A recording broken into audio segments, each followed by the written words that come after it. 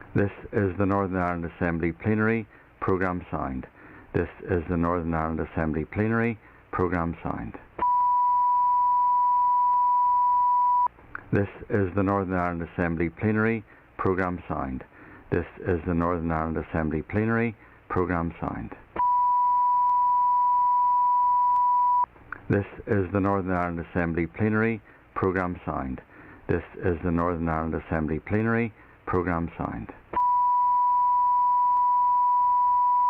This is the Northern Ireland Assembly Plenary Programme signed. This is the Northern Ireland Assembly Plenary Programme signed. This is the Northern Ireland Assembly Plenary Programme signed. This is the Northern Ireland Assembly Plenary Programme signed. This is the Northern Ireland Assembly Plenary Programme signed. This is the Northern Ireland Assembly Plenary Programme signed. This is the Northern Ireland Assembly Plenary Programme signed. This is the Northern Ireland Assembly Plenary Programme signed. This is the Northern Ireland Assembly Plenary Programme signed. This is the Northern Ireland Assembly Plenary Programme signed. This is the Northern Ireland Assembly Plenary Programme signed. This is the Northern Ireland Assembly Plenary Programme signed. This is the Northern Ireland Assembly Plenary Programme signed. This is the Northern Ireland Assembly Plenary Programme signed. This is the Northern Ireland Assembly Plenary Programme signed. This is the Northern Ireland Assembly Plenary Programme signed. This is the Northern Ireland Assembly Plenary Programme signed. This is the Northern Ireland Assembly Plenary Programme signed. This is the Northern Ireland Assembly Plenary Programme signed. This is the Northern Ireland Assembly Plenary Programme signed. This is the Northern Ireland Assembly Plenary Programme signed. This is the Northern Ireland Assembly Plenary Programme signed. This is the Northern Ireland Assembly Plenary Programme signed. This is the Northern Ireland Assembly Plenary Programme signed. This is the Northern Ireland Assembly Plenary Programme signed. This is the Northern Ireland Assembly Plenary Programme signed. This is the Northern Ireland Assembly Plenary Programme signed. This is the Northern Ireland Assembly Plenary Programme signed. This is the Northern Ireland Assembly Plenary Programme signed. This is the Northern Ireland Assembly Plenary Programme signed. This is the Northern Ireland Assembly Plenary Programme signed. This is the Northern Ireland Assembly Plenary Programme signed. This is the Northern Ireland Assembly Plenary Programme signed. This is the Northern Ireland Assembly Plenary Programme signed. This is the Northern Ireland Assembly Plenary Programme signed. This is the Northern Ireland Assembly Plenary Programme signed. This is the Northern Ireland Assembly Plenary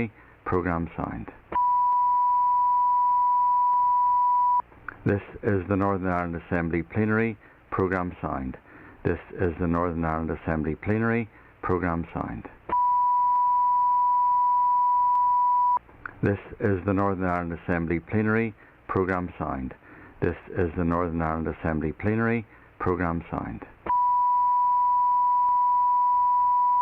This is the Northern Ireland Assembly Plenary Programme signed. This is the Northern Ireland Assembly Plenary Programme signed. This is the Northern Ireland Assembly Plenary Programme signed. This is the Northern Ireland Assembly Plenary Programme signed. This is the Northern Ireland Assembly Plenary Programme signed. This is the Northern Ireland Assembly Plenary Programme signed. This is the Northern Ireland Assembly Plenary Programme signed. This is the Northern Ireland Assembly Plenary Programme signed. This is the Northern Ireland Assembly Plenary Programme signed. This is the Northern Ireland Assembly Plenary Programme signed. This is the Northern Ireland Assembly Plenary Programme signed. This is the Northern Ireland Assembly Plenary Programme signed. This is the Northern Ireland Assembly Plenary Programme signed. This is the Northern Ireland Assembly Plenary Programme signed. This is the Northern Ireland Assembly Plenary Programme signed. This is the Northern Ireland Assembly Plenary Programme signed. This is the Northern Ireland Assembly Plenary Programme signed. This is the Northern Ireland Assembly Plenary Programme signed.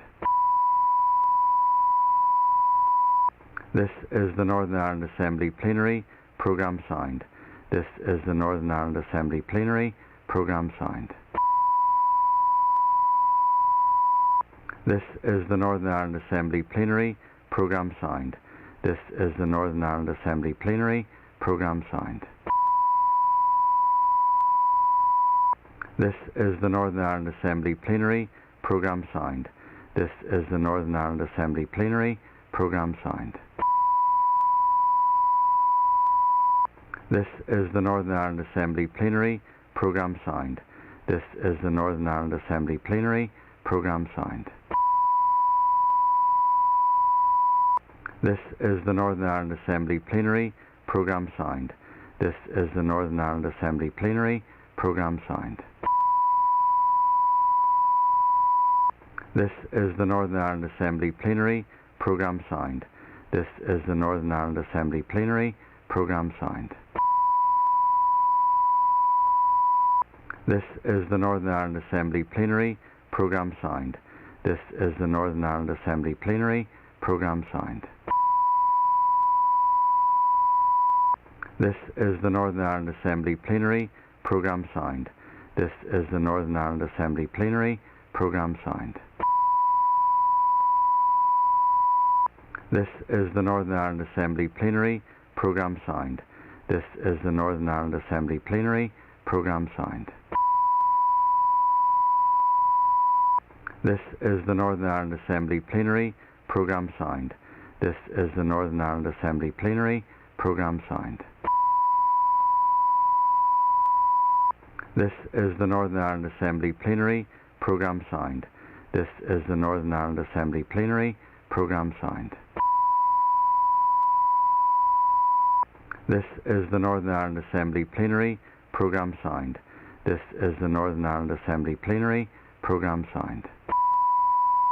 signed. This is the Northern Ireland Assembly Plenary Programme signed. This is the Northern Ireland Assembly Plenary Programme signed. This is the Northern Ireland Assembly Plenary Programme signed. This is the Northern Ireland Assembly Plenary Programme signed.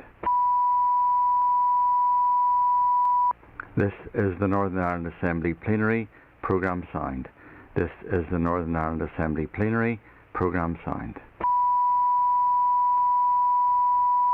This is the Northern Ireland Assembly Plenary Programme signed. This is the Northern Ireland Assembly Plenary Programme signed.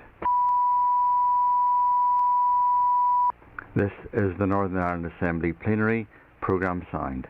This is the Northern Ireland Assembly Plenary Programme signed. This is the Northern Ireland Assembly Plenary Programme signed. This is the Northern Ireland Assembly Plenary Programme signed. This is the Northern Ireland Assembly Plenary Programme signed. This is the Northern Ireland Assembly Plenary Programme signed. This is the Northern Ireland Assembly Plenary Programme signed. This is the Northern Ireland Assembly Plenary Programme signed. This is the Northern Ireland Assembly Plenary Programme signed. This is the Northern Ireland Assembly Plenary Programme signed. This is the Northern Ireland Assembly Plenary Programme signed. This is the Northern Ireland Assembly Plenary Programme signed. This is the Northern Ireland Assembly Plenary Programme signed. This is the Northern Ireland Assembly Plenary Programme signed. This is the Northern Ireland Assembly Plenary Programme signed. This is the Northern Ireland Assembly Plenary Programme signed. This is the Northern Ireland Assembly Plenary Programme signed. This is the Northern Ireland Assembly Plenary Programme signed. This is the Northern Ireland Assembly Plenary Programme signed. This is the Northern Ireland Assembly Plenary Programme signed. This is the Northern Ireland Assembly Plenary Programme signed. This is the Northern Ireland Assembly Plenary Programme signed. This is the Northern Ireland Assembly Plenary Programme signed. This is the Northern Ireland Assembly Plenary Programme signed. This is the Northern Ireland Assembly Plenary Programme signed. This is the Northern Ireland Assembly Plenary Programme signed. This is the Northern Ireland Assembly Plenary Programme signed. This is the Northern Ireland Assembly Plenary Programme signed. This is the Northern Ireland Assembly Plenary Programme signed. This is the Northern Ireland Assembly Plenary Programme signed. This is the Northern Ireland Assembly Plenary Programme signed. This is the Northern Ireland Assembly Plenary Programme signed. This is the Northern Ireland Assembly Plenary Programme signed. This is the Northern Ireland Assembly Plenary Programme signed. This is the Northern Ireland Assembly Plenary Programme signed.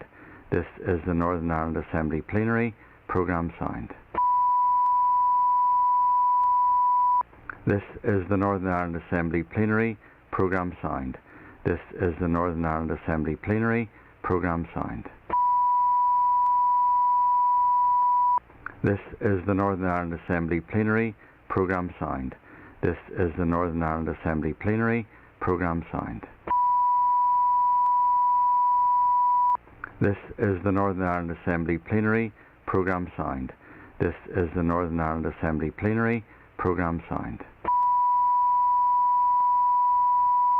This is the Northern Ireland Assembly Plenary Programme signed. This is the Northern Ireland Assembly Plenary Programme signed.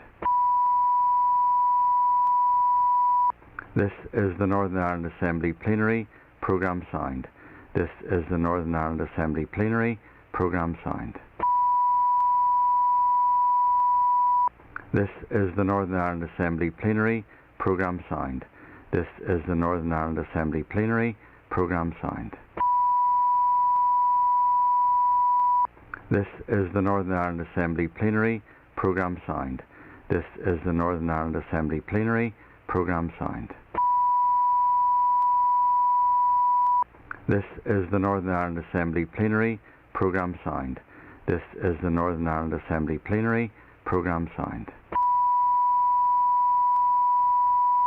This is the Northern Ireland Assembly Plenary Programme signed. This is the Northern Ireland Assembly Plenary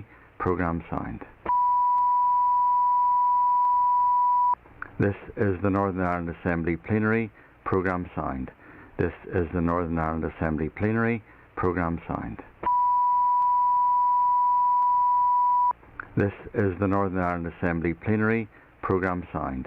This is the Northern Ireland Assembly Plenary Programme signed.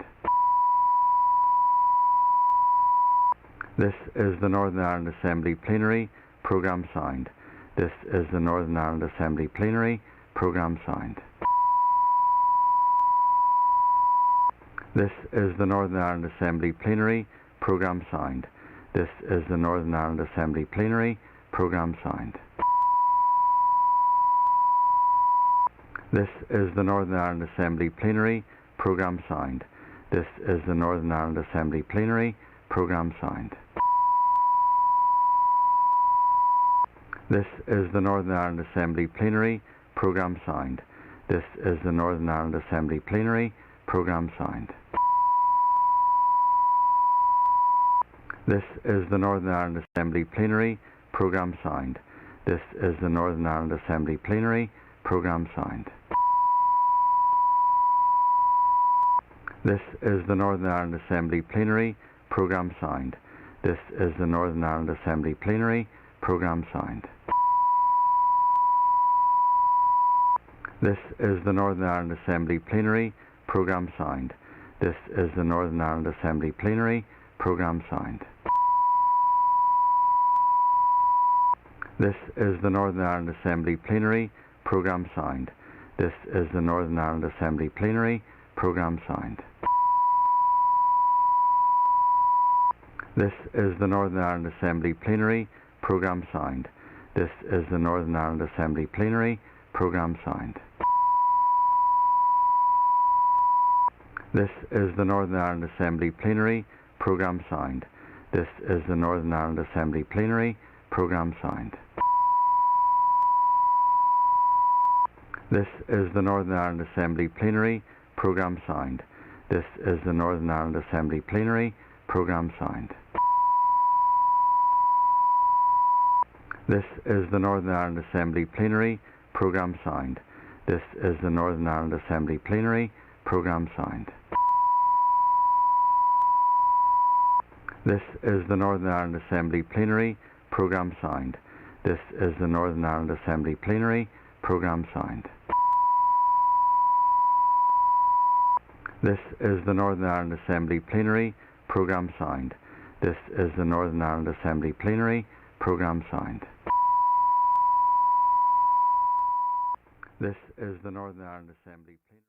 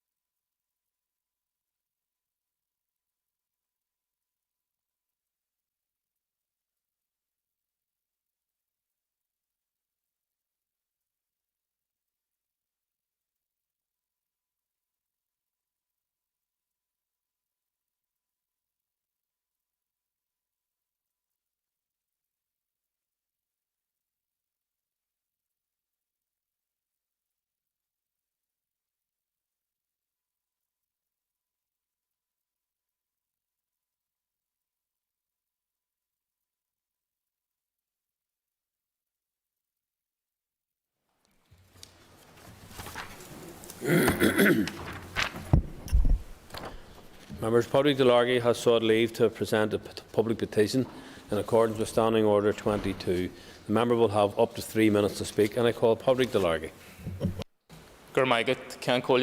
I've brought my petition before the Assembly today because I identified a need and a real desire from my constituents to extend the High Street Voucher Scheme to 16 and 17-year-olds. I want to begin by saying that I support the voucher scheme. The premise of the scheme is that it benefits retail. There's no difference between an 18-year-old and an 80-year-old spending £100 to support our local businesses. So I don't see any reason why 16 and 17-year-olds shouldn't have access to the voucher as well. When the scheme was being established, £21 million was set aside in case there was a shortfall, in case other groups needed to be added into the scheme. It would cost only £4.5 million to extend the voucher scheme to 16 and 17-year-olds. So I believe that this is money well spent, that this group, just as much as anyone else, will support and benefit our local economy. Let's not forget in all of this that our economy is changing. I recently visited St Cecilia's College within my constituency. It was a visit the year 13 and 14-year-old students, and over 3/4 of them were working in part-time employment. There are a huge number of young people working in apprenticeships and in other full-time jobs, and in many of those full-time jobs, they're paying national insurance, they're paying tax, just like everyone else who has benefited from this voucher scheme. This voucher scheme marks a relaxing of COVID restrictions, a return to somewhat normal times in our high street. So it is important that in doing this, we reward those who have sustained us through the pandemic. And I don't think anyone in the House would disagree with me in saying that young people have sustained us and proved the backbone of our economy, particularly over the last 18 and 20 months. They've worked as carers, in supermarkets, and in many other capacities. They've missed out on so much at so many parts of their young experience. Formals, trips away, which are essential parts of growing up. And I hope that in bringing my petition forward today, that other parties can get behind me, because this impacts all of our young people. It impacts young people in my constituency in Derry, and it impacts people across the north. This isn't a unionist or nationalist issue. This impacts young people in Ballysullen just as much as on the Bogside. It impacts young people in Shantallow just as much as in the Shankill. So I encourage all members of this House to back my petition and to sign it online. Gormagat. Thank you. And normally I would invite the member to bring his petition to the table and present it here. However, in light of social distancing, I would ask a member to remain in his place and to make arrangements to submit the petition to the Speaker's office electronically. I do thank the member for bringing his petition to the attention of the Assembly, and once received, I will forward the petition to the Minister for the Economy and send a copy along to the committee. Thank you. Thank the member for that.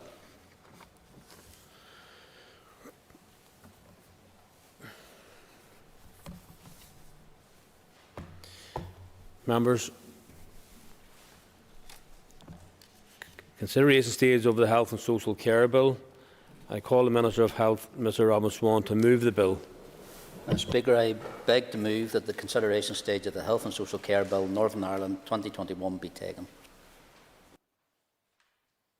I thank the Minister. Members will have a copy of the marshalled list of amendments detailing the order of consideration. The amendments have been grouped for debate in the provisional grouping of amendments selected list. There is a single group of 7 amendments which deals with continuation of the local commissioning groups and provision for local area integrated partnership boards. Within this group, amendments 3 to 7 are consequential to amendment 1 being made. I would remind members intending to speak that during the debate on the single group of amendments, they should address all of the amendments on which they wish to comment. Once the debate is completed, any further amendments will be moved formally as we go through the bill, and the question on each will be put without further debate. Questions on stand part will then be taken at the appropriate points of the bill. If that is clear, then we shall proceed. Thank you. So, no amendments have been tabled to Clause 1, and the question is the Clause 1 stand part of the bill. All those in favour say aye. Contrary, no. The ayes have it. No amendments have been tabled to Clause 2. The question is the Clause 2 stand part of the bill. All those in favour say aye. Contrary, no. The ayes have it. We now come to the group of amendments for debate. With Amendment 1, it will be convenient to debate Amendments 2 to 7. And I call the Minister of Health to move Amendment 1 and to address the other amendments in the group as he so chooses. Thank you, Mr Speaker. I beg to move Amendment 1. I call the Chairperson of the Committee for Health, Colm Gildernew.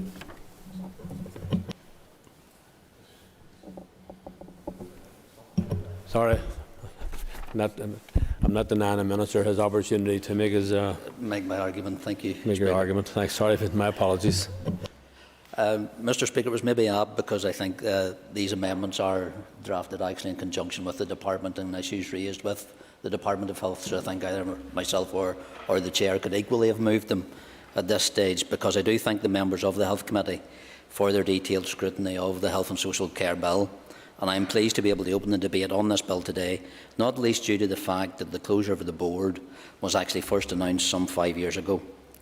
The objective of the Health and Social Care Bill is simple. It is to facilitate the closure of the Health and Social Care Board and transfer responsibility for its functions in the main to my department. However, there were concerns raised by the committee, and having listened to these concerns, there are 7 amendments to be debated today that reflect the detailed scrutiny carried out by the committee and my department's consideration of the committee's report. Speaker, speaking on the first amendment, Amendment 1, that introduces a new clause, Clause 2A, in the bill, which relates to the continuation of local commissioning groups beyond the closure of the Health and Social Care Board, and also introduces a new schedule, Schedule 1A, which contains specific provision about the continued local commissioning groups in regards to its functions and membership and the provision for their dissolution. It ensures that the local commissioning groups appointed under the Section 9 of the Health and Social Care Reform Act, Northern Ireland 2009, can actually continue to exist beyond the closure of the Health and Social Care Board. These groups will remain in place and continue to operate until such times as the Department can bring forward legislation for new area integrated partnership boards. Amendment 2 introduces another new clause in the bill, Clause 2B, which sets out the duty for my department to bring forward regulations to establish bodies for local areas, which will be known as Area Integrated Partnership Boards. It also includes the high-level functions, duties and responsibilities of the Area Integrated Partnership Boards that may be prescribed in regulations, and a power for the Department to give directions and provide guidance to the boards. The proposed amendments have been drafted with the intention of ensuring that the power to make regulations adequately reflects the aims and objectives set out within the draft framework of the integrated care system, which has recently been consulted on, and the continuing duties of the Department as set out in the Health and Social Care Reform 2009 Act. Mr. Speaker, Amendment 3 is an amendment to Clause 6, and speaking to the third amendment, this is a technical amendment which provides for local commissioning groups to continue beyond the closure of the Health and Social Care Board and the commencement of Schedule 1A, which includes the provision for the closure of local commissioning groups. Amendments 4, 5 and 6 are amendments to Schedule 1. Amendment 4 is the first of 3 amendments to Schedule 1, and this amendment retains the necessary provisions within Section 9, the Local Commissioning Groups of the 2009 Reform Act, to require that local commissioning groups, in exercising their functions, should have regard to improving the health and well-being of the people in their area. With the exception of the omission of now redundant references to the Health and Social Care Board, there is no other amendment to the existing Section 9. Amendment 5 retains paragraph 8 to 11 of 1 of Schedule 1, the Regional Health and Social Care Board of the 2009 Reform Act, insofar as these relate to local commissioning groups and their members. These paragraphs include necessary provision in respect of standing orders, validity of proceedings and disclosure of interest by members. Amendment 6 maintains the Safeguarding Board's duty included in the 2011 Safeguarding Board Act to advise local commissioning groups in relation to safeguarding and promoting the welfare of children. The final amendment, Amendment 7, introduces a new schedule, Schedule 1A. This schedule sets out the provision to retain the local commissioning group's functions and memberships as they currently are. It also includes the provision to extend membership beyond an initial 6 months following the closure of the Health and Social Care Board, and at 12-month intervals thereafter, should that be necessary, as well as provision to disqualify and replace local commissioning group members in line with the provisions included in existing regulations. Mr. Speaker, I beg to move. Thank you, Minister, for that. And I call the Chairperson of the Committee for Health, Colm Gildernew. I welcome the opportunity to outline the Committee's scrutiny of the Health and Social Care Bill before making some comments on the departmental amendments before us today. In terms of committee evidence, the purpose of this bill is to give effect to the decision to close the Health and Social Care Board, as the Minister has referred to. Following second stage agreement on the 16th of March 2021, the committee issued a call for evidence on the bill. A total of 9 written responses were received, and the committee took evidence from the department and 9 other organisations on the bill. I would like to thank those who responded to the call for evidence and subsequently came and gave oral evidence on the bill, highlighting their concerns in relation to the bill. All of the organisations that provided evidence to the committee on the bill acknowledged the need for the reform of our health and social care structures, and a number of those organisations welcomed the bill as part of that ongoing transformation process. Members of the committee shared stakeholders' views on the need for reform and acknowledged the department's assertion that the closure of the board was an important first step on a wider transformation journey. The committee also acknowledged that the closure of the board has been the policy position of the department since 2015 and has been a position endorsed in turn by 3 health ministers, including Minister Swan. During its consideration of the bill, the committee highlighted a number of its concerns with the department. These included a lack of clarity and detail about the new arrangements, and in particular on what would replace local commissioning groups, the department's lack of engagement with stakeholders on future arrangements, a desire on the part of stakeholders to have input into the development of the future planning arrangements, concerns about a diminished local input to commissioning, reporting arrangements, and whether in fact the transfer of functions would deliver increased transparency and accountability and reduce bureaucracy. I will now outline the committee's views in relation to these issues.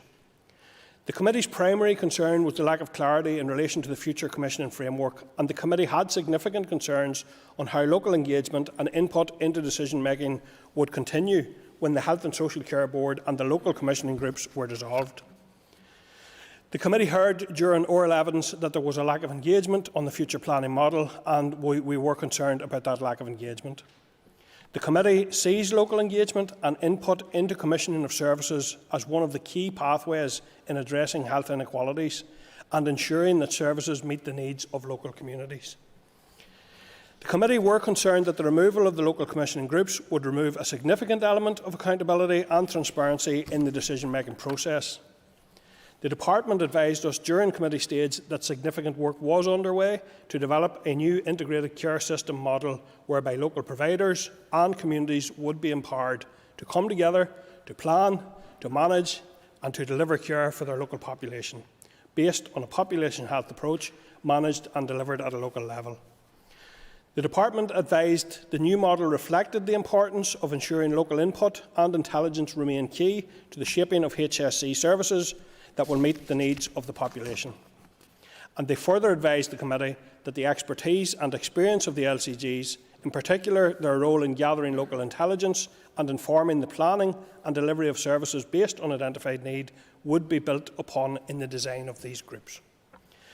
The committee remained concerned, however, that it did not have enough information on the future planning model and on what would replace the work of the LCGs.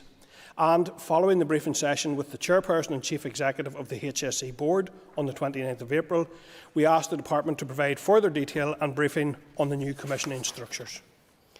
The Department provided the Committee with an advance copy of the draft framework and advised of its intentions to engage with key stakeholders. The draft framework document provided information on what the ICS model will look like, which will include provision for a regional group, 5 area integrated partnership boards, as the Minister has outlined, and locality and community level structures. The framework document also sets out the Department's views on the developments of governance, accountability, finance and budgetary arrangements. The Department undertook a targeted consultation on the future planning model draft framework document between the 19th of July and the 17th of September 2021. The Committee welcomed the consultation on the draft framework, and additionally the consultation on the development of a new independent appeals process for family practitioner services contractors as an important first step in garnering the views of key stakeholders, and looks forward to seeing further and ongoing engagement work being undertaken by the Department.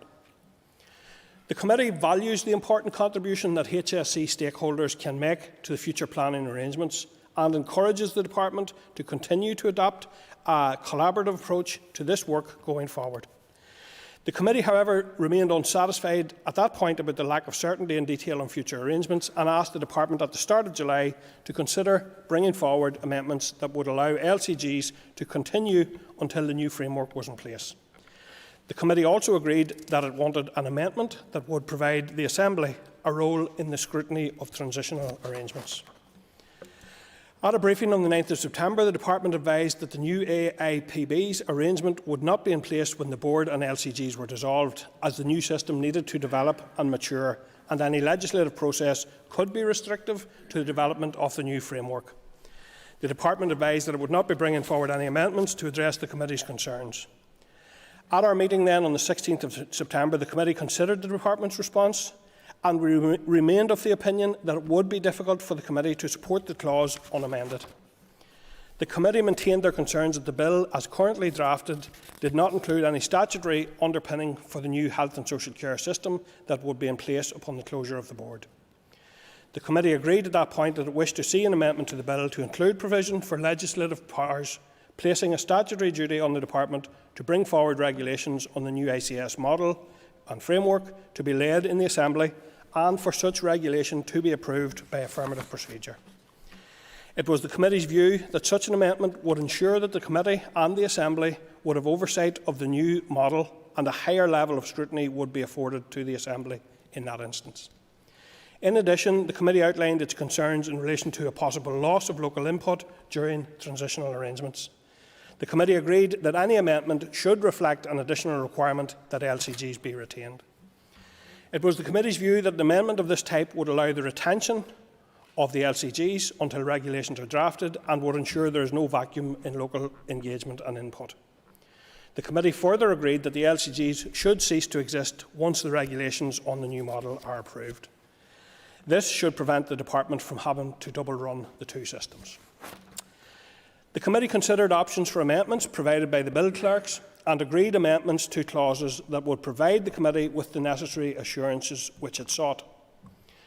The Committee was also advised that the Department were now considering bringing forward amendments, and the Committee agreed that it would not table its amendments until it had considered any amendments brought forward by the Department.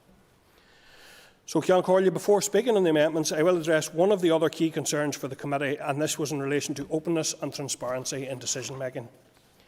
Significant resource is allocated when decisions are made on the commissioning of services, and the Committee believes that there should be a robust accountability framework that provides not only the Assembly, but the general public with the necessary reassurances that decisions on commissioning of services are evidence-based and meeting the needs of the local community.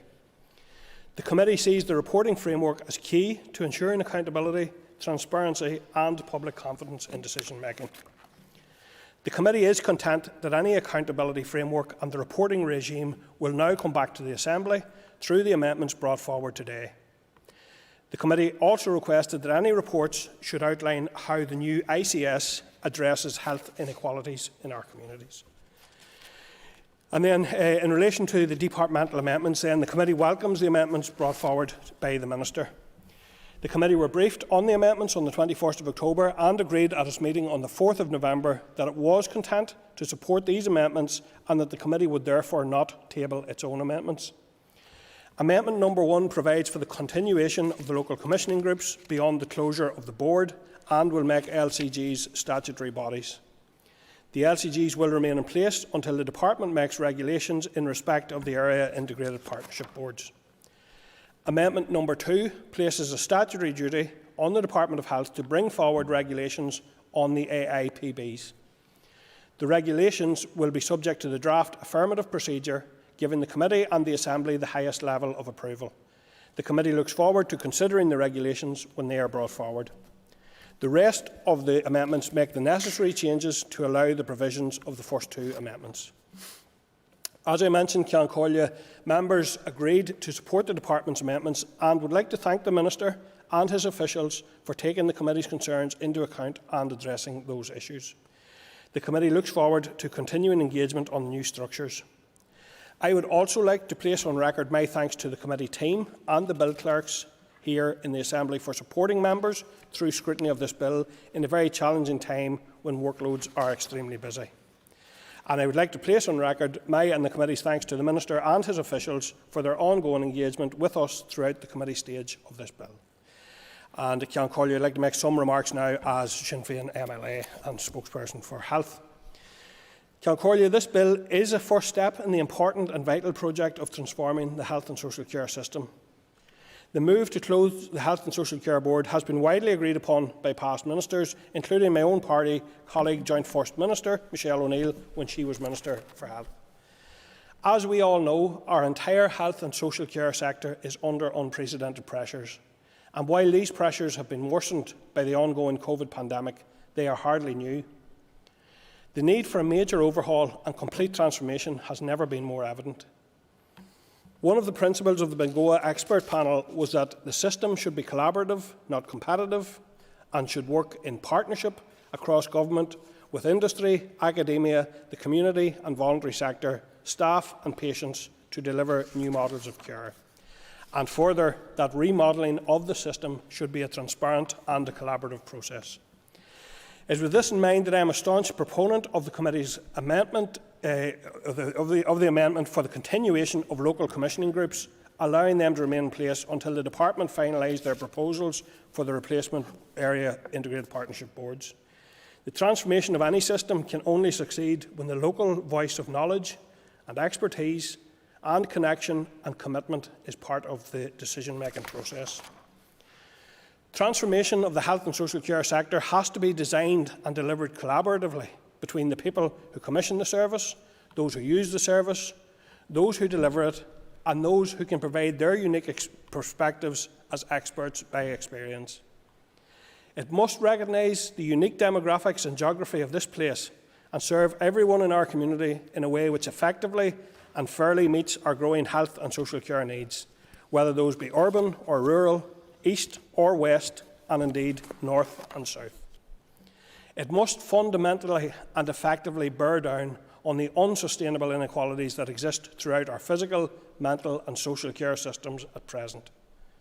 We cannot continue to tolerate postcode lotteries, mental health underspending, nor the lack of social care to support our loved ones to live out their lives in the place of their own choosing with the support and dignity that they so richly deserve. And it must provide secure, properly staffed, fairly paid work and career opportunities for our invaluable frontline health and social care workers, who we must now surely recognise as the real backbone of our community.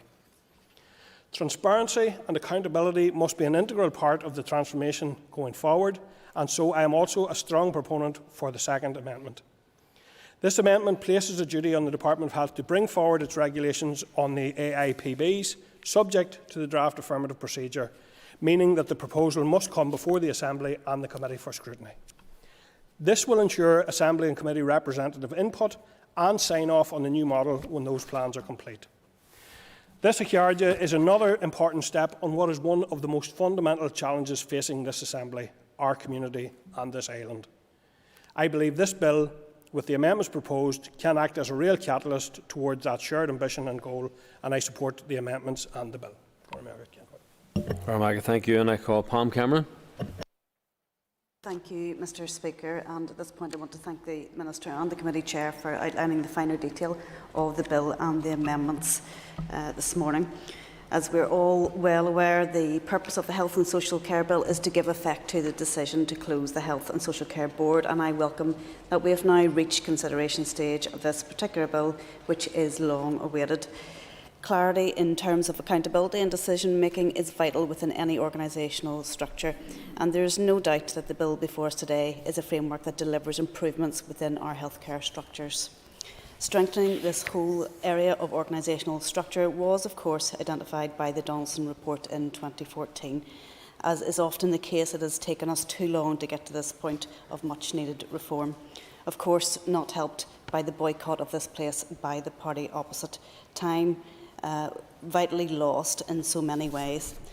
Mr Speaker, I'm sure you, like me, would like to see less of a bureaucratic approach within our public sector right across the board, and this is something that the consultation of this bill identified to be a key issue with consultees, and it is important that the responses received have been taken on board by the Department in the drafting of this bill.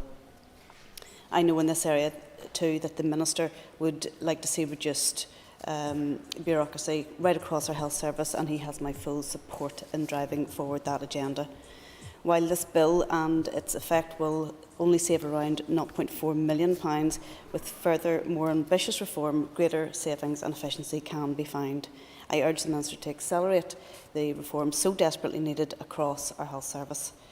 As the Health Committee scrutinised this bill, we came to a collective brief that by providing for the dissolution of the Regional Board and the transfer of its functions and the requirement for the Department to make transfer schemes for assets and staff, this was something that we ought to support.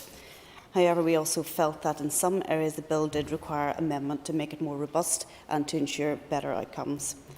This involved amending the bill to include provision for legislative powers to place a statutory duty on the Department of Health to bring forward regulations on the new integrated care system model or framework to be laid in the Assembly, and for such regulations to be approved by affirmative procedure.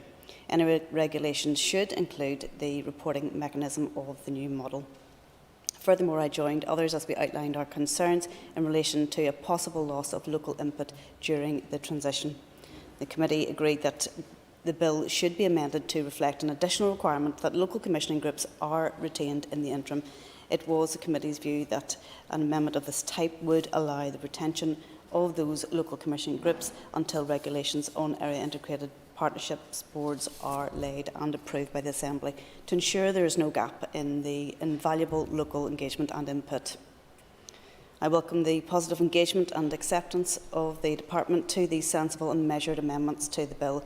Both will make this bill better law, ensuring the transition is well managed and that journey is one aided and shaped by local views. Mr Speaker, I commend this bill to the House. It will help us to deliver that greater level of accountability and decision-making identified by both the Donaldson Report and the 2015 Review of Health and Social Care Commissioning Arrangements. Importantly, it will also strengthen the challenge to providers' mechanisms, and this too is vital. Complexity is being stripped out, Mr Speaker, and in my view, and of that of those consulted, it is the objective achieved. In concluding, it is always right and proper that thanks go to the work not just of the committee members, but the committee clerk and his team, as well as the bill clerk, and of course the departmental officials, especially in what has been a especially challenging time for all. Thank you, Mr Speaker. I support the bill and the amendments. Thank you, and I call Colin McGrath. Mr Speaker, and I welcome the opportunity to be able to speak on the consideration stage of this important bill today, and more importantly on the amendments. There can be no doubt amongst any of us that what we need to see is radical change within our health service if it is going to survive. This is what the public are telling us, it's what those that are working in the service are telling us, and it's what all of us are saying as well. The health portfolio, which Minister Swan inherited last year, still had issues that were going back some 13 years. I greatly appreciate that the portfolio has been largely dominated by the COVID response, but I welcome that we seem to be reaching a turning point in the road where we can start to scrutinise legislation which is looking at some of that transformation that is required. Mr Speaker, the Health and Social Care Bill is, as I say, an important piece of legislation. The need for it dates back to the days of direct rule, when we saw 18 health trusts cut down to 5, plus the ambulance service. However, when the Minister's predecessor, Michael McGimpsey, assumed the position in late 2007, the question turned very much to the role and future of local commissioning groups. We seem to have come full circle with the bill now coming forward, and the issue of local commissioning groups has come up once again. It does seem to be quite amazing how the more that things change, the more that they seem to stay the same. The amendments which we are debating are in greater part a result of the committee's deliberation of the bill, and I appreciate that the purpose of the Health and Social Care Bill is to cut out levels of bureaucracy and allow decision-making to be, and those decision-making processes to be much more efficient. However, it does give me some concern that in the initial bill, and this had not been considered, that it took the committee's deliberations to actually spot what was quite frankly a glaring oversight. Our local commissioning bodies and groups play an invaluable role in the commissioning of local services. By their very nature, they are responsible for the commissioning of health and social care by addressing the care needs of the local population. Now, the Health Minister knows me and knows my commitment to local services in the Down area, especially those that are delivered through the Down Hospital. And I know how he is committed within his constituency to the Dalriada Hospital, and I absolutely applaud that. Nobody could ever accuse us of being parochial. We both know the importance of these local commissioning groups who assess health and social care needs. They plan health and social care to meet those emerging needs, and they secure the delivery of health and social care to meet those assessed needs. It is this local knowledge that is derived from our local GPs, nurses, dentists, allied health professions, social workers, pharmacists, PHA representatives, local government representatives and those from the voluntary sector, and that input is totally and utterly invaluable. It's on-the-ground information feeding right into the overall shaping and decision-making of services. As we move to a position of having area integrated partnership boards, it is essential that these local commissioning groups remain in situ and provide that voice to highlight the needs of the local community. Mr. Speaker, as I mentioned at the outset, we need to do something radical to turn our health service around. Even today's announcement that the Health Minister will introduce a paper proposing COVID certificates to the Executive is a step in that direction in these exceptional times. However, the problems of our health system, as I've said, predate COVID. COVID may have exacerbated them, but it did not create them. We still have long waiting lists. When Michelle O'Neill left Health Minister, we had people in corridors when Edwin Poots was Health Minister. And again, it's amazing to see how the more things seem to change, the more they actually stay the same. Today's bill is a step in the right direction. However, it is not a radical change. I appreciate that the purpose of this bill is to allow for greater transparency and to cut levels of bureaucracy. However, what I'm hearing from those in the sector is a level of concern that by giving up several smaller fences of bureaucracy, we are substituting them with a greater wall of bureaucracy, that being the Department of Health. Therefore, while I am content at this stage to support the amendments to the bill, I do so with caution and really would like to see support from the Minister that the new system will be as open and as transparent as possible. We need to see radical transformation of the health service, not a piecemeal approach. The bill that we are discussing today will save us around £400,000 per year, which is hardly a massive financial incentive. As part of the COVID recovery, the Department has a number of issues which have either not been funded or have yet to be funded or simply have not been confirmed, and they include or are not exclusive to rebuilding and supporting the primary care GP, dental, optometry and pharmacy services, rebuilding children's paediatric services, recovering cancer services, supporting and reforming adult social care services, and supporting the transformation of urgent and emergency care services. There is a lot of work that needs to be done, and while I and the SDLP will not be found wanting, I hope that the Department is up to the job and will drive forward the radical transformation which our health services so urgently need. Mr. Speaker, I support the amendments and the bill. I thank the member for that, and I call Alan Chambers. Thank you, Mr. Speaker. I welcome the latest stage of this bill, a bill that at last will deliver the policy first announced over 6 years ago regarding the proposed closure of the board. Closely connected with the board, however, rests the existing local commissioning groups. These groups were first established by a former Ulster Unionist minister, Michael McGimpsey, and he was clear then that they were to be strongly rooted in their local communities and have patients at the heart of their thinking and advocacy. In the intervening years, the groups have worked to varying levels of success. However, they undoubtedly have provided an important vehicle for engagement. That was especially important throughout the 3 years of a non-functioning executive and the lack of any clear accountability or direction on decision-making. That's why there was broad consensus from around the committee that even after the abolition of the board, but before the new, more permanent alternatives are in place, there needed to be some degree of local input. So I very much welcomed the early commitment from the Minister that he would be retaining the LCGs until the new area integrated partnership boards have been legislated for. Today's amendments are delivering on his commitment, and I hope that after today we will be one more important step towards securing the change that has already taken too long, Mr. Speaker. I and my party fully support this bill and amendments. Thank you, Mr. Speaker. Thank you for that. And I call Paula Bradshaw. Since clauses 3 to 5 and the 2 amendments to add content after clause 2 are at the core of the bill, I intended to make my remarks on the bill as amended during this group. I have to say that although I do not intend to oppose any of the groups today, and indeed I am supportive of the amendments, I said I was reluctant to support this bill when it was last debated in this chamber, and I remain somewhat unconvinced by it.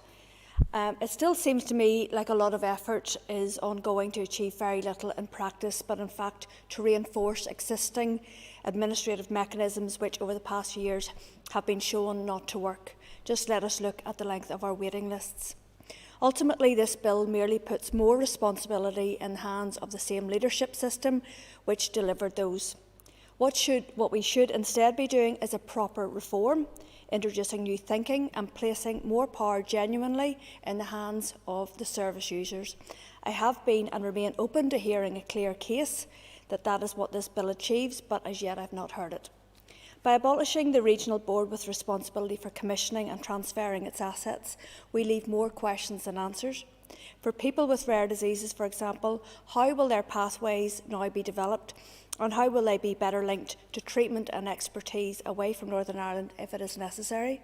For people with ME who have been waiting for 11 years, Mr. Speaker, for commissioned services, what is the likelihood of more urgency being put into developing and commissioning these specialist services delivered by those with specialist expertise? If a specific regional board with specific responsibility could not do it, why are we to believe that a department will be able to? This view is only reinforced by the decision to maintain local commissioning groups as per the amendments to this group and also later amendments 5 to 7.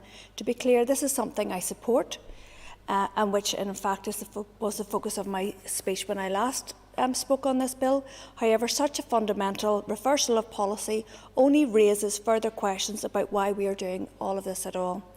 A bill which initially set out fundamentally to abolish the elements of administration in health and social care is now not abolishing one of these elements, yet for some reason it is still abolishing the other, seemingly before adequate commissioning frameworks have been put in place to replace it. Mr. Speaker, is this really the wisest thing about health that we could be doing and discussing at this juncture? Is there not a case for putting this all on the back burner while we focus on immediate short-term priorities and then proceeding only once we have a bill which is properly thought through and which seeks to add new expertise to the administration of our health system, not merely push more power and responsibility towards those who already have much of it? It is perhaps useful to go through some of the apparent benefits of the bill, which should be most evident in clauses 3 to 5. It will apparently streamline bureaucracy. I would still like to hear much more about how this will be achieved. And as Mr McGrath just pointed out there, it indicates that there will be a reduction in costs of 400,000 per year. However, it must be said that this is a minuscule amount for the scale of the effort in a department whose annual budget is already over $6 billion. So I would like to hear more about how this will be a benefit.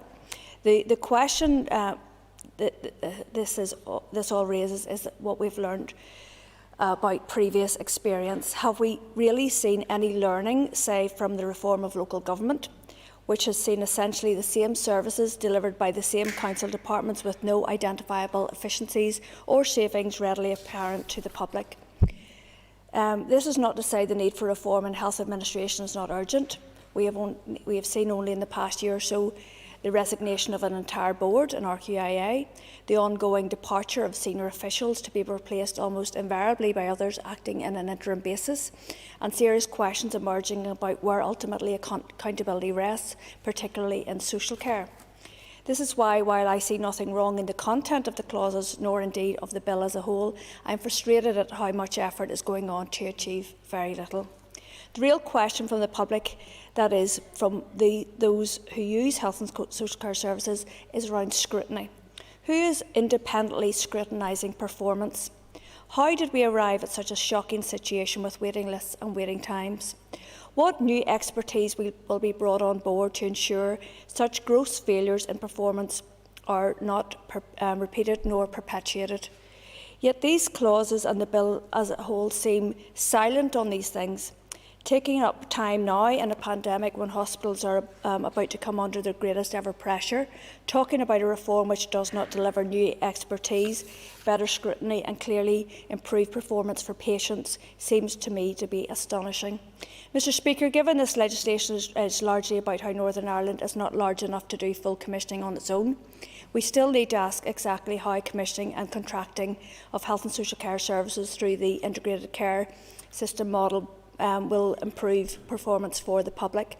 And I ask again how precisely new services for those where the patient base may be low, like rare diseases or ME, and currently are lacking a full resource pathway or service at present, how exactly will they benefit going forward? Where will responsibility lie in identifying, planning and engaging with primary and secondary care, and how will this be scrutinised? The fundamental question on behalf of the public, Mr Speaker, is what are the benefits to those who need and rely on our health and social care services from all of this? Thank you. Thank you, Nicole. Carol McKillen. Thank you very much, Mr Speaker, and I want to put on record my support for the amendments and indeed the bill. And just before I go into substantial remarks, I want to thank the committee staff, in particular Audit, indeed Aveen and Claire from the our own Bills team, because to be honest, without their help, our scrutiny would have been made a lot more difficult. So I just want to put that on the record. And again, just for the record, our party were the first to raise concerns about this health and social care bill. So we scrutinised the bill, scrutinised it thoroughly, ad nauseum, to be frank, for some people who were coming to the committee and see the Minister's trying to hide his joy at that. But that's our jobs. That is our jobs. And I have to say, my health committee is flat to the mat.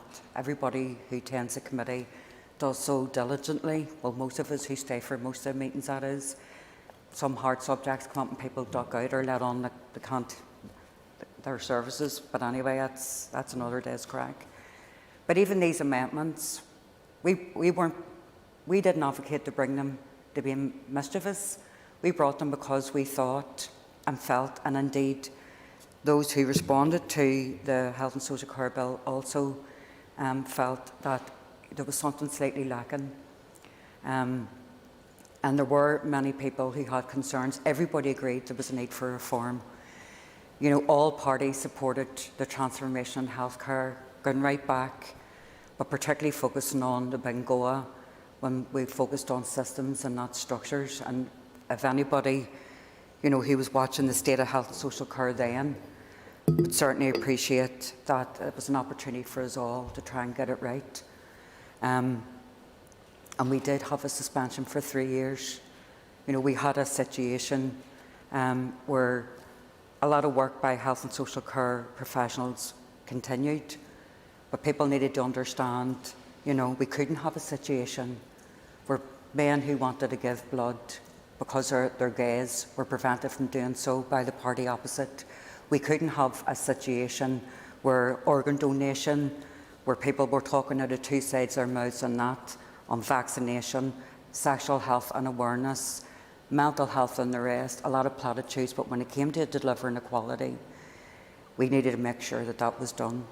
I'm content, that the bill and the amendments address a lot of the concerns. I don't recall hearing a lot of the concerns that Paula has raised here today, although she did raise some, and I am delighted that she's not going to oppose that, because we all appreciate the work our health and social care providers are under. There has been a lot of scrutiny, and there, as I said, there was a recognition that transformation is key. But our big concern, and my concern particularly looking at this, was while people do have difficulty or did have difficulties in terms of scrutiny of health and social care boards with the LCGs, the LCGs were critical in terms of coming back into grassroots, not just looking at how acute care was delivered by the health and social care, but also indeed primary, secondary, community and voluntary sector is really, really critical. And these amendments, in my opinion, lean themselves to the aspirations not only laid out by all political parties in the run-up to the new decade, new approach, but certainly within the principles and the guidance of that when we look at co-production and co-design. I mean, the integrated care partnerships and indeed the area integrated boards will certainly lend itself to better scrutiny. For example, when this was being discussed, no one predicted there was going to be a global health pandemic. We're now dealing with what people call long COVID. We're going to have to make provision, additional provision as the learning progresses and it's internalised and institutionalised for additional services. Now, people could put it under the realm of respiratory care in the primary care sector. I'm sure my colleague Orlea Flynn will touch upon the mental health. But even just the impact on COVID on our general population and the impact that that's had on us, not only physically, economically, socially, but in terms of our mental health, is critical. And I know that any new commissioning done by the commissioning groups and commissioning is key to this, will certainly have that reflected in any plans going forward. The committee did hear from a lot of people, certainly in relation to this bill. And certainly, all, going from, our health and social care trusts right through to, the need for the multidisciplinary teams, the family practitioners, our GPs, our district nurses, our carers, all said that there is a need for better service provision and a better joined-up approach. I do believe that we do have an opportunity to try and set out possibly what when we do get out of this pandemic, post-COVID and indeed health recovery. I mean, everyone has said that there's a need for greater investment in health. So, that's been said, so we'll take the opportunity. And I welcome the executive support for that, but it always comes with conditions. And the conditions are we need to make sure that even in the last equality screening that the Minister brought forward for a budget, and we welcome the fact that there's going to be annual year budgets soon, but there were certain issues that screened out within the department's own equality screening in terms of major implications. And that is a job for local commissioning to ensure is corrected. So around disability, around older people, around younger people, around lots of issues that each of us have raised, around oral health for particularly children and young people from deprived communities, better dentistry for people with autism and disabilities. The list goes on and on and on. We all have a list of those things, but local commissioning and getting those local commissioning structures and frameworks right within this new setting is critical. So I do think it's hitting the reset button in many respects and giving us an opportunity not only to do what we do well, but to do what we do well better and then some. And the then some, in my opinion, comes from the global pandemic. Health and social care was always at a critical point, but COVID has certainly exacerbated it and everything that's came from within it. I also want to raise the issues around, and this is something that certainly predates the Minister, but the ongoing scandals in health and in terms of the services that are needed certainly need to be, and I've no doubt they will be challenged and tackled by the different public inquiries and the recommendations that come out of those. But we already have the recommendations from the O'Hara hypomyatremia to be implemented, and we've heard some of that. And while there's progress made, I still think there's a lot to be done. They will be critical in terms of any new commissioning, and that's why these amendments are so important. It's not just, we can't assume, and we don't assume. They will be written large, they will be part of our scrutiny, because a lot of this stuff has to come back to the Assembly for affirmative action, and I think that's the other safeguard we put in. It's not a lack of trust, it's just to make sure we put belts and braces when we're making legislation, and this is a perfect opportunity for us to do that. When the Minister does call a health summit with all the health and social care professionals, I'm sure he already knows it, but he will hear a lot of competition, what needs to happen and what needs to happen when. But I do think there is a maturity, and there's also a level of accepting what is needed now and then try to get those needs prioritised, and that's something does need to happen as soon as possible. I appreciate the Minister said he was waiting until he sees what the outcome of the budget are. I would urge him to do that now, because it would actually help his discussions and his negotiations for the budget. But that's a political call, you know, so that's up to him. But certainly these amendments, and indeed the whole process of this bringing this legislation, this is what legislation looks like. This is what the process looks like. For us all, and particularly the Health Committee, we are dealing with a raft of bills and potentially private members' bills coming forward. I welcome that, despite the fact that we're going to have a lot of late nights, long committee meetings, no lunches on Tuesday and all the rest. But I do welcome it, because if you ask anyone, any MLA, what the top 5 or 3 issues that they're dealing with, health and social care certainly in the top 3, if not the top. And then you've got housing, and you've got mental health, you've got a lot of stuff, the economy, education, and all behind that. I would also, and this isn't to be political, I just want to raise the point, certainly when we're looking at the potential for looking at all island healthcare. So, for example, the Minister will know from his own personal experience of coronary care for paediatrics. We'll look at the issues around cancer care for people in Altnagelvin and Donegal and that area. We do need to look at big set pieces. We have no care for children in terms of when they lose their lives, autopsies and stuff like that. We need to look at what we can do in this island, because it is a small place. There are things that we're already doing across the island, and we're doing them very well. But can we look at what we can commission, because it's really, really important.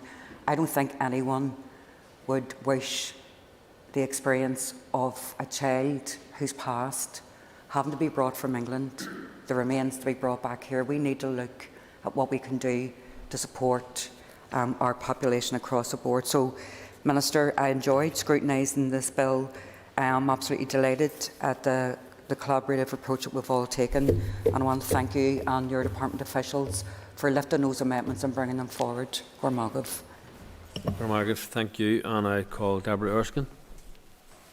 Thank you, Mr. Speaker. I'm pleased to rise on this bill following its introduction and proposal and consultation that began almost 6 years ago under the former Health Minister Simon Hamilton. I won't labour my points today. However, I want to thank the Minister for listening to the concerns of the Health Committee, and I hope that with the proper implementation of this bill, the closure of the Health and Social Care Board will allow the Department to be able to deal with the ever-changing demands on our health service as efficiently as possible.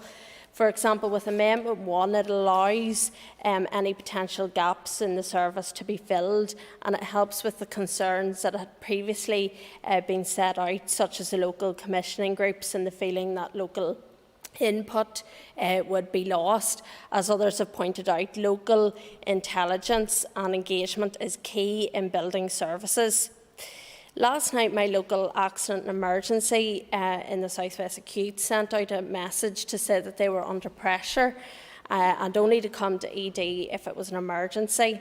Last night at around 8 p.m, I understand that there was 59 people in ED and 22 waiting to be admitted into hospital. And a constituent contacted me to say that it's time that the politicians take the difficult decisions to reform our health service, and I absolutely agree. We owe it to our health and social care staff and our patients. And I know the member opposite there just talked about the fact that we're having extra health committee meetings and the fact that we're going to have late nights. And to be honest, that pales into insignificance whenever we look at our healthcare staff and what they have to go through on a daily basis in our accident emergency, without toilet breaks, without being able to eat their lunch, without being able to see their families. So I rise to that challenge as a member of the Health Committee, and to act now and do something for the staff and the patients that we represent. And I want to thank our healthcare staff who are stressed out and trying their best under difficult situations. Mr. Speaker, naturally with health, behind such bills there are people, and of paramount importance is ensuring that everyone has access to better health and well-being, and that there is effective management of budgets, for example. Throwing money at a system that is creaking, however, won't be enough, and we need to act. Much of the problems predate COVID, but a spotlight has been shone on them during the pandemic, and those problems have been exacerbated. As we look at the current circumstances we find our health service in, it is important that the reforms in this bill are not in isolation, but will form part of the greater transformation of our health and social care services going forward. The reform of our social care, for example, will have an impact on accountability arrangements and performance management functions. Lastly, Mr. Speaker, I commend this bill and the amendments to the House, and I would like to thank the Minister for his engagement, for his department and the bill clerks in relation to this bill. Thank you. And thank the member for that. And I call Orlia Flynn. And I also stand today in support of the Health and Social Care Bill as amended by my party and other committee colleagues. The closure of the Health and Social Care Board is a policy that does have cross-party support, and so too it has the support of those who gave evidence to our committee and to many of those who responded to the consultation. As we know, there is an almost universal recognition among all participants that reform is necessary and that what will replace the old board must be better. The closure of this board is a step in the right direction in the transformation that we know is vital to improving health and social care services. And I think that it's already been said by other members. I think that each of us here in the Assembly, that we do all agree that the transformation of the health and social care system overall is completely necessary, and also that it must be completed in a very considered and measured fashion, so that, you know, all the issues that have been raised by other members today, so that going forward and into the future that we are getting these things right. The amendments proposed by my colleagues improve the Health and Social Care Bill in particular, as they do acknowledge the necessary co-production requirements that are needed going forward as we try to transform the sector. And the amendment to retain the local commissioning groups does have my strong support, and until the department brings satisfactory proposals before the Assembly and the Committee for their replacement, the LCGs will now remain a participant and an integral part of any transformation of the health and social care sector. During the consideration of the bill, members of our Health Committee did highlight a number of concerns with the department, which included the lack of clarity that we had around the new arrangements and what was actually going to replace the local commissioning groups, and then also the concerns around the diminished local input into the commissioning process. And as my party spokesperson on mental health and substance use, I can't overstate the importance of this local input, particularly from the community and voluntary sector and from other local organisations on the ground, who, as we all know, do provide an invaluable understanding around mental health and substance use challenges on the ground within our local communities. We cannot understand substance use, nor can we design the needed treatments without understanding the circumstances of mental health patients or of people that are suffering with addictions. And for me, this is one of the reasons why this amendment is so important.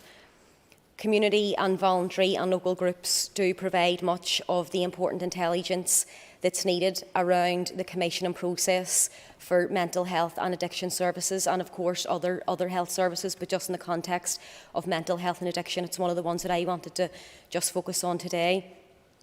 And thankfully, through the first amendment, if it's passed in this bill, that local engagement and input into the commissioning of services can be and will be maintained throughout the transitional phase of this process and legislation passing. The second amendment then, which places a statutory duty on the Department of Health to bring forward regulations on the area integrated partnership boards, also has my full support, as this will give the committee and the Assembly the highest level of approval when we come to considering those regulations when they are brought forward. So to conclude, and just similar to the Chair's remarks and the Vice Chair and other members, I'd also just like to thank the Minister and all of his officials for taking the committee members' concerns on board and for bringing forward these amendments, and I look forward to engaging and continuing to engage on these new structures into the future. Thank you. Thank you, and I call the Minister for Health, Robin Swan, to wind this debate. Thank you, Mr. Speaker, and I'd like to thank all those who contributed to the debate today on this group of amendments.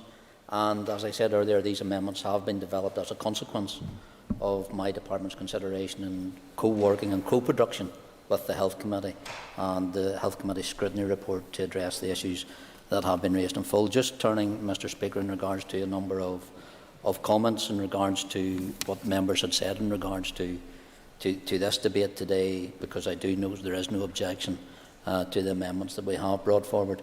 In regards to the Chair's query in regards to local input and engagement, in regards to where we are, and it was raised by many members in regards to LCGs, in regards to the transition to area integrated partnership boards, and do just want to put on record, because there sounded from some members' input that local input was being completely done away with, but I think Ms Flynn actually acknowledged if we can get area integrated partnership boards right and what they're doing right, they'll add a real value, a real structure and a real local input as to what we did, possibly more than LCGs did in the past, and I think that has been responded to in the consultations as well. The LCGs committed a very important piece of work, because local input and intelligence has always been a key component to our planning process, and indeed it is under the underpinning principle of the new ICS planning model that my department has consulted on. And I have, however, taken account of the committee's concerns with regards to the loss of the legislative provision for local input whilst the work of the new planning model develops. And the amendments therefore tabled today will allow the continuation of local commissioning groups until such times as regulations are laid on the new local area bodies to be known as Area Integrated Partnership Boards, which I believe are at the heart of the integrated care system. So that amendment also provides the legislative basis for bringing forth those said regulations, and members have referred to that as well.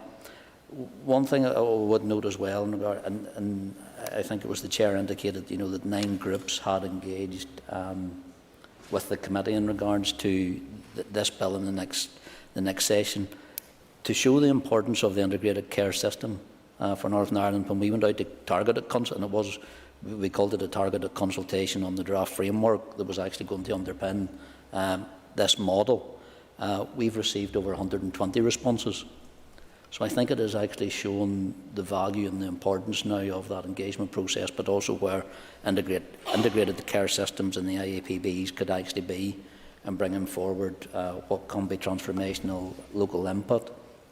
In regards to the comments from the Vice Chair there in regards to work, and I noted it round the House, this legislation did start in 2015, and Ms Erskine referred to that. In regards to that, it was continued then under Minister Neil and has been finally brought to fruition by myself. I could either use the phrase success as many fathers or success as many mothers, but when other members were talking about waiting lists and the challenges that we have, I don't often hear them standing up and saying they were minister at that point in time either. So it is about where we take the work that is progressing now and take it forward, because I think it is good to see that we actually are making progress in this.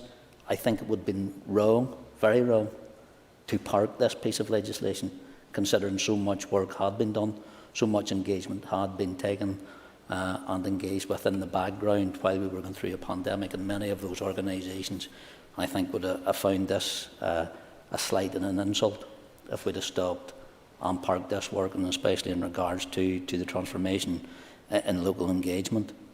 In regards to Mr McGrath's contribution, again, when he did open at the start in regards to the loss of local input, I thought he actually had missed the importance of the area integrated partnership boards, but he did move on to acknowledge that we're there, and again I think it was the engagement with the committee about that transitional period where we got those into place that we needed to do and to undertake that work. Mr McGrath, I think in his contribution indicated, about the cost savings that were going to be brought about by this and why they may be minimal. It's not solely about the financial cost, it's about the streamlining and the transformation of our health service. He then went on to list a number of areas within my department that are still not funded. And I will say to the member, if his minister had got her way with her £76 million bid at the last monitoring round, a lot of what we're currently doing wouldn't be funded either. So there has to be a call somewhere in regards to asks and realisations of where money has been spent, considering the last monitoring round was mostly health barnet consequentials from Westminster. In regards to Mr Chambers' contribution, and I think it's today's commitments that recognise actually the partnership approach between the department and the committee, working in conjunction through bill clerks, through committee staff and through my own department officials, that we've got to where we are today. And again, I think Paula's contribution in regards to, I suppose, a contribution that talked about the wider precepts of this bill, as well as acknowledging the benefits that these practical amendments, I believe, actually brought. This is the consideration stage. This was the opportunity where further amendments could be brought, not just by me or the committee. They could have been brought by individual members, but I think, as Ms McCullen recognised as well, the concerns that were raised didn't transform actually into further amendments that could have been discussed or debated here today, or actually seen about how this bill could have been changed. The question about the decentralisation and bureaucracy, I think, as I've outlined, it is important that we take a staged approach to how we transform, how we plan and how we actually manage our services. And this first step in closing the board actually streamlines our structures and it reduces bureaucracy. Staff will continue to undertake the same functions before. However, building on this first step, the bill now also includes a duty for my department to establish local bodies and the area integrated partnership boards. And these local bodies will be key to the development and success of integrated care systems underpinned by a population health approach. And that integrated care system model will look to promote collaboration and partnership working across sectors and traditional organisational boundaries in order to work to identify and remove any barriers and unnecessary bureaucracy in our system. And I think that leads into Ms McCullen's contribution as well in regards to the benefits that actually come from this bill. And again, Deputy Speaker, I know what she said, but I welcome the members' detailed scrutiny of this bill and the issues that she raised at second stage, because she'll know me well enough that when she was raising those questions, I was going to get the answers and was going to ask why. And that's why I think when the committee started its deliberations into its amendments, working in conjunction with my department officials, these amendments now come forward from myself as Minister because they're the right thing to do. It is about the building basis approach, as the member identified. It's about what this place should actually be about when it comes to legislation. The co-working, the co-challenge. It's not always about members coming in here to grab a headline. The L in MLA, Mr Deputy Speaker, stands for legislation. This is what we are meant to be about. This is what legislation looks like. It's heavy work, it's heavy going, and I think Ms Erskine, Ms Nicole and another number of members recognise that as well in regards to the heavy workload that I recognise is still in front of the Health Committee as we move into the end of this mandate. But it's all very important work. It's all legislation that will be heavy going, won't grab headlines, Mr Deputy Speaker, isn't something that's going to keep a lot of other people up at night apart from us and the people whose lives the legislation developed in here will actually change, and I believe that's what it's about. It's about actually delivering legislation and change which doesn't always come with a headline or a media announcement. And I thank the member for the acknowledgement as well, and again the recognition of the committee staff and the work that's been done in regards to this, but again that collaborative approach working with my departmental officials. Moving on, Ms Erskine's contribution again acknowledged the importance of this work even down to a local level and where we currently are and the challenges that are in front of us, and how this piece of work did start under Minister Hamilton in 2016 we've got here now, but the rest of our transformation that we need to do cannot take this long. It should not take this long, because we need to move at a pace now that is in keeping with the changes that we need to make within our health and social care system. And again, just in finishing, Mr Deputy Speaker, Earlier Flynn's contribution, and again I thank her for her continued engagement at that level. And I think from having worked with all the members of this committee, but in regards to Ms Flynn's engagement on our substance use strategy, on the mental health strategy, and engagement with bringing forward community organisations to engage with my department officials, with the trust officials, actually shows the benefits that AIPBs can actually bring to the structure of what health is and what health should be doing. So we're really making the changes that can be brought about. So, Mr Deputy Speaker, in acknowledging just comments that members have raised and that there are no objections in regards to the amendments that I have brought forward, I would now propose that the proposed amendments be accepted. Thank you, Minister. We now move through the process here. Amendment 1 as proposed, after Clause 2 to insert a new clause, continuation of local commissioning groups as printed on the marshalled list. The question is that Amendment 1 be made and the new clause added to the bill. All those in favour say aye. Aye. Contrary, no. The ayes have it. Amendment 2 has already been debated. I call on the Minister to formally move Amendment number 2. Moved. Thank you, Minister. Amendment proposed after Clause 2 to insert a new clause, duty to establish bodies for local areas, as printed on the marshal list. The question is that Amendment 2 be made and the new clause added to the bill. All those in favour say aye. Aye. Contrary, no. The ayes have it. Clause 3 to 5 stand part. No amendments have been tabled. Clause 3 to 5. I propose by leave of the Assembly to group these clauses for the question and stand part. If there are no objections, the question is that clauses 3 to 5 stand part of the bill.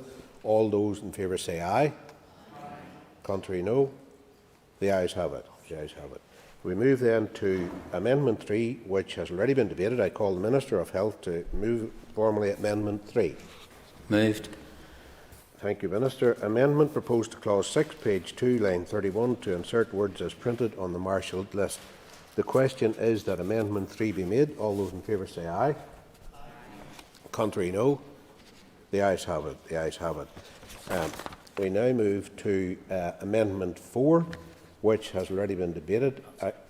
Sorry, excuse me, I've missed one wee bit here. Sorry, excuse me.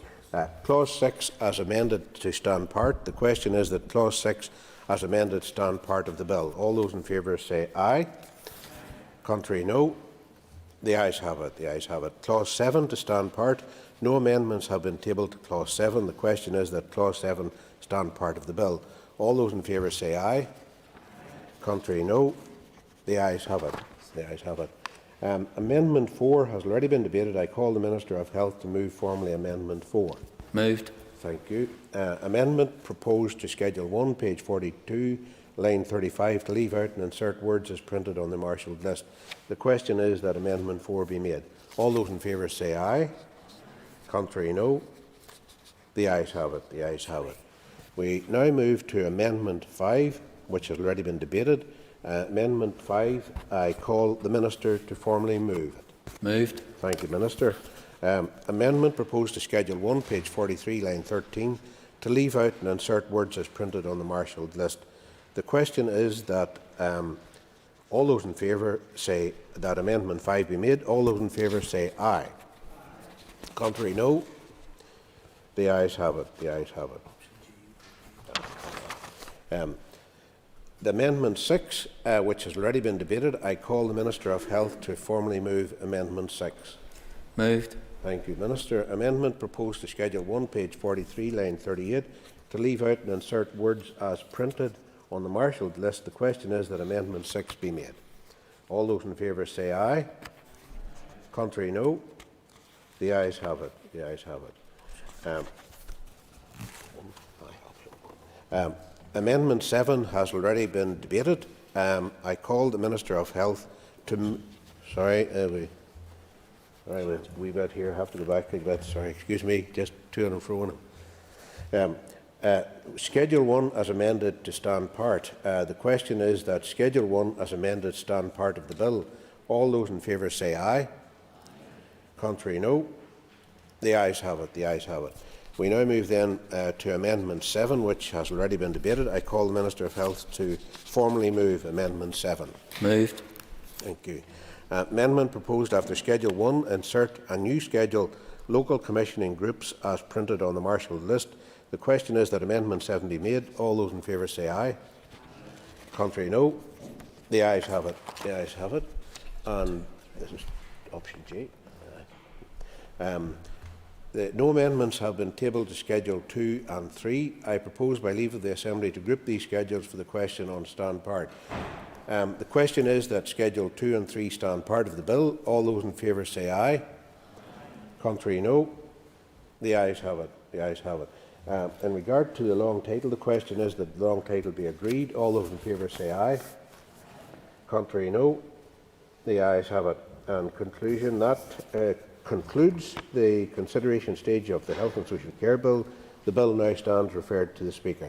Thank you. And if members just take their ease while we move to the next item of business. Thank you. That's that. So.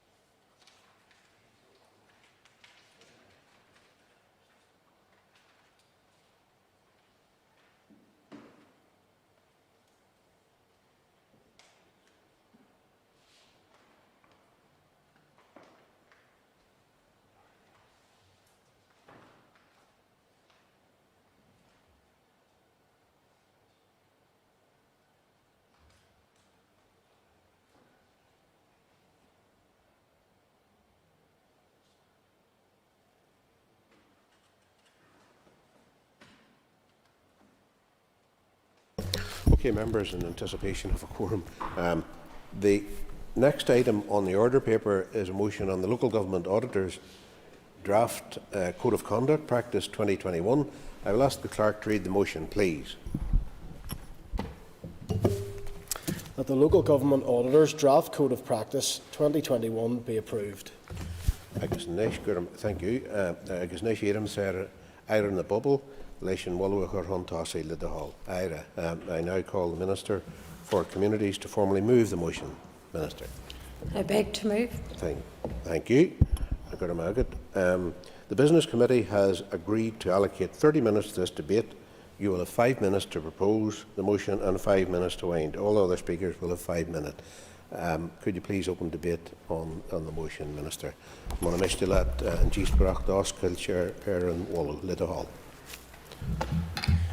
Thanks very much. Article 51, or 5.1 of the Local Government NI Order 2005 requires the Local Government Auditor to prepare and keep under review of Code of Audit Practice and prescribes the way in which local government auditors carry out the functions in relation to district councils and other local government bodies. Article 5.2 of the 2005 Order provides that such a code shall embody what appears to the local government auditor to be the professional practice with respect to the standards, procedures and techniques to be adopted by auditors. The article within the order also provides that a code of practice will not come into force until a resolution of the Assembly, and that its continuation is in force is subject to it being approved at intervals of not more than 5 years.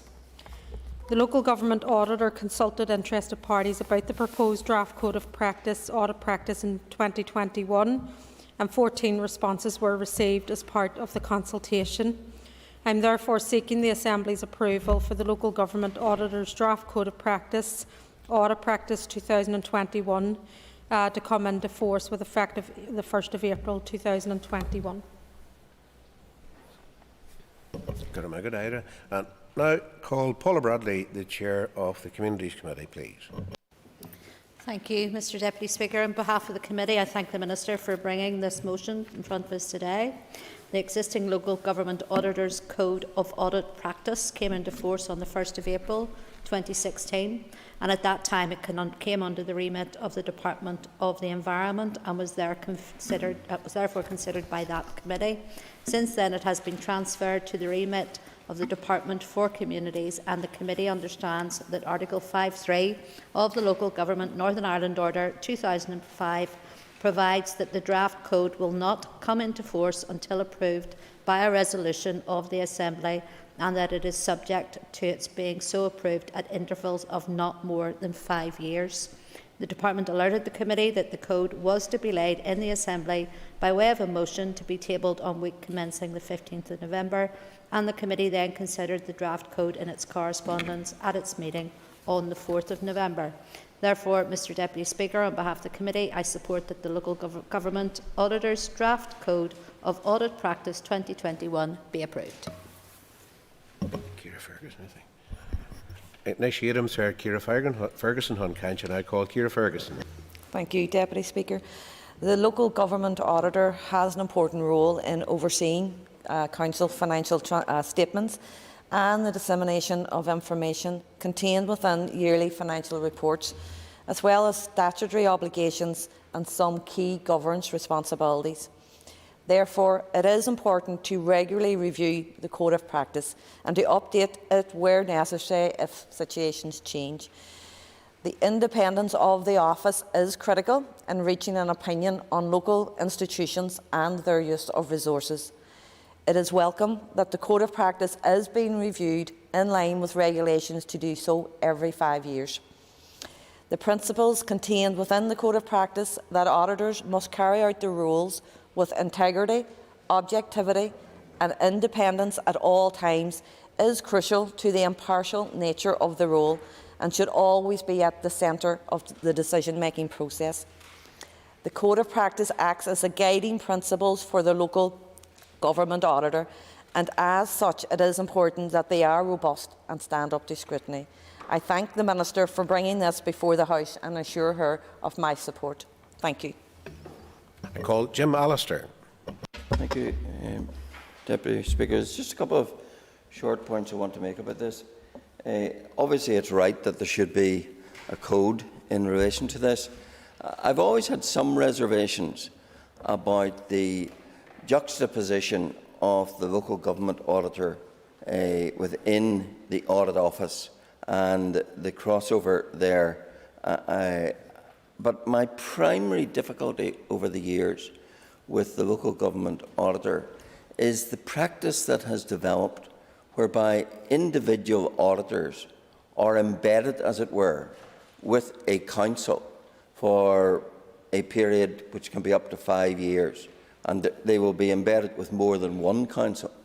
That has induced, in my experience, what I perceive to be an unhealthy coziness in relationship between council and the audit office. And I have had experience of an issue with a council where the auditor from the local government auditor looked at the issue, simply accepted at face value nonsense that they were told by the council, did not dig, did not interrogate, and gave a clean bill of health on an issue where there should never have been a clean bill of health. And indeed now that issue lies at the heart of the Minister having to seek a special audit in relation to that particular council. It's tangential to that. So I think the relationship that can develop between the audit office and the councils is one that needs to be kept under close scrutiny, because we put public faith in the auditors to be interrogatory in their approach to these matters and not to be fobbed off by answers which are convenient to the council but which bear little relationship to the function of the auditor in terms of getting to the bottom of matters. So I do trust that in any code there will be more vigour required and expected in regard to these matters. And I do trust too that in special audits which are ordered that there will be the same vigour. And I trust therefore that lessons can be learned and will be learned from what I see as failings in the past, in my experience with one particular council, and that we will see going forward greater interrogatory rigour in respect of the local government audit office. Agus na siarm sair an air on chríocha chur le díosbreacht ar an mulla, and I call the Minister to conclude the debate on the motion, please. Yeah, no, thanks very much, and thank you to the Chair of the Committee and also for those who have contributed. And I think, any review or special audit that's being conducted by the Department, the outworkings of that will be looked at that. We'll assess that once that has concluded. And any changes or recommendations, then we will make them appropriate at that point in time. I suppose the existing code obviously is similar to the previous code that had previously been passed. It's principles based. It is about reflecting the good practice and developments in other public bodies, not just here but even in Britain and across this island as well. And it continues to incorporate the local government auditor's statutory responsibilities with regards to performance improvement audits and assessments that were introduced as part of the 2014 Act. So we will continue to keep anything under review. If there's any specifics from members, there's no hesitation in talking to myself or officials within the department. More than happy to do that. And again, I just then beg that this is approved today. Thank you, Minister. The question now is that the second stage of the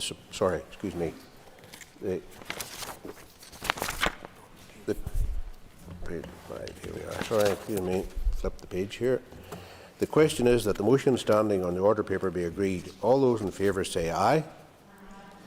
Contrary, no. The ayes have it. The ayes have it. Now, we'll move then, it's same Minister and presume same people, to the next item on the order paper is the second stage of the support for mortgage interest, etc. security for loans bill, and I call the Minister for Communities. I beg to move. Thank you, Minister Gurmagid. The second stage of the support for mortgage interest, etc. security for loans bill has been moved. In accordance with convention, the Business Committee hasn't allocated any time limits to this debate, so therefore, Iram Serenira, Leishan Legisparach, the Oscar Chair and Villa Gohofigil. I call the Minister for Communities to open the debate on the bill.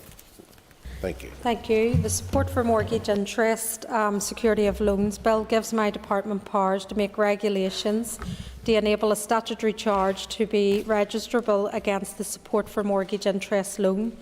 This technical amendment ensures that my department can meet its original policy intention to allow all support for mortgage interest loans to be secured and consider recovery of loans provided.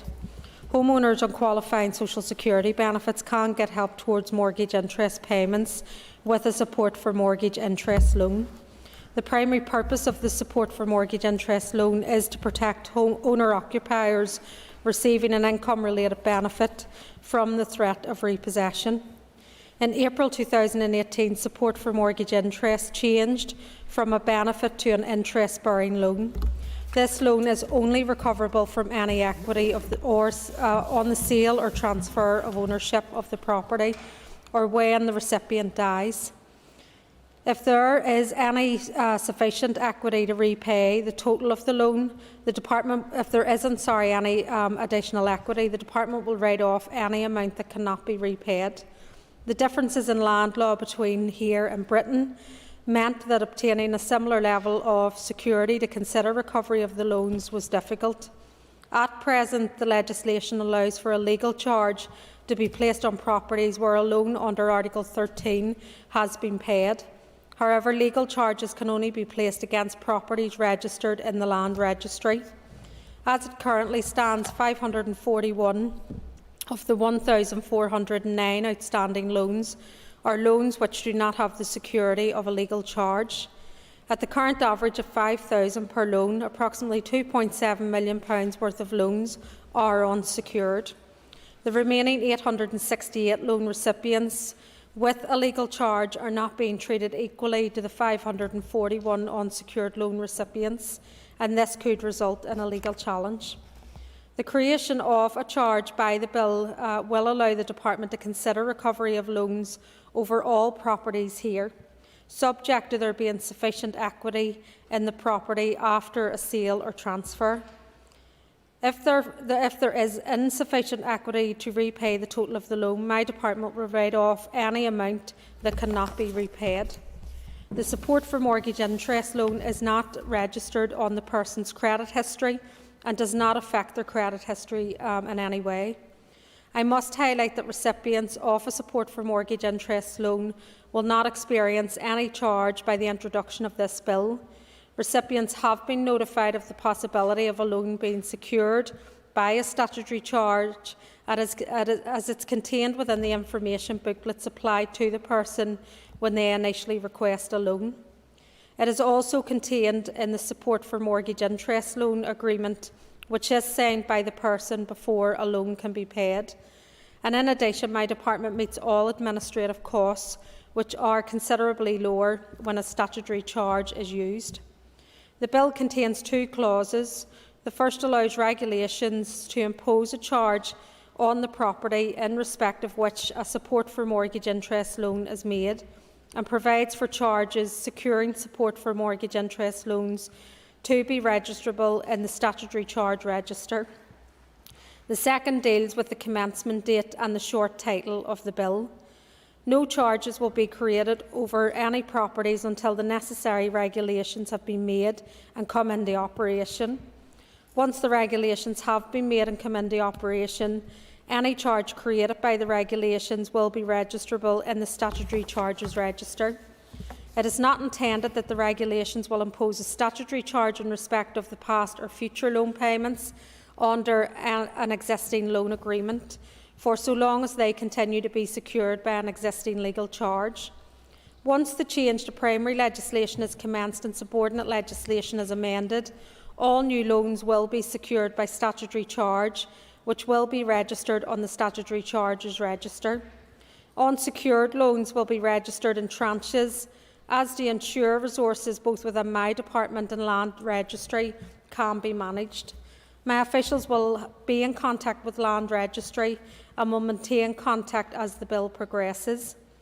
It's important that the amendment proposed in this bill to enable the statutory charge to be used as a method of security on support for mortgage interest loans is progressed, to ensure equal treatment to all loan recipients and to provide my department with a more effective form of recovery on all loans. Therefore, I commend the bill to the Assembly. Thank you, Minister. I now call the Chair of the Committee for Communities, Paula Bradley. Thank you. Thank you, Mr Deputy Speaker. On behalf of the Committee for Communities, I welcome the second stage of the Support for Mortgage Interest, etc. Security of Loans Bill. The Committee received a pre-introductory briefing from the Minister on the 4th of November before its introduction to the Assembly on the 8th of November 2021. The Committee knows the primary purpose of support for mortgage interest is to protect owner-occupiers receiving an income-related benefit from the threat of repossession, and that the support is available also for corresponding sums under arrangements that do not involve the payment of interest. The Minister highlighted to the Committee that in April 2018, support for mortgage interest changed from a benefit to a loan in Northern Ireland. This change in Britain was included as part of the Welfare Reform and Work Act 2016. The provisions were replicated here within the Welfare Reform and Work Northern Ireland Order 2016 in Articles 13 to 16. Committee members heard that this bill will amend Article 13 of the 2016 order to allow a loan provided under that article to be charged on the property in respect of which that loan is made.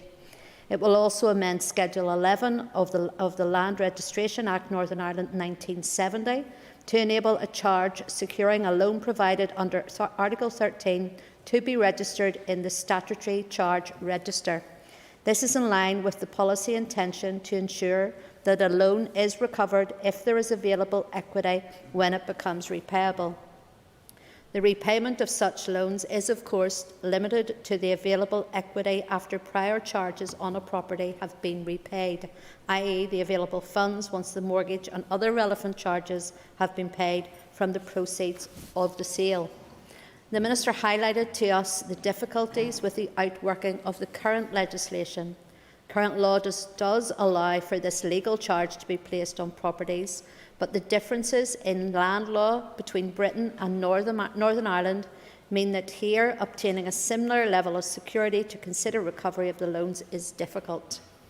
Also, currently legal charges can only be placed against properties where all legal owners are included in the benefit unit, meaning a single claimant and his or her partner, if any, or joint claimant, and that is only practicable to secure loans when the property is registered and appears on the title register in Land Registry. We are advised that around 20% of properties are still catalogued in the Register of Deeds, and these loans cannot be secured as it currently stands. 541 loans of the 1,409 outstanding loans do not have the security of a legal charge. Mr Principal Deputy Speaker, the Committee understands that the Departmental Solicitor's Office has advised that a statutory charge would provide a more suitable form of security. In addition, a statutory charge would simplify the process of transferring a loan from one property to another and will aid future proposed amendments to subordinate legislation to defer the recovery of the loan and allow the loan to transfer to another property.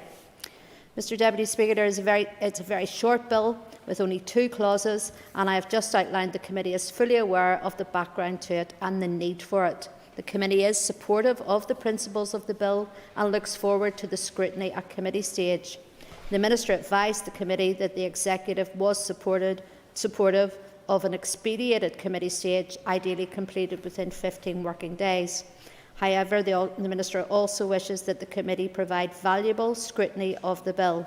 This brings me to a number of points I want to highlight in the House. Firstly, The committee has been advised by the Bill Office that there is no official expedited committee stage. There is only committee stage or accelerated passage. Secondly, the Department has not consulted on this bill for the reason that loan recipients have been notified of the possibility of a loan being secured by a statutory charge is contained in the Support for Mortgage Interest Loan Agreement.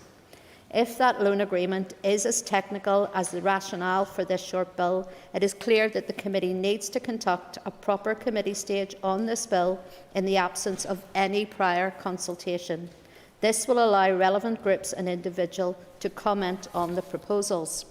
The committee will issue a call for evidence and views next week and seek a research briefing and be guided by the outcome of these to determine if there are any key issues to which we need to take oral evidence.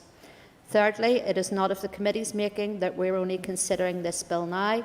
The provisions of the Loans for Mortgages Interest Rate Northern Ireland 2017 came into operation over 3 years ago, and it is November 2021 before this bill is introduced.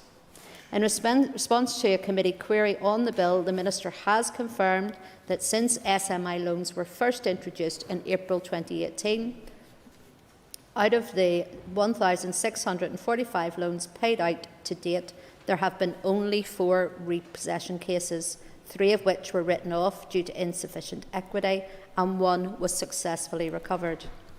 Mr Deputy Speaker, the committee does not wish to give itself extra work. Believe me, we have enough already, but neither can we do a cursory committee stage, because we have already seen in every bill we have considered to date how any clause of any bill can throw up unintended consequences.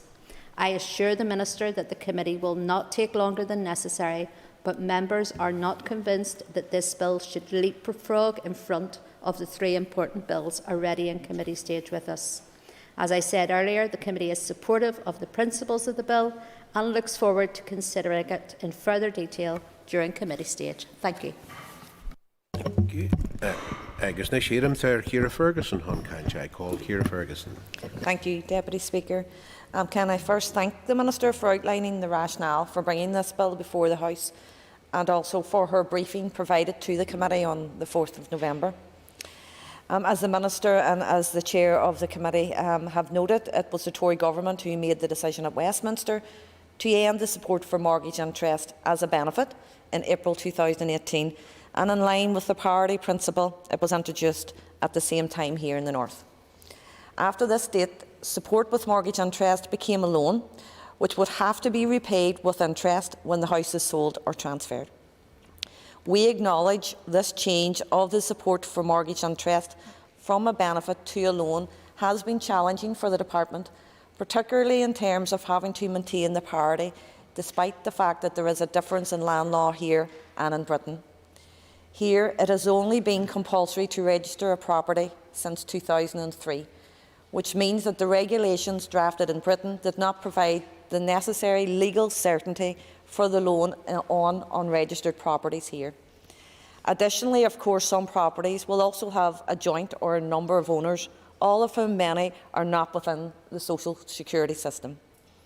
Both these issues mean that a legal charge could not be put on these properties, and whilst this does not mean that the loan cannot be recovered, it makes the process slow and complex and reduces the likelihood of success for the Department. We appreciate the reassurance given that those availing of this loan will not experience any change as a result of this bill, and that it remains the case that the Department will only seek to recover the loan where equity is available at the time of sale or transfer. The purpose of this short bill, as explained by both the Minister and the Chair of the Committee, to change the legal charge on properties to a statutory charge where necessary, and as I understand it, to introduce the statutory charge as a standard practice for new loans, will enable us to ensure that all loans are treated the same.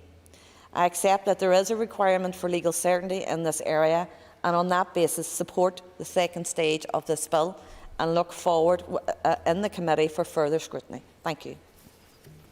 Thank you. Agus na siadam Sir Mark Durkan hon can't call Mark Durkan. This is a short piece of legislation, as previously stated, and today's debate will be short too.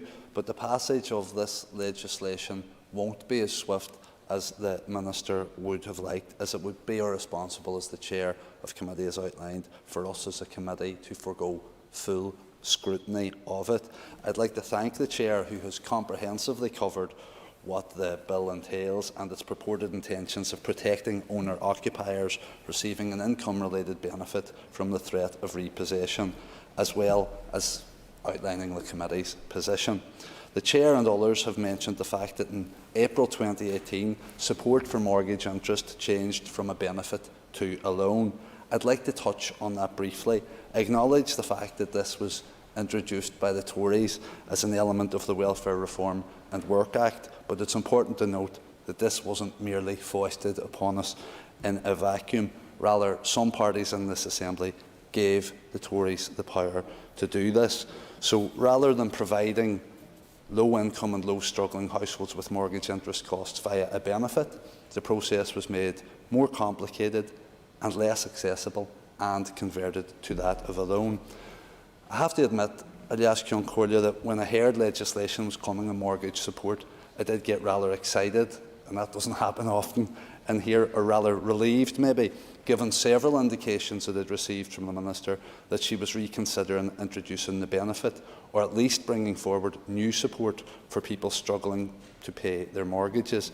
I've consistently appealed for improved financial support for homeowners struggling to keep up with mortgage payments throughout the COVID pandemic, given the fact that Northern Ireland has a greater proportion of homeowners in poverty than anywhere else across the UK. In fact, we have twice as many households behind with their mortgage payments, according to research from the Joseph Rowntree Foundation, a position which has more than likely worsened over the past 20 months, given the economic consequences of the COVID crisis.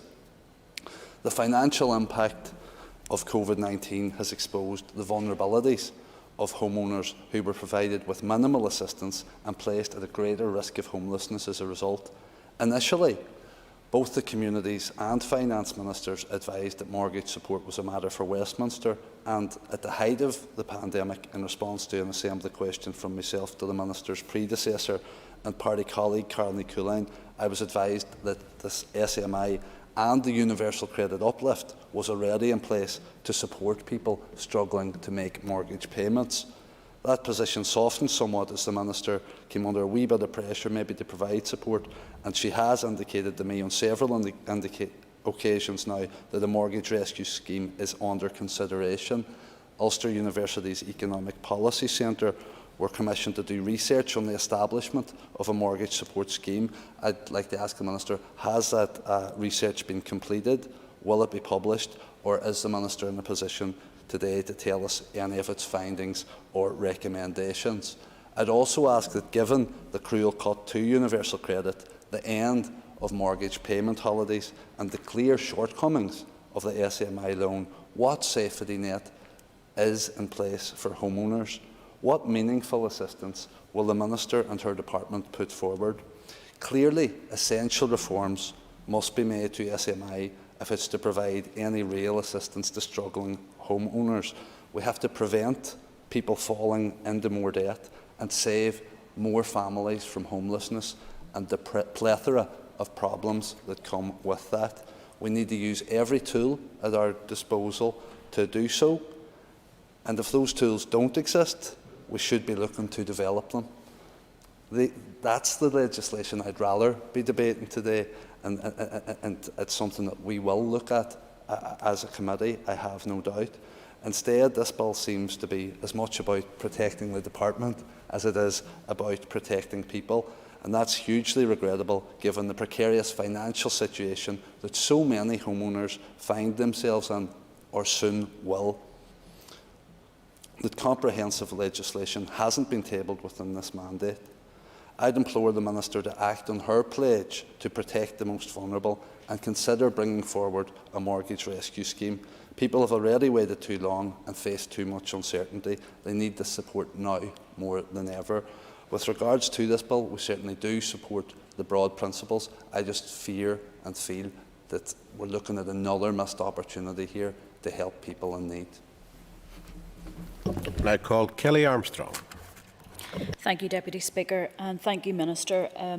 I'll start off by saying on behalf of Alliance, of course, we're going to support this bill through its second stage.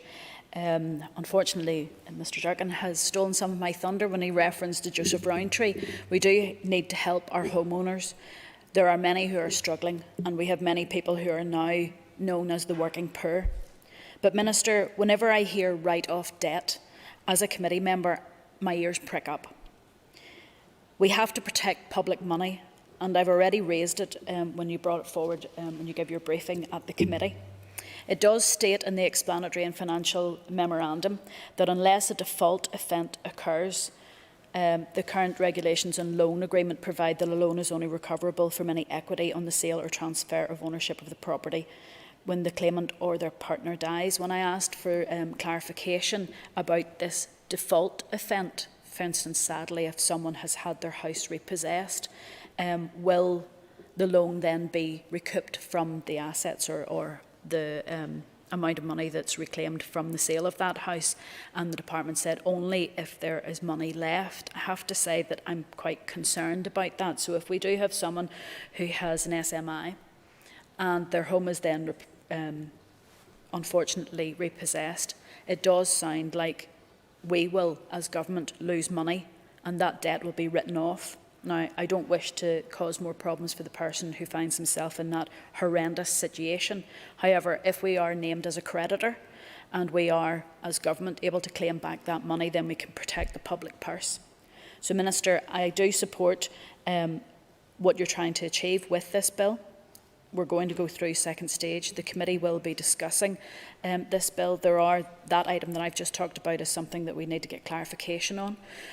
We also need to find out what is happening with the Department of Finance to ensure that all properties are on the title register and land registry so that we can ensure that there's security on those loans. So there's much to work through on, but I promise you, Minister, we will work on this as hard and as fast as we can. You're certainly giving us a lot of legislation to work through, but I believe that our committee's up for it. Thank you. I now call Paul Frew. Thank you, Mr Deputy Speaker. Can I first of all apologise to the House for my voice? I was up last night shouting at Italians, Mr Deputy Speaker, telling them that they were a very ordinary looking San Marino. So you'll forgive me, Mr Deputy Speaker, if my voice fails. I'm sure that will bring great comfort to this House, if my voice did fail. Can I just say on this bill, it's a very short bill, 2 clauses. It seems to be technical in nature also. And there will be most people, it's fair to say that most people may not well be affected by this bill at all, ever. But that doesn't negate the importance and the significance of the bill. And when I read the advisory notes, it's clear that the bill contains only 2 clauses. The first allows regulations to impose a charge on the property in respect of which a support for mortgage interest loan is made, and provides for charges securing support for mortgage interest loans to be registerable in the statutory charge register. The second deals, of course, with the commencement date and, of course, the short title of the bill. And I agree, I suppose, with members across the House. When you read the title of this bill, Support for Mortgage Interest, etc., Security for Loans Bill, it entices all sorts of manifestations. But yet it doesn't really produce what it says on the tin. So I do think the title of the bill is slightly misleading, in that I think it does give support or succour when it's not there. But I understand the technicalities around this and why it needs to be done, because as members across the House has already alluded to also, we need to be careful of public money and how we protect that. And we should treat it as an asset, as we do with our own assets and our own money, because we are indeed the guardians of that public money. So it is very, very important. So if this bill is very important, Mr Deputy Speaker, then it needs to be given the respect, the parliamentary respect, that this House provides it. So I find myself on my feet, not for the first time in this term, having to defend the very good practices and procedures of this House from a minister who wishes us to do something else. And she's not alone in this term. And it strikes fear into me that the Assembly would even contemplate some of the wishes and asks that ministers in this executive have asked of it over this last term. It frightens me. It frightens me that there's officials in departments that think they can do this, that think they can push an Assembly and the committees therein into positions that, first of all, aren't necessary, that aren't procedurally correct, and in some cases will be dangerous to the democratic process, and therein, by extension, the people and the population out there who we serve.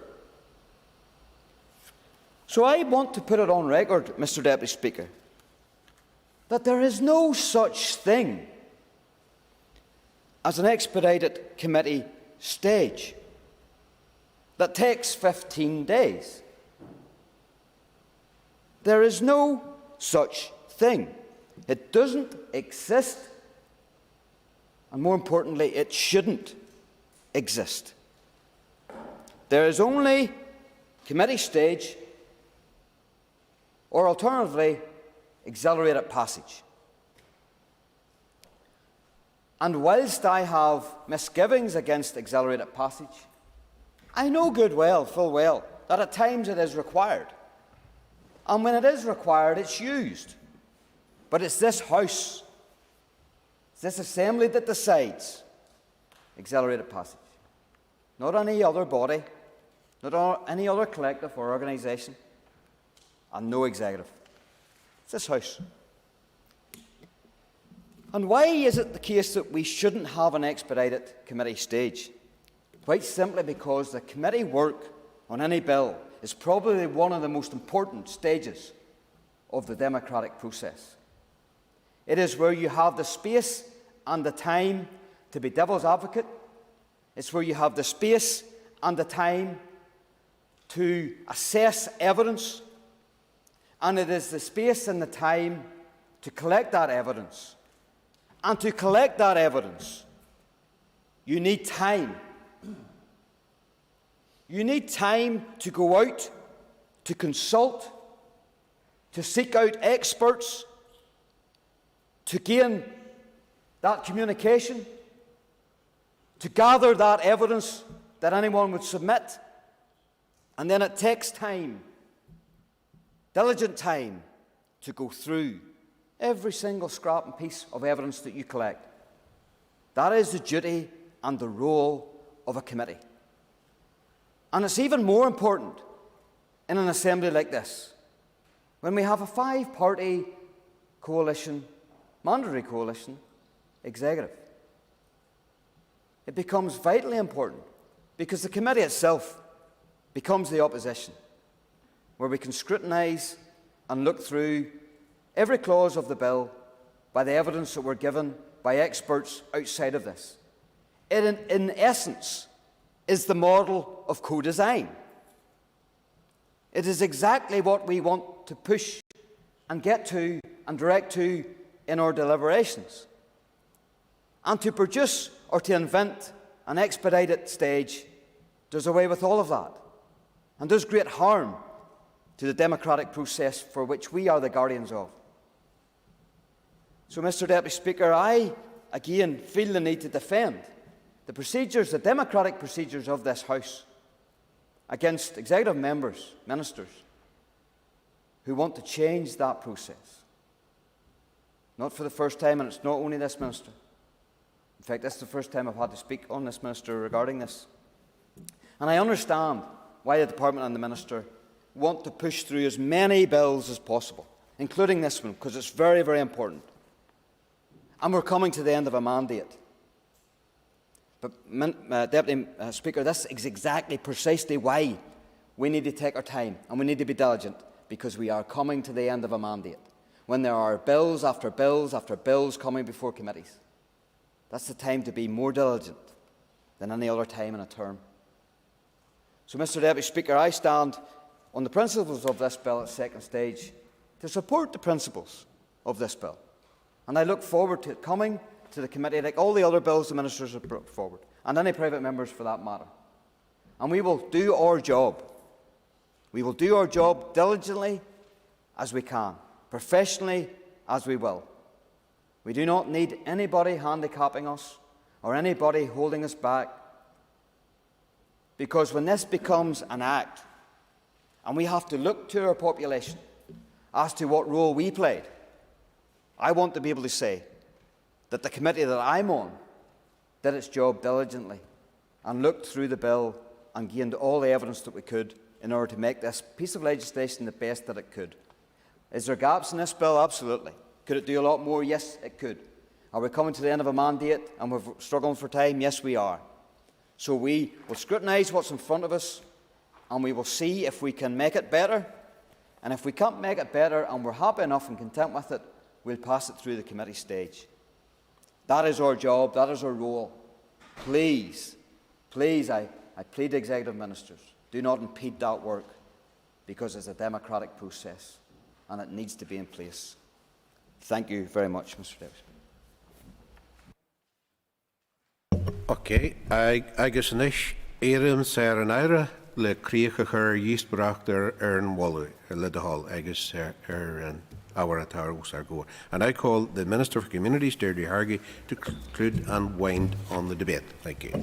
Yeah, thanks very much, and thank you to all the members who have contributed and for their remarks, and also to the Chair, the Vice Chair, and indeed the committee in terms of the deliberations around this, and also in terms of the second stage of this bill. And I suppose the reason that I had brought this initially to the Executive for accelerated passage was not to hide anything. The bill has 2 clauses. There's nothing to hide. People get what the principles of the bill were.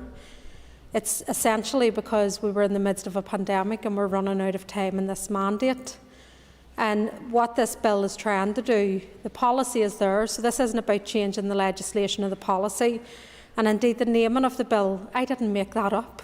That was created when the bill was created, so therefore I have to call it the same name. And I can't change that, unless then that would have a whole other wrangling around changing the name. And we're not here to do that. We're here to do business and to get stuff done. But the reality was that we are running out of time. We've only until March, and as the committee have said themselves, I'm putting through huge pieces of legislation which are taking the time to deliberate over. The issue around the expedited passage, again, that came from other colleagues on the Executive, so I think you need to speak to your other colleagues in terms of where that came from. It certainly didn't come from me, but I was happy in trying to get consensus then to put it through so that we could take it to the committee. I'm also happy if the committee want to take some extra time. I have no problem with that at all in terms of working with the committee, and I have shown that in the past that I am willing to work with the committee to make amendments or changes to ensure that we are putting this through. But this is a technical amendment. That's the point of this legislation. So trying to dress it up into something else is just disingenuous, because that's not what the bill is about. It's about making a technical amendment to an existing policy to ensure that that policy and the intent treats everybody fairly in terms of that there's equality around that. And indeed this has been equality screened and rural proof screened as well, and stacks up. So it is a technical amendment. Again, I'm not getting up here and pretending that it's something else. And we are doing work with Ulster University and others in terms of looking at the broader issues that need to be addressed. But I'm not going to address those in a technical amendment to a bill, which is about making sure that we treat everybody fairly. And my priority, as you know, because you have commended the department previously, that we are about protecting the most vulnerable, and we're trying to do that in the midst of a health pandemic, cost of living crisis, a global fuel crisis, and all of those challenges as well. So again, I'll be happy to work with the committee. If the committee want to take the full time, if they don't want to do it in this mandate, I would obviously raise my concerns about that, but I will work with the committee in terms of the time that they need going forward. So again, I do want to thank members around that. I know that Kelly, the Deputy Chair, had raised concerns previously, and obviously these are issues that we are continuing to look at in terms of repossession and looking at those issues as well. And obviously in terms of the repossession of the property by the mortgage lender, if it is a default event for the purposes of an SMI loan and as such brings the agreement to an end and requires a repayment of the loan to the department, while we've no direct relationship with the lender and has no power to influence the decision of the recovery of the mortgage monies, lenders are regulated by the Financial Conduct Authority in terms of how they deal with mortgage contract and repossession cases. So again, we're happy to look at this issue in more detail as it goes through the next consideration of the bill. And again, there may be other people that you can bring in as part of your call for evidence to scrutinise that in a bit more detail. But I suppose at this point I am asking that it is moved to the next stage to allow the committee to carry out its scrutiny role, and it wants to do that in more detail. I completely respect that, and so I beg to move.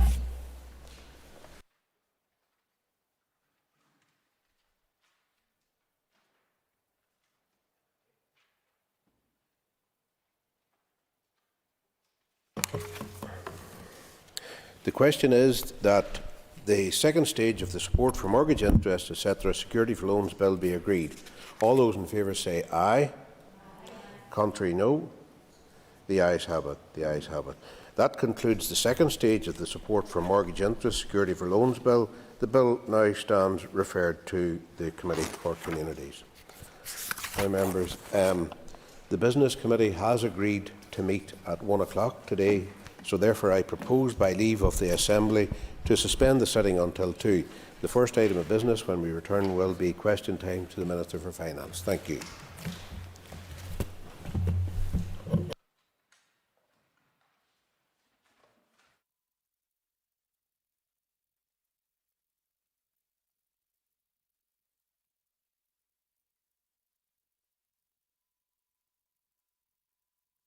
Plenary, programme signed. This is the Northern Ireland Assembly Plenary, programme signed. This is the Northern Ireland Assembly Plenary, programme signed. This is the Northern Ireland Assembly Plenary, programme signed. This is the Northern Ireland Assembly Plenary, programme signed. This is the Northern Ireland Assembly Plenary, programme signed. This is the Northern Ireland Assembly Plenary, programme signed. This is the Northern Ireland Assembly Plenary, programme signed. This is the Northern Ireland Assembly Plenary, programme signed. This is the Northern Ireland Assembly Plenary, programme signed. This is the Northern Ireland Assembly Plenary, programme signed. This is the Northern Ireland Assembly Plenary, programme signed.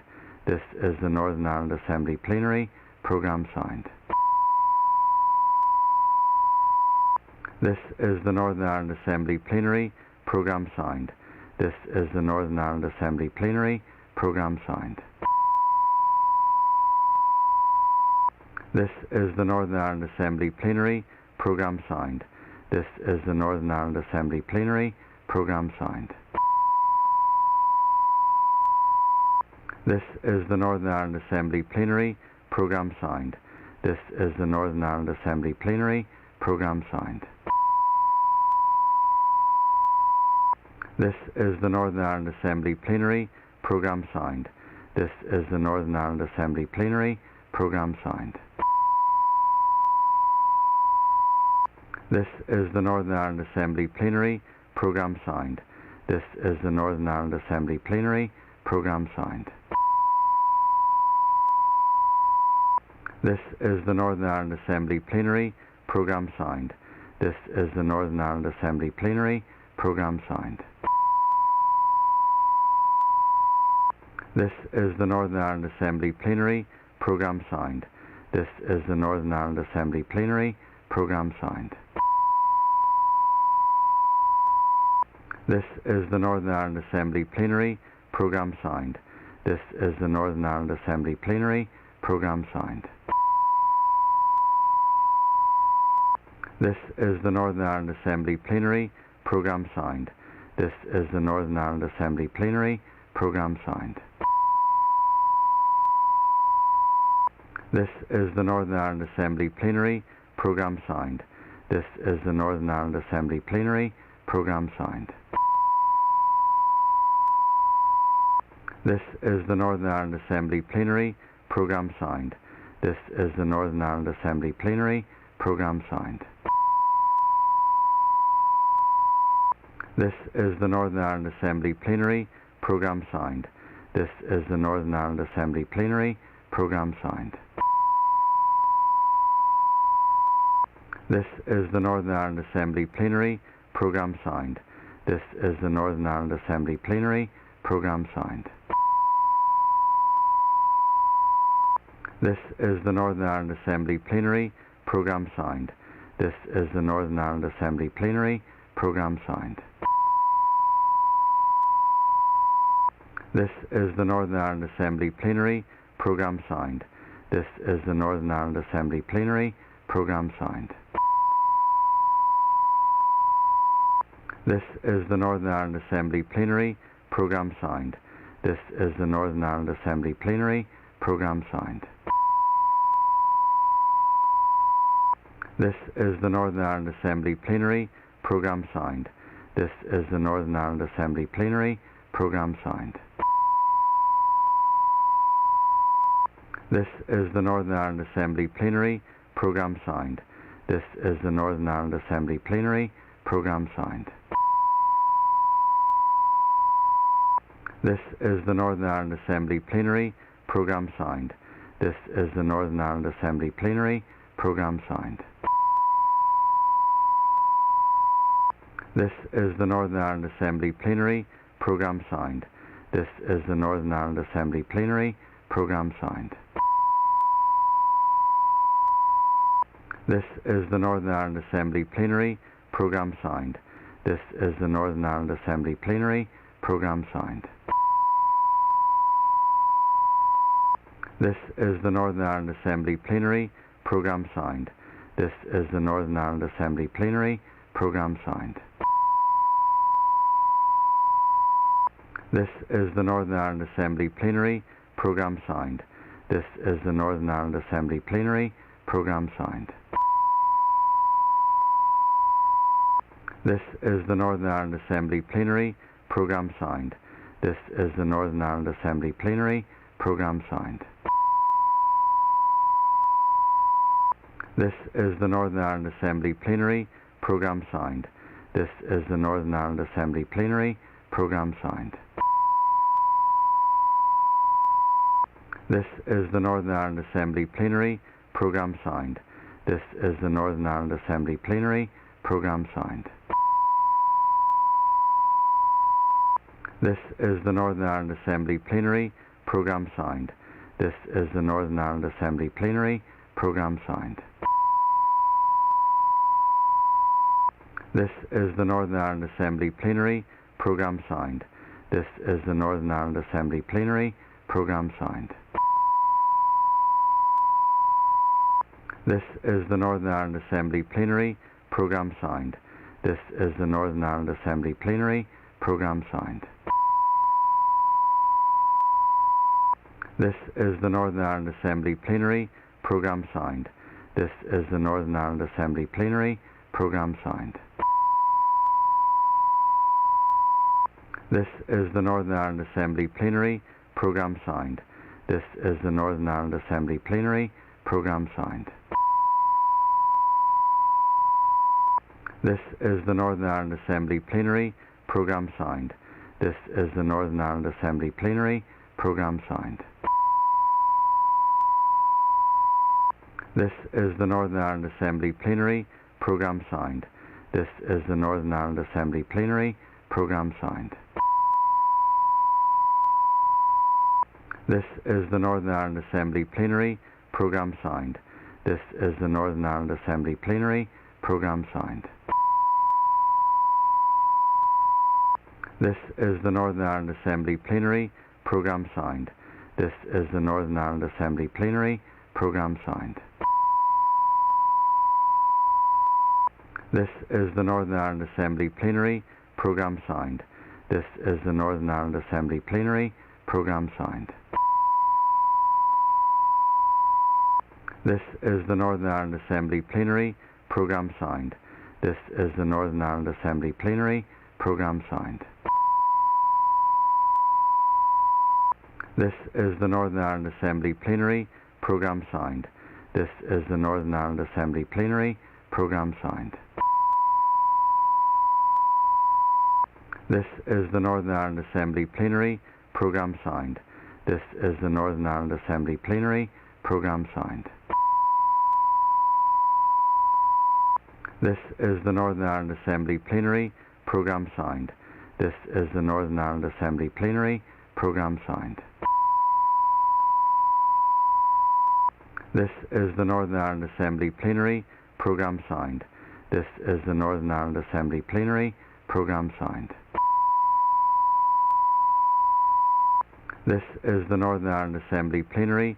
Programme signed. This is the Northern Ireland Assembly Plenary. Programme signed.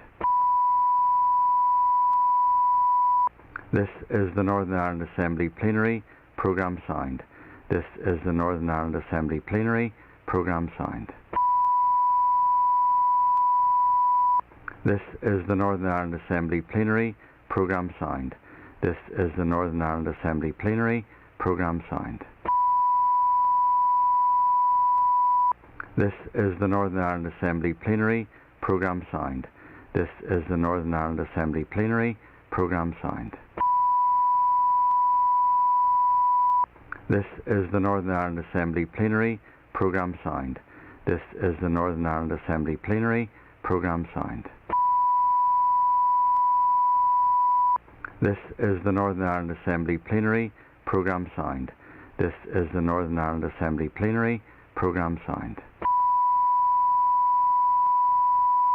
This is the Northern Ireland Assembly Plenary. Programme signed. This is the Northern Ireland Assembly Plenary. Programme signed. This is the Northern Ireland Assembly Plenary. Programme signed. This is the Northern Ireland Assembly Plenary. Programme signed. This is the Northern Ireland Assembly Plenary. Programme signed. This is the Northern Ireland Assembly Plenary. Programme signed. This is the Northern Ireland Assembly Plenary. Programme signed. This is the Northern Ireland Assembly Plenary. Programme signed. This is the Northern Ireland Assembly Plenary. Programme signed. This is the Northern Ireland Assembly Plenary. Programme signed.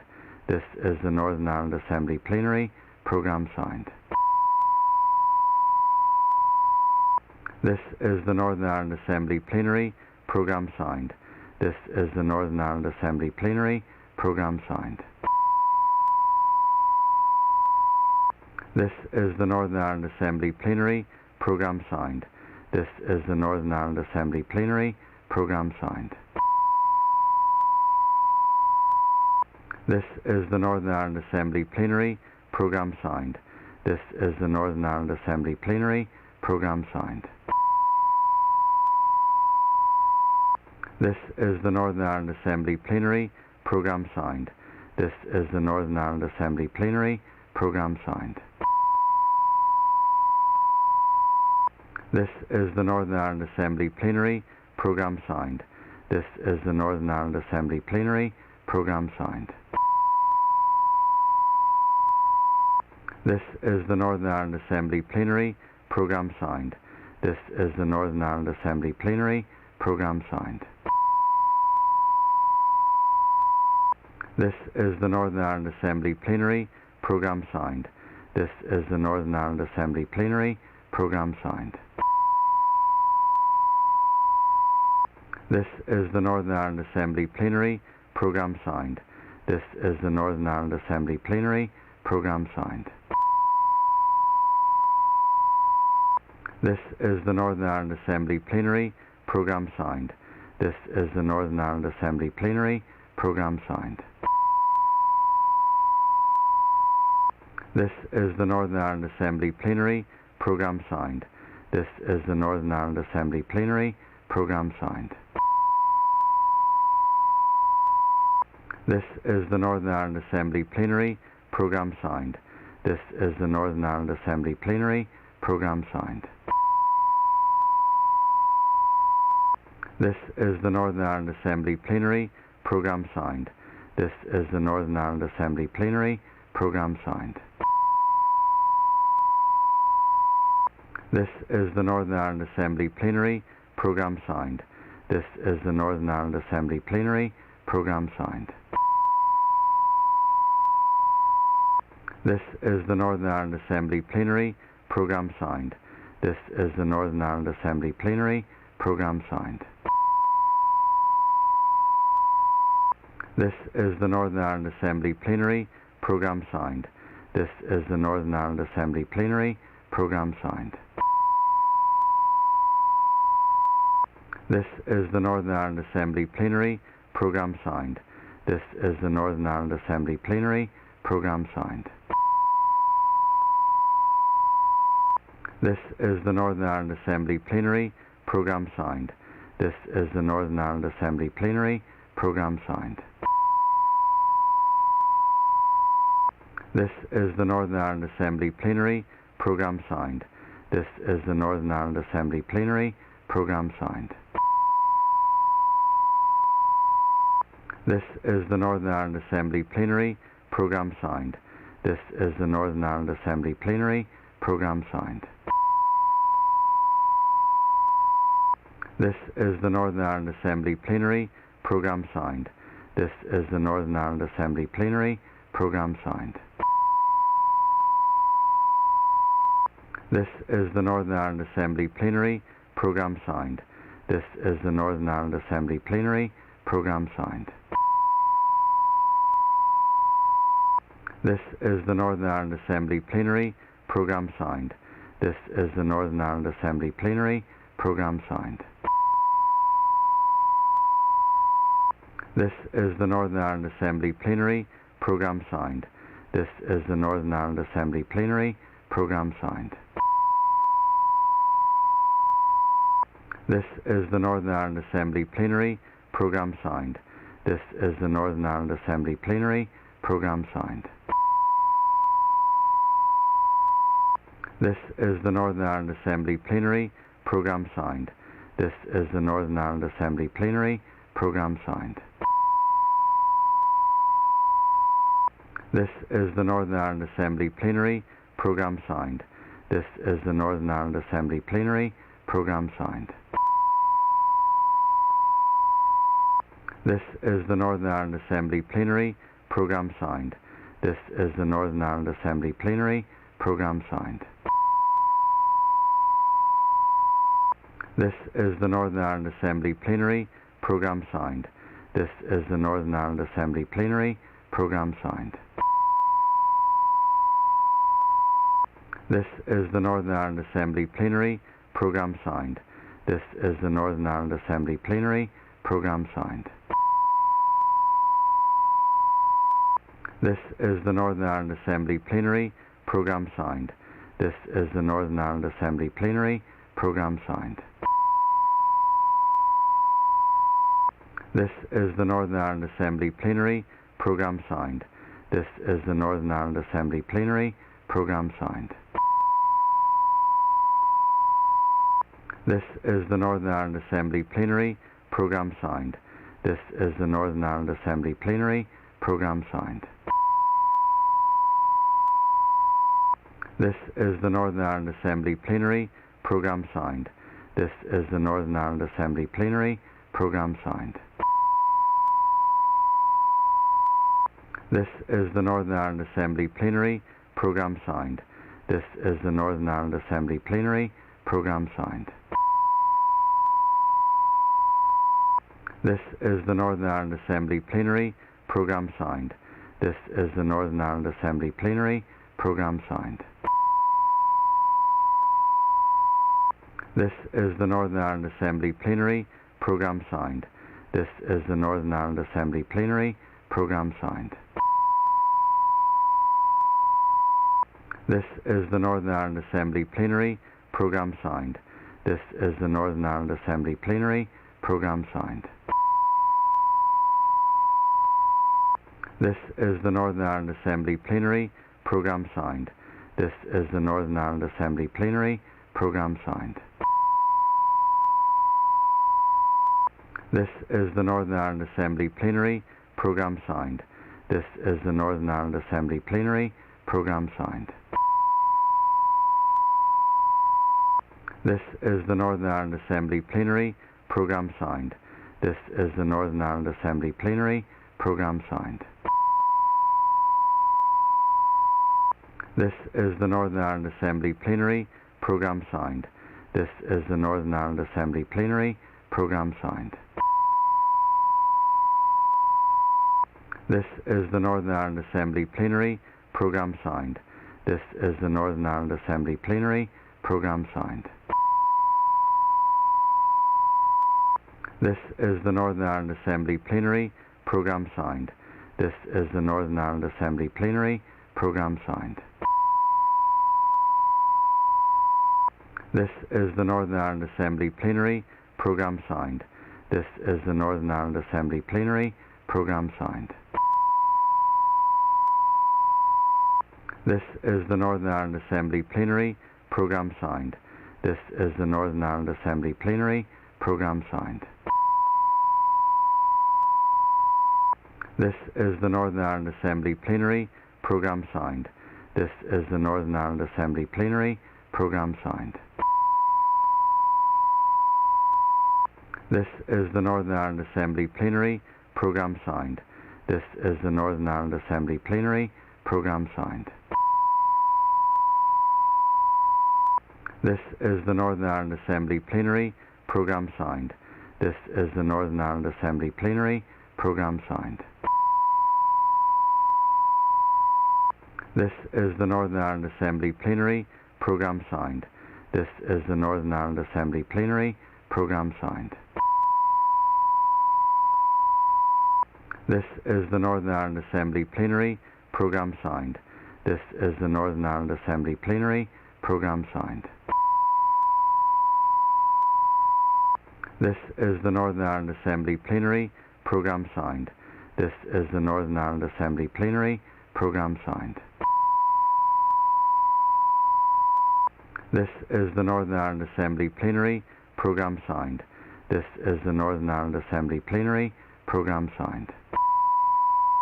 signed. This is the Northern Ireland Assembly Plenary Programme signed. This is the Northern Ireland Assembly Plenary Programme signed. This is the Northern Ireland Assembly Plenary Programme signed. This is the Northern Ireland Assembly Plenary Programme signed. This is the Northern Ireland Assembly Plenary Programme signed. This is the Northern Ireland Assembly Plenary Programme signed. This is the Northern Ireland Assembly Plenary Programme signed. This is the Northern Ireland Assembly Plenary Programme signed. This is the Northern Ireland Assembly Plenary Programme signed. This is the Northern Ireland Assembly Plenary Programme signed. This is the Northern Ireland Assembly Plenary Programme signed. This is the Northern Ireland Assembly Plenary Programme signed. This is the Northern Ireland Assembly Plenary Programme signed. This is the Northern Ireland Assembly Plenary Programme signed. This is the Northern Ireland Assembly Plenary Programme signed. This is the Northern Ireland Assembly Plenary Programme signed. This is the Northern Ireland Assembly Plenary Programme signed. This is the Northern Ireland Assembly Plenary Programme signed. This is the Northern Ireland Assembly Plenary Programme signed. This is the Northern Ireland Assembly Plenary Programme signed. This is the Northern Ireland Assembly Plenary Programme signed. This is the Northern Ireland Assembly Plenary Programme signed. This is the Northern Ireland Assembly Plenary Programme signed. This is the Northern Ireland Assembly Plenary Programme signed. This is the Northern Ireland Assembly Plenary Programme signed. This is the Northern Ireland Assembly Plenary Programme signed. This is the Northern Ireland Assembly Plenary Programme signed. This is the Northern Ireland Assembly Plenary Programme signed. This is the Northern Ireland Assembly Plenary Programme signed. This is the Northern Ireland Assembly Plenary Programme signed. This is the Northern Ireland Assembly Plenary Programme signed. This is the Northern Ireland Assembly Plenary Programme signed. This is the Northern Ireland Assembly Plenary Programme signed. This is the Northern Ireland Assembly Plenary Programme signed. This is the Northern Ireland Assembly Plenary Programme signed. This is the Northern Ireland Assembly Plenary Programme signed. This is the Northern Ireland Assembly Plenary Programme signed. This is the Northern Ireland Assembly Plenary Programme signed. This is the Northern Ireland Assembly Plenary Programme signed. This is the Northern Ireland Assembly Plenary Programme signed. This is the Northern Ireland Assembly Plenary Programme signed. This is the Northern Ireland Assembly Plenary Programme signed. This is the Northern Ireland Assembly Plenary Programme signed. This is the Northern Ireland Assembly Plenary Programme signed. This is the Northern Ireland Assembly Plenary Programme signed. This is the Northern Ireland Assembly Plenary Programme signed. This is the Northern Ireland Assembly Plenary Programme signed. This is the Northern Ireland Assembly Plenary Programme signed. This is the Northern Ireland Assembly Plenary Programme signed. This is the Northern Ireland Assembly Plenary Programme signed. This is the Northern Ireland Assembly Plenary Programme signed. This is the Northern Ireland Assembly Plenary Programme signed. This is the Northern Ireland Assembly Plenary Programme signed. This is the Northern Ireland Assembly Plenary Programme signed. This is the Northern Ireland Assembly Plenary Programme signed. This is the Northern Ireland Assembly Plenary Programme signed. This is the Northern Ireland Assembly Plenary Programme signed. This is the Northern Ireland Assembly Plenary Programme signed. This is the Northern Ireland Assembly Plenary Programme signed. This is the Northern Ireland Assembly Plenary Programme signed. This is the Northern Ireland Assembly Plenary Programme signed. This is the Northern Ireland Assembly Plenary Programme signed. This is the Northern Ireland Assembly Plenary Programme signed. This is the Northern Ireland Assembly Plenary Programme signed. This is the Northern Ireland Assembly Plenary Programme signed. This is the Northern Ireland Assembly Plenary Programme signed. This is the Northern Ireland Assembly Plenary Programme signed. This is the Northern Ireland Assembly Plenary Programme signed. This is the Northern Ireland Assembly Plenary Programme signed. This is the Northern Ireland Assembly Plenary Programme signed. This is the Northern Ireland Assembly Plenary Programme signed. This is the Northern Ireland Assembly Plenary Programme signed. This is the Northern Ireland Assembly Plenary Programme signed. This is the Northern Ireland Assembly Plenary Programme signed. This is the Northern Ireland Assembly Plenary Programme signed. This is the Northern Ireland Assembly Plenary Programme signed. This is the Northern Ireland Assembly Plenary Programme signed. This is the Northern Ireland Assembly Plenary Programme signed. This is the Northern Ireland Assembly Plenary Programme signed. This is the Northern Ireland Assembly Plenary Programme signed. This is the Northern Ireland Assembly Plenary Programme signed. This is the Northern Ireland Assembly Plenary Programme signed. This is the Northern Ireland Assembly Plenary Programme signed. This is the Northern Ireland Assembly Plenary Programme signed. This is the Northern Ireland Assembly Plenary Programme signed. This is the Northern Ireland Assembly Plenary Programme signed. This is the Northern Ireland Assembly Plenary Programme signed. This is the Northern Ireland Assembly Plenary Programme signed. This is the Northern Ireland Assembly Plenary Programme signed. This is the Northern Ireland Assembly Plenary Programme signed. This is the Northern Ireland Assembly Plenary Programme signed. This is the Northern Ireland Assembly Plenary Programme signed. This is the Northern Ireland Assembly Plenary Programme signed. This is the Northern Ireland Assembly Plenary Programme signed. This is the Northern Ireland Assembly Plenary Programme signed. This is the Northern Ireland Assembly Plenary Programme signed. This is the Northern Ireland Assembly Plenary Programme signed. This is the Northern Ireland Assembly Plenary Programme signed. This is the Northern Ireland Assembly Plenary Programme signed. This is the Northern Ireland Assembly Plenary Programme signed. This is the Northern Ireland Assembly Plenary Programme signed. This is the Northern Ireland Assembly Plenary Programme signed.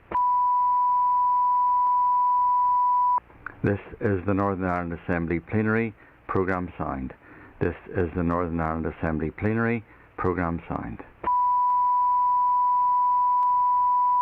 This is the Northern Ireland Assembly Plenary Programme signed. This is the Northern Ireland Assembly Plenary Programme signed. This is the Northern Ireland Assembly Plenary Programme signed. This is the Northern Ireland Assembly Plenary Programme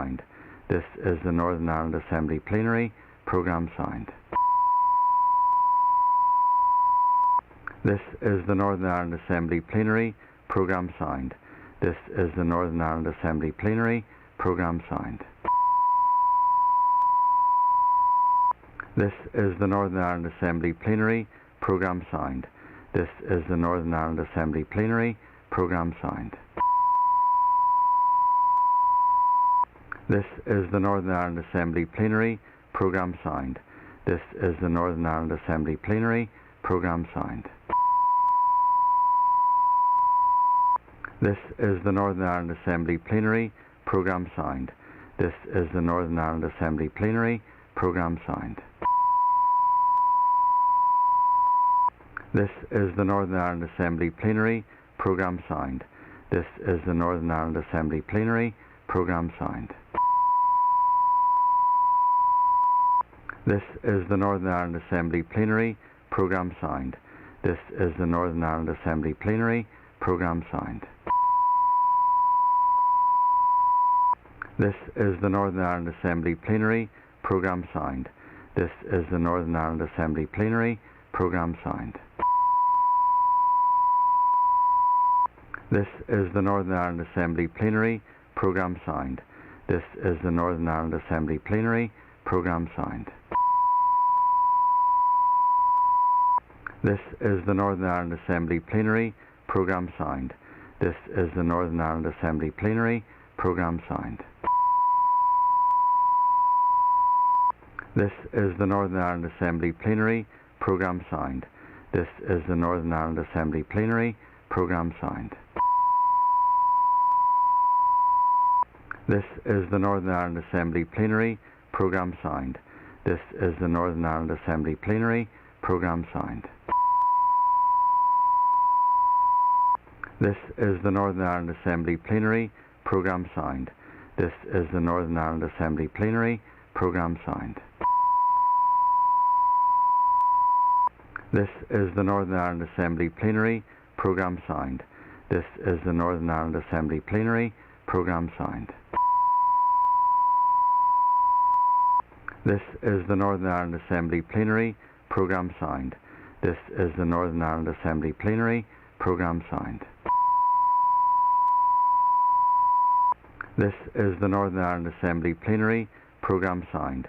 This is the Northern Ireland Assembly Plenary Programme signed. This is the Northern Ireland Assembly Plenary Programme signed. This is the Northern Ireland Assembly Plenary Programme signed. This is the Northern Ireland Assembly Plenary Programme signed. This is the Northern Ireland Assembly Plenary Programme signed. This is the Northern Ireland Assembly Plenary Programme signed. This is the Northern Ireland Assembly Plenary Programme signed. This is the Northern Ireland Assembly Plenary Programme signed. This is the Northern Ireland Assembly Plenary Programme signed.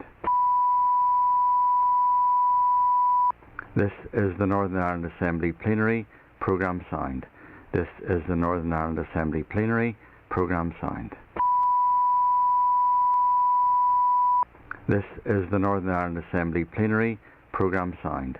This is the Northern Ireland Assembly Plenary Programme signed. This is the Northern Ireland Assembly Plenary Programme signed. This is the Northern Ireland Assembly Plenary Programme signed. This is the Northern Ireland Assembly Plenary Programme signed. This is the Northern Ireland Assembly Plenary Programme signed. This is the Northern Ireland Assembly Plenary Programme signed. This is the Northern Ireland Assembly Plenary Programme signed. This is the Northern Ireland Assembly Plenary Programme signed. This is the Northern Ireland Assembly Plenary Programme signed. This is the Northern Ireland Assembly Plenary Programme signed. This is the Northern Ireland Assembly Plenary Programme signed. This is the Northern Ireland Assembly Plenary Programme signed. This is the Northern Ireland Assembly Plenary Programme signed. This is the Northern Ireland Assembly Plenary Programme signed. This is the Northern Ireland Assembly Plenary Programme signed. This is the Northern Ireland Assembly Plenary Programme signed. This is the Northern Ireland Assembly Plenary Programme signed. This is the Northern Ireland Assembly Plenary Programme signed. This is the Northern Ireland Assembly Plenary Programme signed.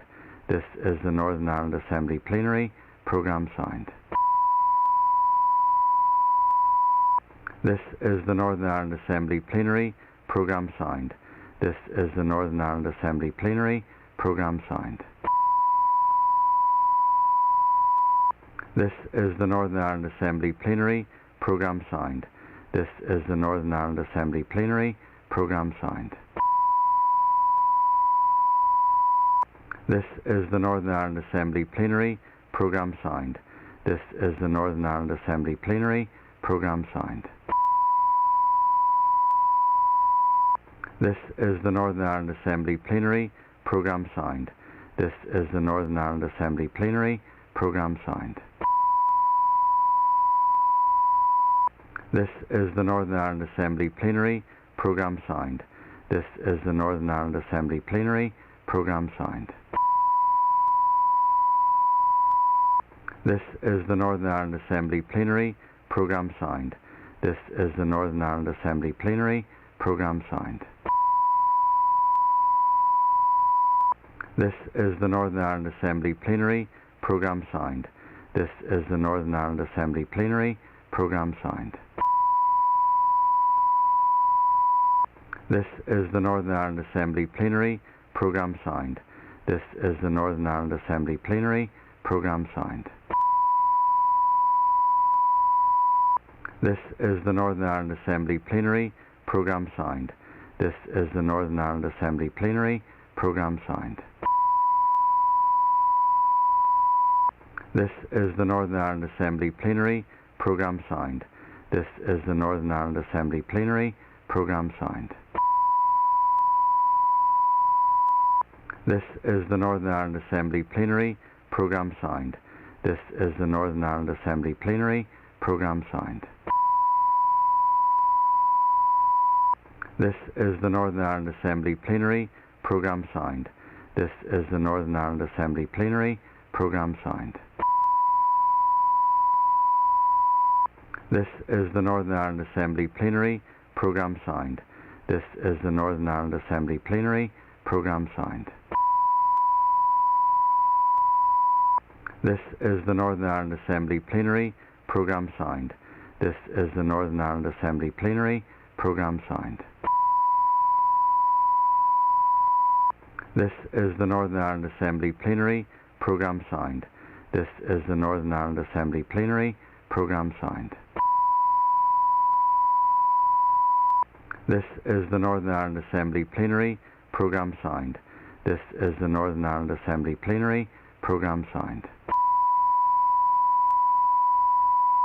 This is the Northern Ireland Assembly Plenary Programme Signed. This is the Northern Ireland Assembly Plenary Programme Signed. This is the Northern Ireland Assembly Plenary Programme Signed. This is the Northern Ireland Assembly Plenary Programme Signed. This is the Northern Ireland Assembly Plenary Programme Signed. This is the Northern Ireland Assembly Plenary Programme Signed. This is the Northern Ireland Assembly Plenary Programme Signed. This is the Northern Ireland Assembly Plenary Programme Signed. This is the Northern Ireland Assembly Plenary Programme Signed. This is the Northern Ireland Assembly Plenary Programme Signed. This is the Northern Ireland Assembly Plenary Programme Signed. This is the Northern Ireland Assembly Plenary Programme Signed.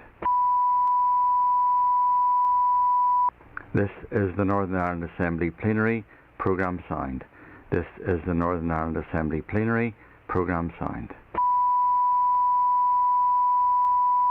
This is the Northern Ireland Assembly Plenary Programme Signed. This is the Northern Ireland Assembly Plenary Programme Signed. This is the Northern Ireland Assembly Plenary Programme Signed. This is the Northern Ireland Assembly Plenary Programme Signed. This is the Northern Ireland Assembly Plenary Programme Signed. This is the Northern Ireland Assembly Plenary Programme Signed.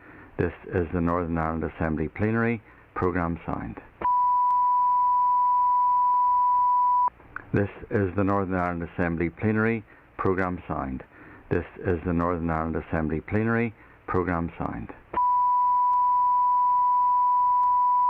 This is the Northern Ireland Assembly Plenary Programme Signed.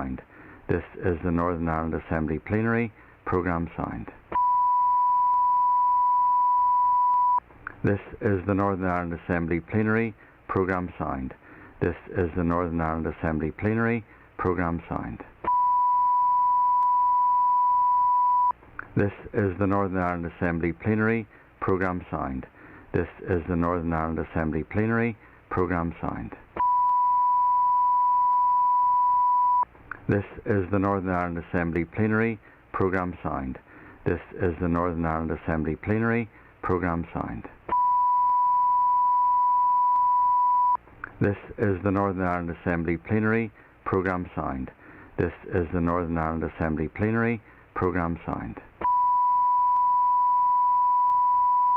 This is the Northern Ireland Assembly Plenary Programme Signed. This is the Northern Ireland Assembly Plenary Programme Signed. This is the Northern Ireland Assembly Plenary Programme Signed. This is the Northern Ireland Assembly Plenary Programme Signed. This is the Northern Ireland Assembly Plenary Programme Signed. This is the Northern Ireland Assembly Plenary Programme Signed. This is the Northern Ireland Assembly Plenary Programme Signed. This is the Northern Ireland Assembly Plenary Programme Signed. This is the Northern Ireland Assembly Plenary Programme Signed. This is the Northern Ireland Assembly Plenary Programme Signed. This is the Northern Ireland Assembly Plenary Programme Signed. This is the Northern Ireland Assembly Plenary Programme Signed. This is the Northern Ireland Assembly Plenary Programme Signed. This is the Northern Ireland Assembly Plenary Programme Signed. This is the Northern Ireland Assembly Plenary Programme Signed. This is the Northern Ireland Assembly Plenary Programme Signed. This is the Northern Ireland Assembly Plenary Programme Signed. This is the Northern Ireland Assembly Plenary Programme Signed. This is the Northern Ireland Assembly Plenary Programme Signed. This is the Northern Ireland Assembly Plenary Programme Signed. This is the Northern Ireland Assembly Plenary Programme Signed. This is the Northern Ireland Assembly Plenary Programme Signed. This is the Northern Ireland Assembly Plenary Programme Signed. This is the Northern Ireland Assembly Plenary Programme Signed. This is the Northern Ireland Assembly Plenary Programme Signed. This is the Northern Ireland Assembly Plenary Programme Signed. This is the Northern Ireland Assembly Plenary Programme Signed. This is the Northern Ireland Assembly Plenary Programme Signed. This is the Northern Ireland Assembly Plenary Programme Signed. This is the Northern Ireland Assembly Plenary Programme Signed. This is the Northern Ireland Assembly Plenary Programme Signed.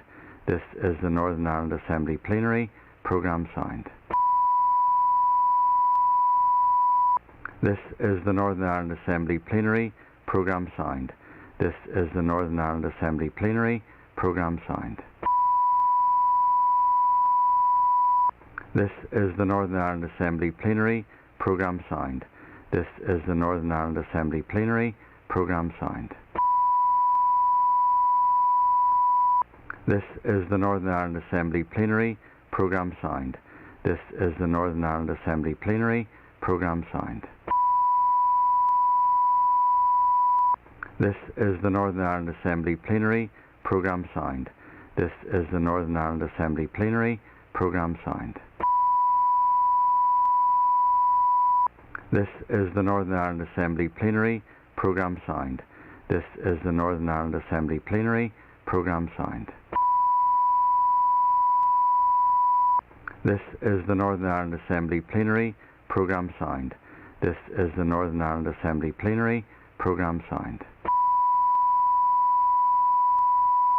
This is the Northern Ireland Assembly Plenary Programme Signed. This is the Northern Ireland Assembly Plenary Programme Signed. This is the Northern Ireland Assembly Plenary Programme Signed. This is the Northern Ireland Assembly Plenary Programme Signed. This is the Northern Ireland Assembly Plenary Programme Signed.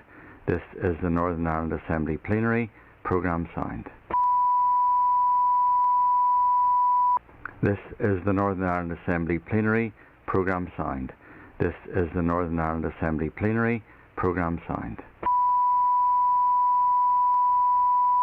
This is the Northern Ireland Assembly Plenary Programme Signed. This is the Northern Ireland Assembly Plenary Programme Signed. This is the Northern Ireland Assembly Plenary Programme Signed. This is the Northern Ireland Assembly Plenary Programme Signed. This is the Northern Ireland Assembly Plenary Programme Signed. This is the Northern Ireland Assembly Plenary Programme Signed. This is the Northern Ireland Assembly Plenary Programme signed. This is the Northern Ireland Assembly Plenary Programme signed. This is the Northern Ireland Assembly Plenary Programme signed. This is the Northern Ireland Assembly Plenary Programme signed. This is the Northern Ireland Assembly Plenary Programme signed. This is the Northern Ireland Assembly Plenary Programme signed. This is the Northern Ireland Assembly Plenary Programme signed. This is the Northern Ireland Assembly Plenary Programme signed. This is the Northern Ireland Assembly Plenary Programme signed. This is the Northern Ireland Assembly Plenary Programme signed. This is the Northern Ireland Assembly Plenary Programme signed. This is the Northern Ireland Assembly Plenary Programme signed. This is the Northern Ireland Assembly Plenary Programme signed. This is the Northern Ireland Assembly Plenary Programme signed. This is the Northern Ireland Assembly Plenary Programme signed. This is the Northern Ireland Assembly Plenary Programme signed. This is the Northern Ireland Assembly Plenary Programme signed. This is the Northern Ireland Assembly Plenary Programme signed. This is the Northern Ireland Assembly Plenary Programme signed. This is the Northern Ireland Assembly Plenary Programme signed. This is the Northern Ireland Assembly Plenary Programme signed. This is the Northern Ireland Assembly Plenary Programme signed. This is the Northern Ireland Assembly Plenary Programme signed. This is the Northern Ireland Assembly Plenary Programme signed. This is the Northern Ireland Assembly Plenary Programme signed. This is the Northern Ireland Assembly Plenary Programme signed. This is the Northern Ireland Assembly Plenary Programme signed. This is the Northern Ireland Assembly Plenary Programme signed. This is the Northern Ireland Assembly Plenary Programme signed. This is the Northern Ireland Assembly Plenary Programme signed. This is the Northern Ireland Assembly Plenary Programme signed. This is the Northern Ireland Assembly Plenary Programme signed. This is the Northern Ireland Assembly Plenary Programme signed. This is the Northern Ireland Assembly Plenary Programme signed. This is the Northern Ireland Assembly Plenary Programme signed. This is the Northern Ireland Assembly Plenary Programme signed. This is the Northern Ireland Assembly Plenary Programme signed. This is the Northern Ireland Assembly Plenary Programme signed. This is the Northern Ireland Assembly Plenary Programme signed. This is the Northern Ireland Assembly Plenary Programme signed. This is the Northern Ireland Assembly Plenary Programme signed. This is the Northern Ireland Assembly Plenary Programme signed. This is the Northern Ireland Assembly Plenary Programme signed. This is the Northern Ireland Assembly Plenary Programme signed. This is the Northern Ireland Assembly Plenary Programme signed. This is the Northern Ireland Assembly Plenary Programme signed. This is the Northern Ireland Assembly Plenary Programme signed. This is the Northern Ireland Assembly Plenary Programme signed. This is the Northern Ireland Assembly Plenary Programme signed. This is the Northern Ireland Assembly Plenary Programme signed. This is the Northern Ireland Assembly Plenary Programme signed. This is the Northern Ireland Assembly Plenary Programme signed. This is the Northern Ireland Assembly Plenary Programme signed. This is the Northern Ireland Assembly Plenary Programme signed. This is the Northern Ireland Assembly Plenary Programme Signed. This is the Northern Ireland Assembly Plenary Programme Signed.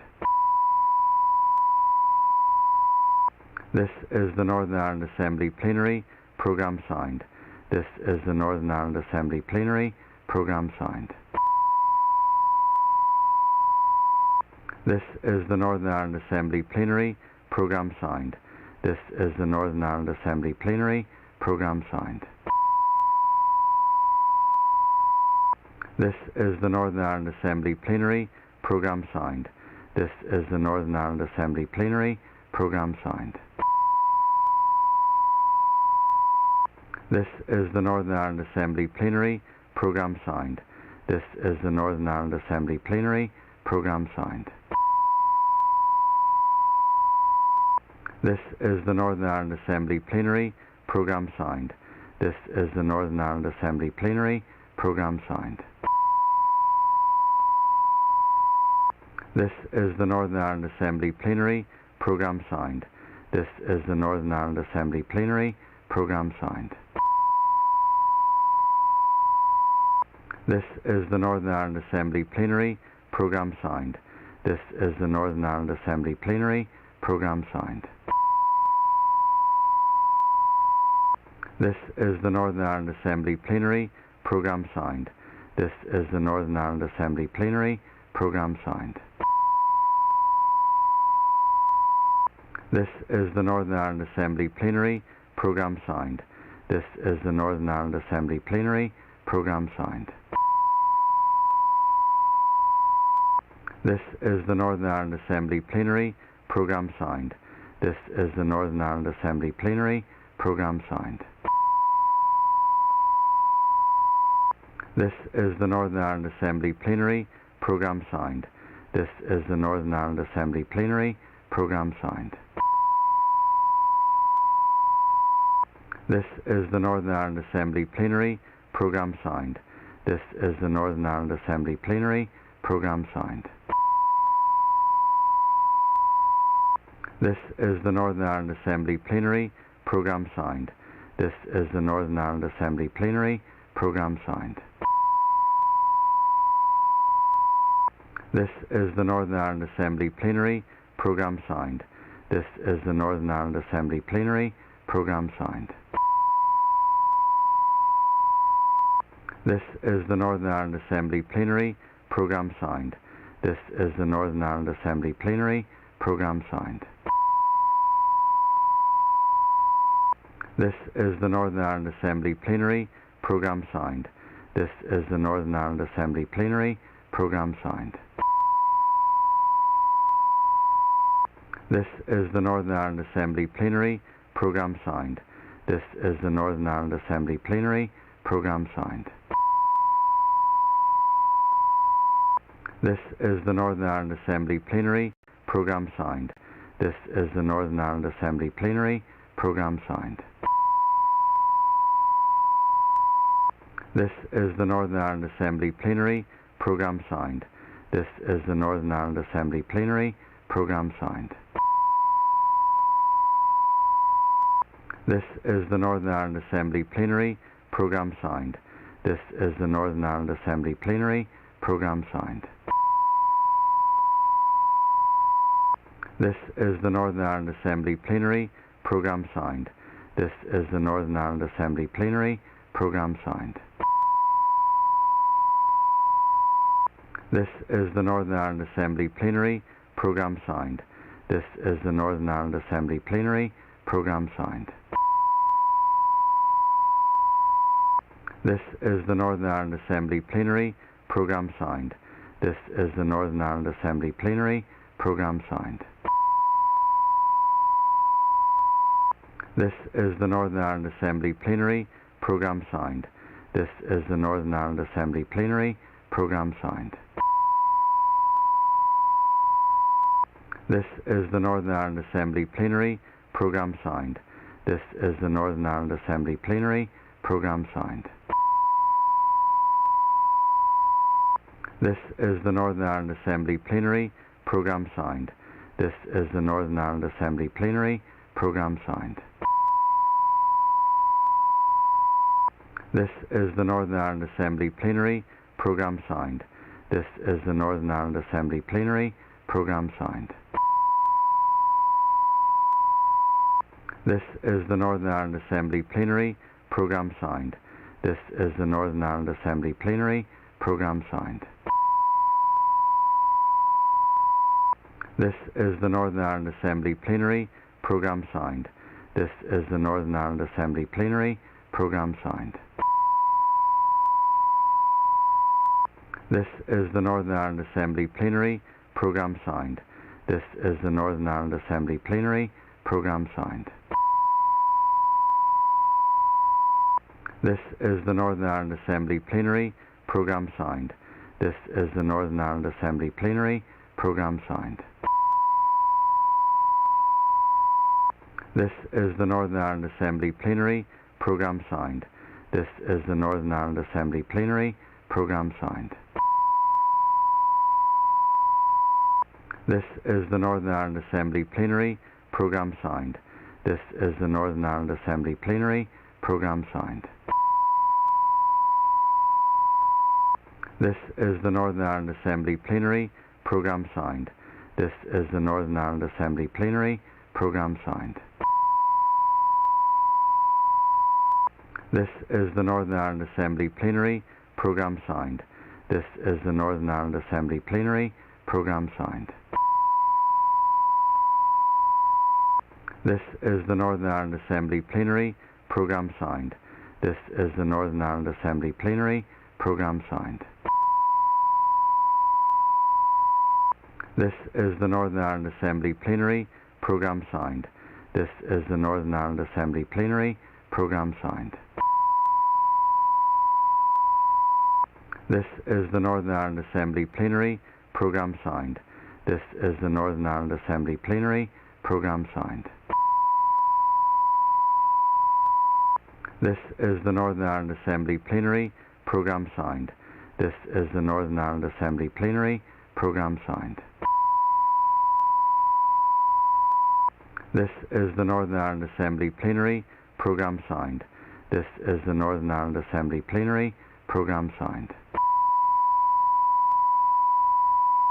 This is the Northern Ireland Assembly Plenary Programme Signed. This is the Northern Ireland Assembly Plenary Programme Signed. This is the Northern Ireland Assembly Plenary Programme Signed. This is the Northern Ireland Assembly Plenary Programme Signed. This is the Northern Ireland Assembly Plenary Programme Signed. This is the Northern Ireland Assembly Plenary Programme Signed.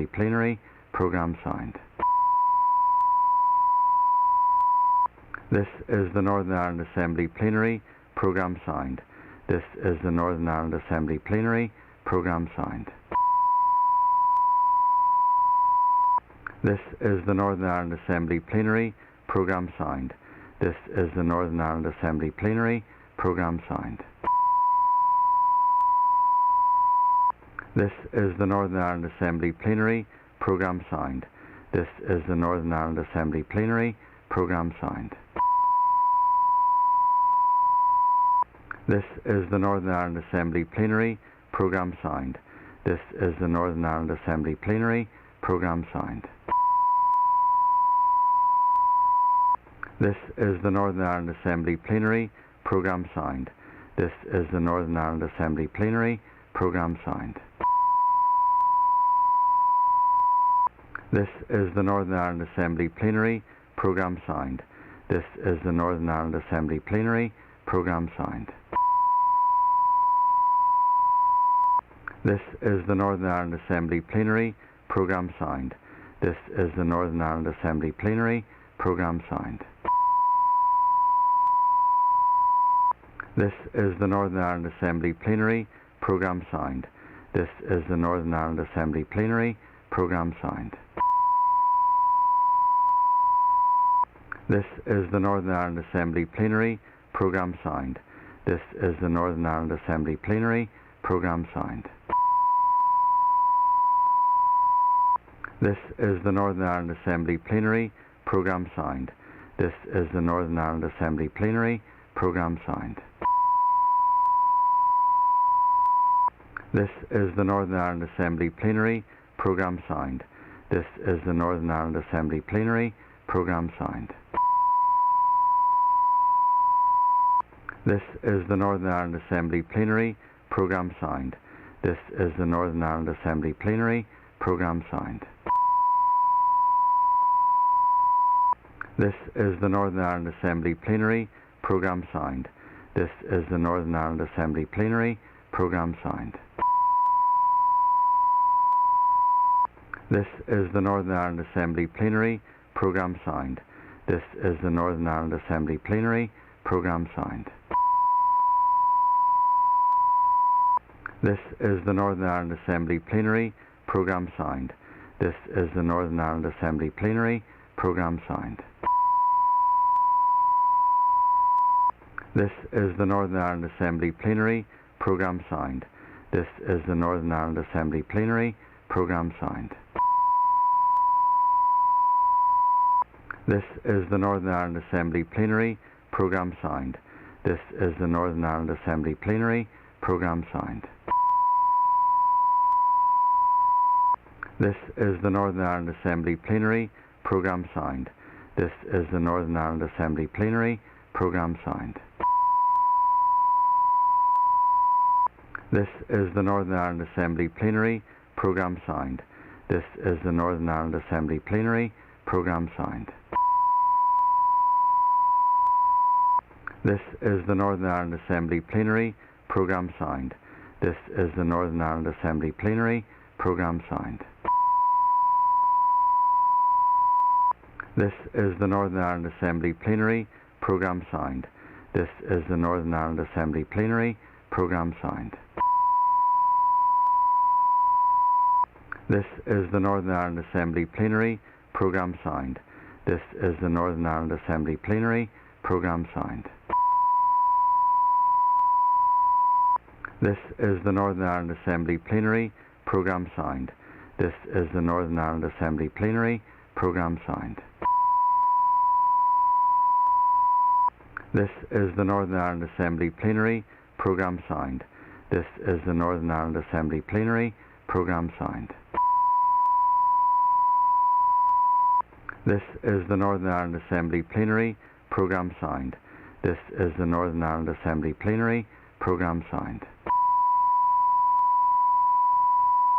This is the Northern Ireland Assembly Plenary Programme signed. This is the Northern Ireland Assembly Plenary Programme signed. This is the Northern Ireland Assembly Plenary Programme signed. This is the Northern Ireland Assembly Plenary Programme signed.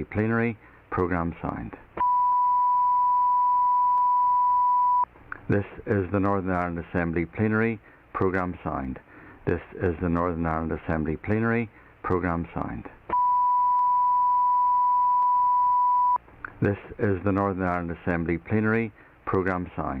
This is the Northern Ireland Assembly Plenary Programme signed. This is the Northern Ireland Assembly Plenary Programme signed.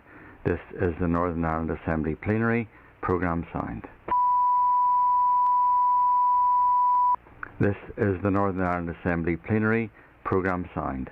This is the Northern Ireland Assembly Plenary Programme signed. This is the Northern Ireland Assembly Plenary Programme signed. This is the Northern Ireland Assembly Plenary Programme signed. This is the Northern Ireland Assembly Plenary Programme signed. This is the Northern Ireland Assembly Plenary Programme signed. This is the Northern Ireland Assembly Plenary Programme signed. This is the Northern Ireland Assembly Plenary Programme signed. This is the Northern Ireland Assembly Plenary Programme signed. This is the Northern Ireland Assembly Plenary Programme signed. This is the Northern Ireland Assembly Plenary Programme signed. This is the Northern Ireland Assembly Plenary Programme signed. This is the Northern Ireland Assembly Plenary Programme signed. This is the Northern Ireland Assembly Plenary Programme signed. This is the Northern Ireland Assembly Plenary Programme signed.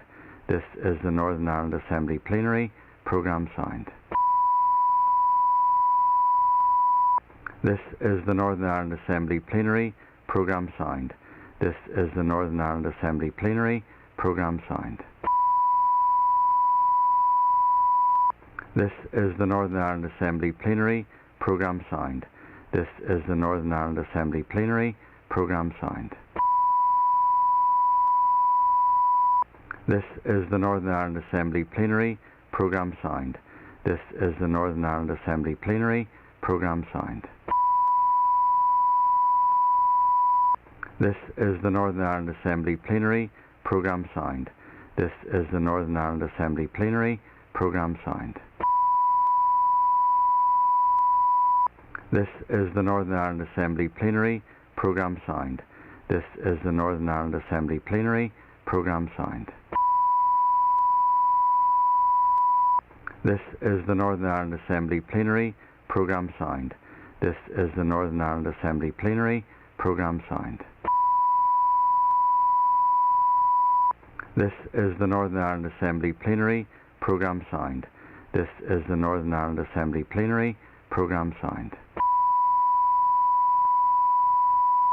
This is the Northern Ireland Assembly Plenary Programme signed. This is the Northern Ireland Assembly Plenary Programme signed. This is the Northern Ireland Assembly Plenary Programme signed. This is the Northern Ireland Assembly Plenary Programme signed. This is the Northern Ireland Assembly Plenary Programme signed. This is the Northern Ireland Assembly Plenary Programme signed. This is the Northern Ireland Assembly Plenary Programme signed. This is the Northern Ireland Assembly Plenary Programme signed. This is the Northern Ireland Assembly Plenary Programme signed. This is the Northern Ireland Assembly Plenary Programme signed. This is the Northern Ireland Assembly Plenary Programme signed. This is the Northern Ireland Assembly Plenary Programme signed. This is the Northern Ireland Assembly Plenary Programme signed. This is the Northern Ireland Assembly Plenary Programme signed. This is the Northern Ireland Assembly Plenary Programme signed. This is the Northern Ireland Assembly Plenary Programme signed. This is the Northern Ireland Assembly Plenary Programme signed. This is the Northern Ireland Assembly Plenary Programme signed. This is the Northern Ireland Assembly Plenary Programme signed. This is the Northern Ireland Assembly Plenary Programme signed. This is the Northern Ireland Assembly Plenary Programme signed. This is the Northern Ireland Assembly Plenary Programme signed. This is the Northern Ireland Assembly Plenary Programme signed. This is the Northern Ireland Assembly Plenary Programme signed. This is the Northern Ireland Assembly Plenary Programme signed. This is the Northern Ireland Assembly Plenary Programme signed.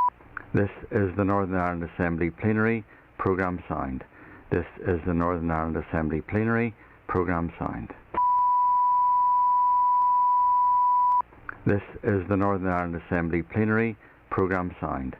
This is the Northern Ireland Assembly Plenary Programme signed. This is the Northern Ireland Assembly Plenary Programme signed. This is the Northern Ireland Assembly Plenary Programme signed. This is the Northern Ireland Assembly Plenary Programme signed. This is the Northern Ireland Assembly Plenary Programme signed. This is the Northern Ireland Assembly Plenary Programme signed. This is the Northern Ireland Assembly Plenary Programme signed. This is the Northern Ireland Assembly Plenary Programme signed. This is the Northern Ireland Assembly Plenary Programme signed. This is the Northern Ireland Assembly Plenary Programme signed. This is the Northern Ireland Assembly Plenary Programme signed. This is the Northern Ireland Assembly Plenary Programme signed. This is the Northern Ireland Assembly Plenary Programme signed. This is the Northern Ireland Assembly Plenary Programme signed. This is the Northern Ireland Assembly Plenary Programme signed. This is the Northern Ireland Assembly Plenary Programme signed. This is the Northern Ireland Assembly Plenary Programme signed. This is the Northern Ireland Assembly Plenary Programme signed. This is the Northern Ireland Assembly Plenary Programme signed. This is the Northern Ireland Assembly Plenary Programme signed. This is the Northern Ireland Assembly Plenary Programme signed. This is the Northern Ireland Assembly Plenary Programme signed. This is the Northern Ireland Assembly Plenary Programme signed. This is the Northern Ireland Assembly Plenary Programme signed. This is the Northern Ireland Assembly Plenary Programme signed. This is the Northern Ireland Assembly Plenary Programme signed. This is the Northern Ireland Assembly Plenary Programme signed. This is the Northern Ireland Assembly Plenary Programme signed. This is the Northern Ireland Assembly Plenary Programme signed. This is the Northern Ireland Assembly Plenary Programme signed.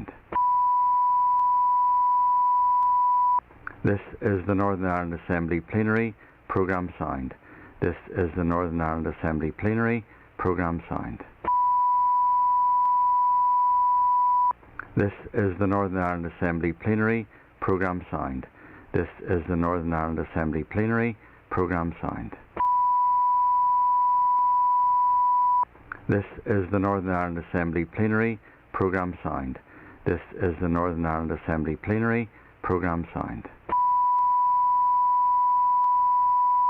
This is the Northern Ireland Assembly Plenary Programme signed.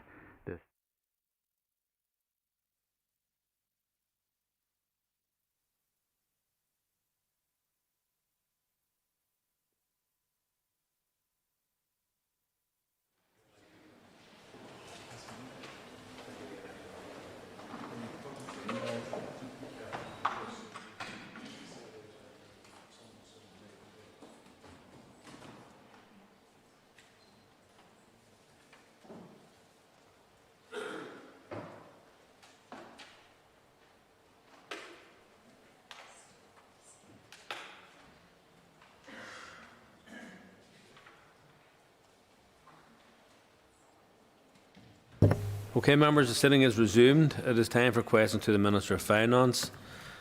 Maurice Bradley is not in his place, and I now call Diane Dodds. Question number 2. The legislation constrains the Executive in presenting the draft budget until at least a period of 14 days after a statement is laid before the Assembly, setting out our controlled totals as notified by the Secretary of State. That statement was formally laid on the 4th of November. I have undertaken a series of bilateral meetings with Executive Ministers on the budget, and my intention is to bring a draft budget to the Executive as soon as possible and present a draft budget to the Assembly once the Executive agreement is secured. Supplementary, Diane Dodds. Thank you, Mr. Speaker. Minister, thank you for your answer, and I am glad to note that the Sinn Féin Finance Minister does intend to bring a budget to the Assembly at last. When officials were at the Education Committee the other week, they indicated that there would be a £350 million shortfall in their budget going on the baseline that has been provided for them. Will you make this cut to education, or will you prioritise children and young people in Northern Ireland? Well, the member will know from the outcome of the spending review it is certainly not what the Executive requires in terms of the public services that we want to be able to offer to all the citizens that are from here. And certainly that has forced the Executive over a long number of years to start to prioritise what services it can afford to provide against those that it would like to provide. And obviously the primary recipient in that regard has always been health, although education has always come a close second. So I am very much aware, and I met with the Education Minister last week, very much aware of the challenges that there are in the Education Department, as there are across all public services, but it is particularly acute when it comes to children and young people who we want to give the best possible start in life to. So the decisions in relation to prioritisation and indeed in relation to the outcome of the draft budget will be for the Executive as a whole. I have spent the last while and will continue engaging individually with all executive ministers, so she will know from her own experience, to hear what their priorities are and the challenges that they face, and to try and stretch what is a limited budget, although we are pleased that it's over 3 years because it gives us the ability to do more planning, but to stretch that as best we can across the range of the priorities the Executive will have. But it will ultimately be for the Executive to decide that. Steve Much indeed, and I thank the Minister for his answers so far. Minister, obviously we now have the opportunity for 3-year budgets going forward. Could the Minister explain to us what discussions he's had with ministers, and in some way how is he going to link this to the programme for government, or how is the budget going to be linked more properly to delivery from the programme for government? Well, I have had over the last week or so, as I say, bilateral engagements with almost all of the executive ministers. I have a few still to go, and that does. We've had, as he knows, the pre-spending review outcome discussion at executive level in terms of what our priorities would be before we were aware of the outcome of the spending review. What our priorities would be in the time ahead, how we would plan that over 3 years, how we would try and match that to a programme for government commitments and ensure that we have outcomes attached to that. So that is the challenge that lies ahead for the Executive. We have had the discussion largely with all of the ministers. My job will be then to bring a draft to the Executive, which would obviously seek executive approval. Of course, that is a matter for the Executive themselves. And then, as he says, the ability to be able to plan over 3 years is something that we very much wanted. And so we will have to ensure that however we prioritise, and it is a stretch to try and fit in all of the priorities that ministers would want, that we do so in a way which does achieve some very tangible outcomes for the public that we represent.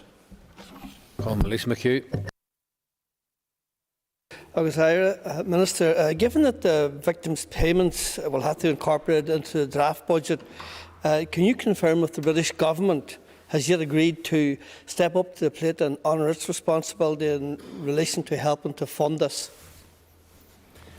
No, it hasn't as yet made that commitment. We are in dispute resolution with Treasury in relation to the issue of victims' payments. We have committed up front to ensure that those payments are met, so that no one who is potentially a recipient of that has to wait or be concerned that they would have to wait on such a payment coming through. But of course the issue of funding that is still a matter of dispute between the Executive and Treasury. I did raise this issue with the new Chief Secretary of the Treasury about a month ago when I met him, and I have to go back to him. The dispute resolution process has not yet completed, and I intend to get back to him in the very near future to try and secure an agreement for that. It is a very substantial cost on the Executive's annual funding at a time when our annual funding does not come anywhere close to that which we require in terms of providing decent public services. Thus far. The Minister is now clear that we've got a multi-year budget ahead of us, and part of that there's an uplift in capital funding. But I have a concern about our ability to effectively spend that. In the context of this year, there's still capital funding which is unspent. What more is the Minister intending to do to ensure that the capital funding for the multi-year budget will be effectively spent? And can the Minister provide an update on the Infrastructure Commission, which the Executive agreed to establish? Well, I'm not certain that there was capital money unspent this year, but I have to say that there is a report that was presented by the Audit Office into major capital programmes and how those could be improved. I know my own department had a role in responding to that, and I think there are lessons in that for all government departments to make sure that there is an improvement on the addressing of the issues that arose within that report. And we need to ensure that, because with a limited budget and so many competing priorities and projects indeed, looking for capital and resource money, then the worst thing we could do is not spend that out properly. So there is a real onus on us to get that right. And if there are lessons coming from that Audit Office report, then we need to make sure that those are recognised and appropriate action is taken. In relation to the Infrastructure Commission, I know the Infrastructure Minister has raised issues around that. It will be a matter for the Executive to establish that, and I'm sure that they will get round to that in due course. Call Ciara Ferguson. Thank you, Deputy Speaker. Question 3. I was delighted to announce at an event this morning that the Living Wage Foundation has now formally accredited the Executive as a living wage employer. While this fully delivers on this NDNA commitment, my department has also gone further by introducing a wider procurement policy that will see living wage included as a condition of contract for tenders from June 2022. Furthermore, my officials are also discussing with the Foundation how we can support their campaign to encourage more employers to pay a living wage. Ciara Ferguson. Thank you, Minister, for your answer thus far. The Minister, you will be aware of the invaluable role that our domiciliary care workers have played supporting our most vulnerable and our elderly, particularly as well during COVID. Despite this, they are often paid the minimum wage. So with the living wage policy, or will it apply to them? Yeah, well, the living wage accreditation announced today for the Executive applies to civil service, and we are obviously encouraging and working with all public sector organisations to make sure that that rolls out through the public sector generally, where a lot of those care workers come in who do absolutely invaluable job, and that's, if not recognised before, certainly recognised over the course of the pandemic. And many are, as you say, being paid a minimum wage. That for new contracts, as part of the procurement rules that we have changed, for new contracts from June 2022, anyone who's securing a government contract under which they would be employed by various trusts will have to pay their staff the Living Wage Foundation living wage, which obviously will be a substantial increase on an hourly basis for those workers. So I think that is not just good news in terms of today's announcements for civil servants and public sector workers, but as we roll on into this and continue to do work on the living wage area, it will be good work for thousands of workers. Of course, there are a whole range of anti-poverty measures that are needed, and I think the Executive will have a role across all of those to try and ensure that people here, particularly in the time of this cost of living crisis, enjoy a decent standard of living. I call Pat Cadney. Minister, excuse me. Minister, we have seen the sharp energy price rise on the cost of living. You set out on your reasons for not taking action on the universal credit cut, but will you urgently convene a cost of living task force with the economy and community ministers to explore what more can be done to support people this winter? Well, can I correct him first that the decision in relation to universal credit was taken by the Executive, not by myself. I think particularly members of your own party often credit me with more powers than I have, and if you have ever a proposition to give me more powers, I'll be very happy to receive it. But the reality is that decision was taken by the Executive. I'm very happy to work with other ministers in recognition that there is a cost of living crisis with us currently. And that the increased costs, particularly in terms of energy and food, are very real for very many families. So, however, the Executive, and there was to be a dedicated discussion on that. I know the Communities Minister has been pressing very much for that discussion to see what all parties can bring to the table in relation to that. So I'm very happy to play my part if there is such a proposition around that. I call Paula Bradshaw. Thank you, Mr Speaker, and thank you, Finance Minister. Just to go back to your last answer in relation to the awarding of contracts, I'm just wondering, will that include the community and voluntary sector who will be in receipt of government grants? Yeah, we are looking at that issue again, and at the event this morning we had a discussion. It was not just a launch of this, we had actually a discussion with people from that sector, and there is a recognition that a lot of those contracts provided by the community and voluntary sector are very location specific. They know the geography of the area they're dealing with, they know the people of the area they're dealing with, and often there isn't enough recognition. If these are awarded to larger firms, you can simply come in with a lower cost. So there is a recognition, and measures are going to be included in procurement to ensure that we do recognise that the community and voluntary sector can provide a more effective service to local community. And whether that's done through a tender process or through a grant process, I think we have to ensure that the flexibility which is already there for departments in how they approach this is actually followed through on, to make sure that they get services that are provided in localities by people who have that experience and knowledge within those localities as well. Colin McNesbitt. Thank you. Just to be clear, has the Minister factored the national living wage into future departmental spending, and if so, what's the impact? Yes, and we will have to.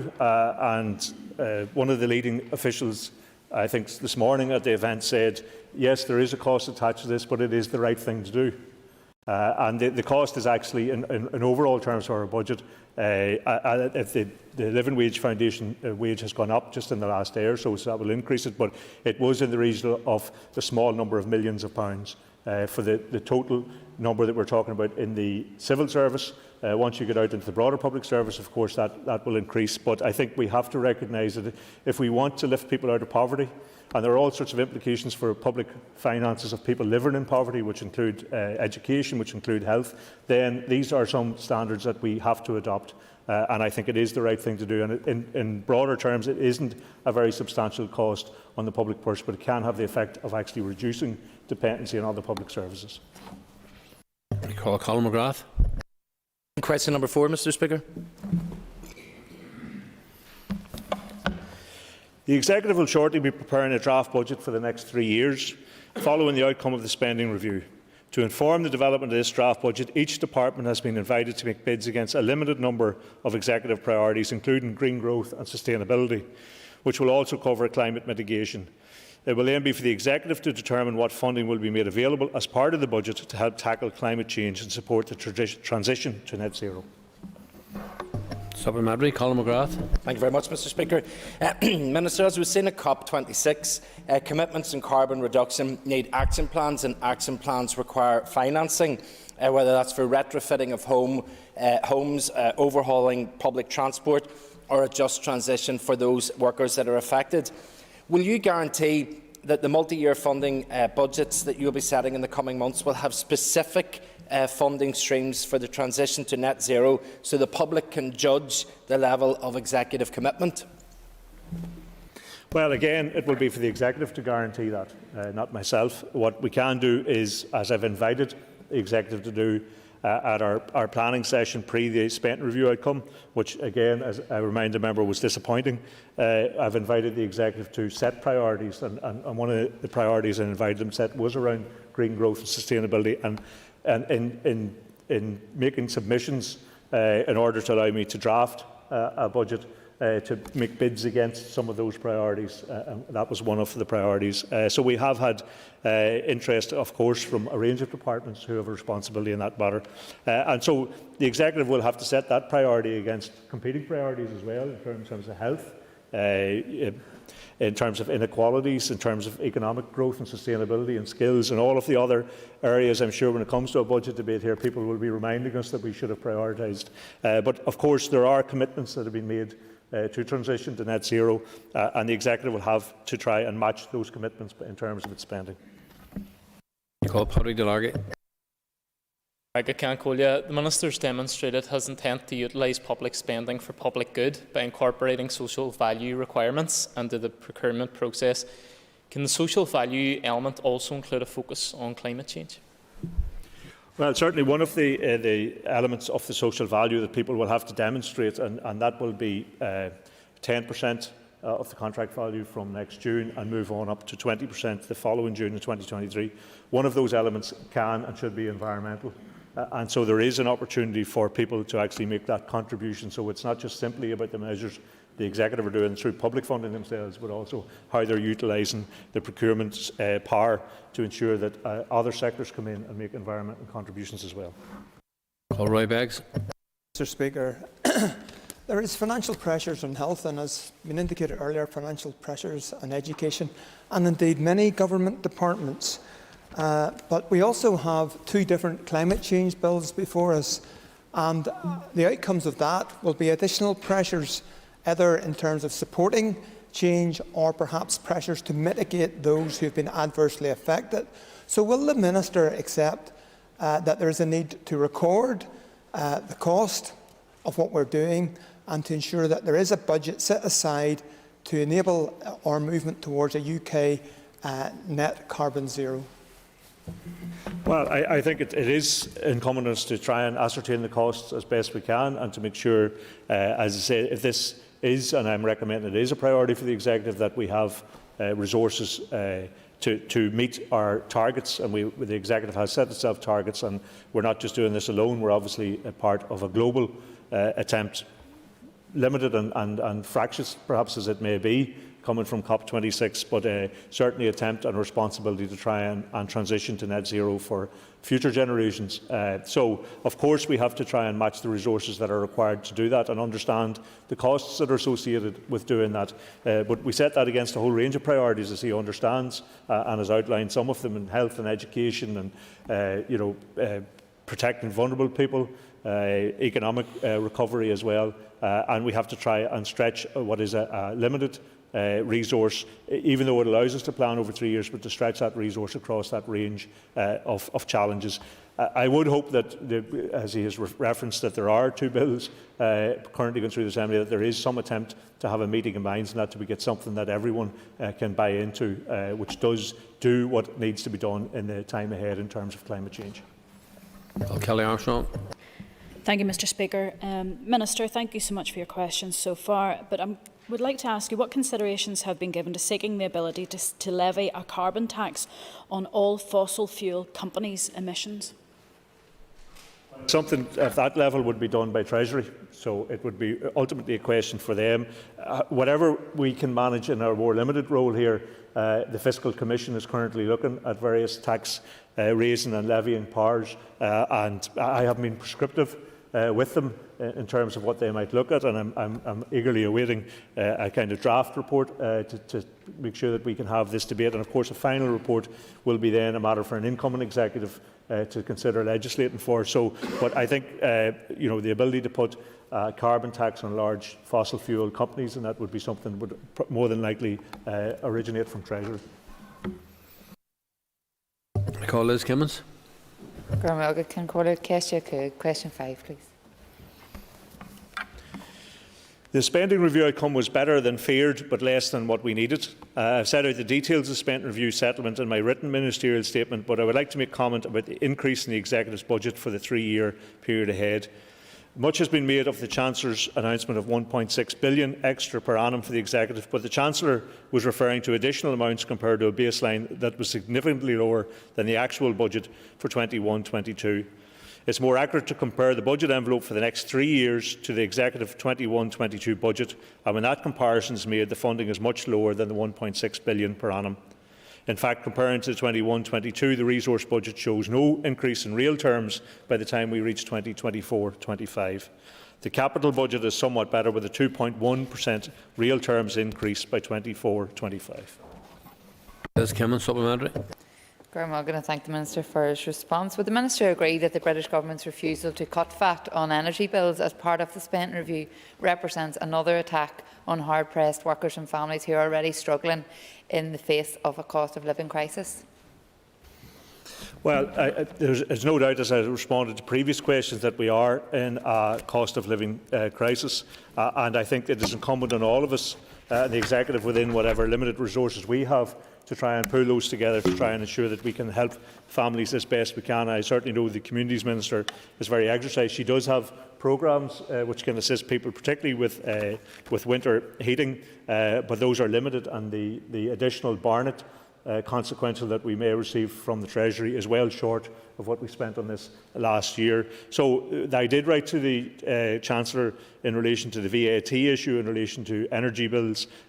We will see what comes out of that. I know it is a complex issue, but I know there are other governments in other areas that have been looking at this. Certainly a temporary waiver on those bills to recognise the climate that we're currently in. I call Matthew O'Toole.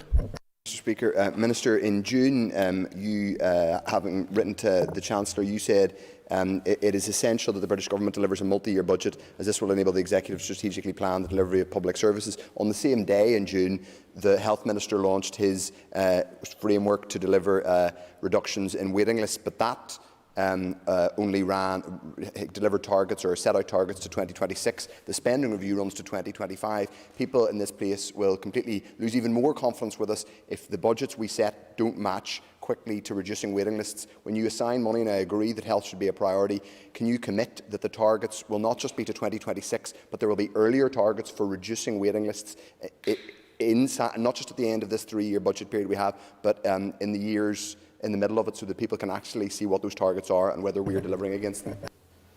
Well, I think he makes a fair point. The health budget has increased year on year, but yet the problems within health, as we all have experienced or witnessed over the last number of days, continue to grow. And so I would be very committed to resourcing health to try and make the transformative changes that are needed in order to properly fund our health service, but also to reduce down the cost of the public purse, the provision of that health service. And of course, improving public health is not just simply a matter for the Department of Health. There are a range of departments. Indeed, all of us have a contribution to make in that regard. But I do think it is incumbent when the Executive, and it may well be the case, the draft budget is yet to be set, it may well be the case that other departments are asked to contribute to that outcome. Then I think people will want to know what we're getting for that contribution.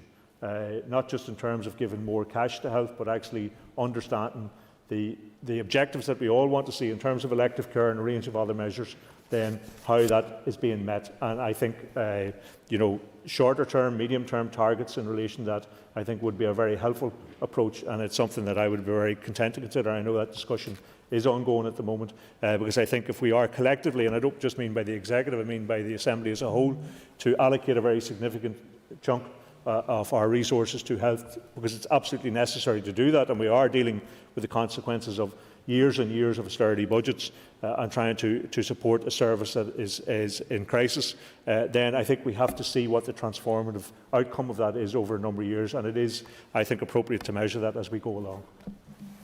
I call Robbie Butler. Question number 6, Mr. Speaker.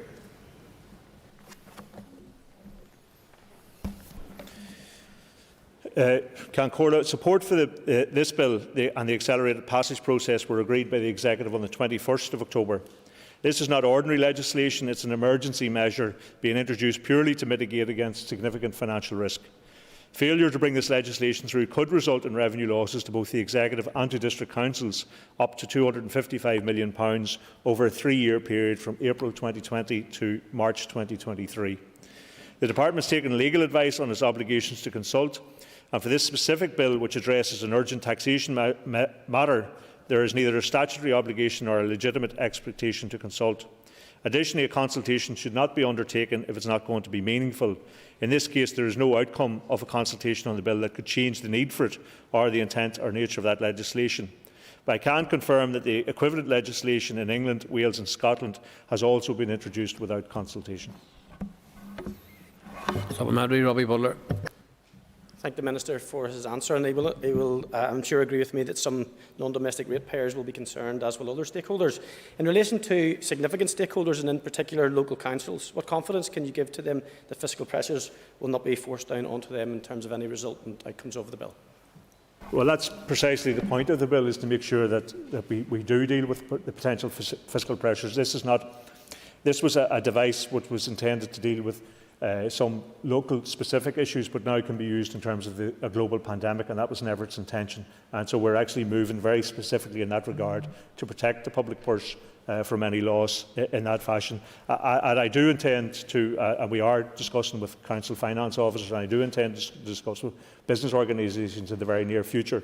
But obviously our ability to consult anyone was undependent on the Executive's outcome in terms of their approval for the bill to be taken forward, which was only a short few weeks ago. So, yes, we have no intention of absorbing a cost, and that's therefore there would be no intention of passing that on to local government.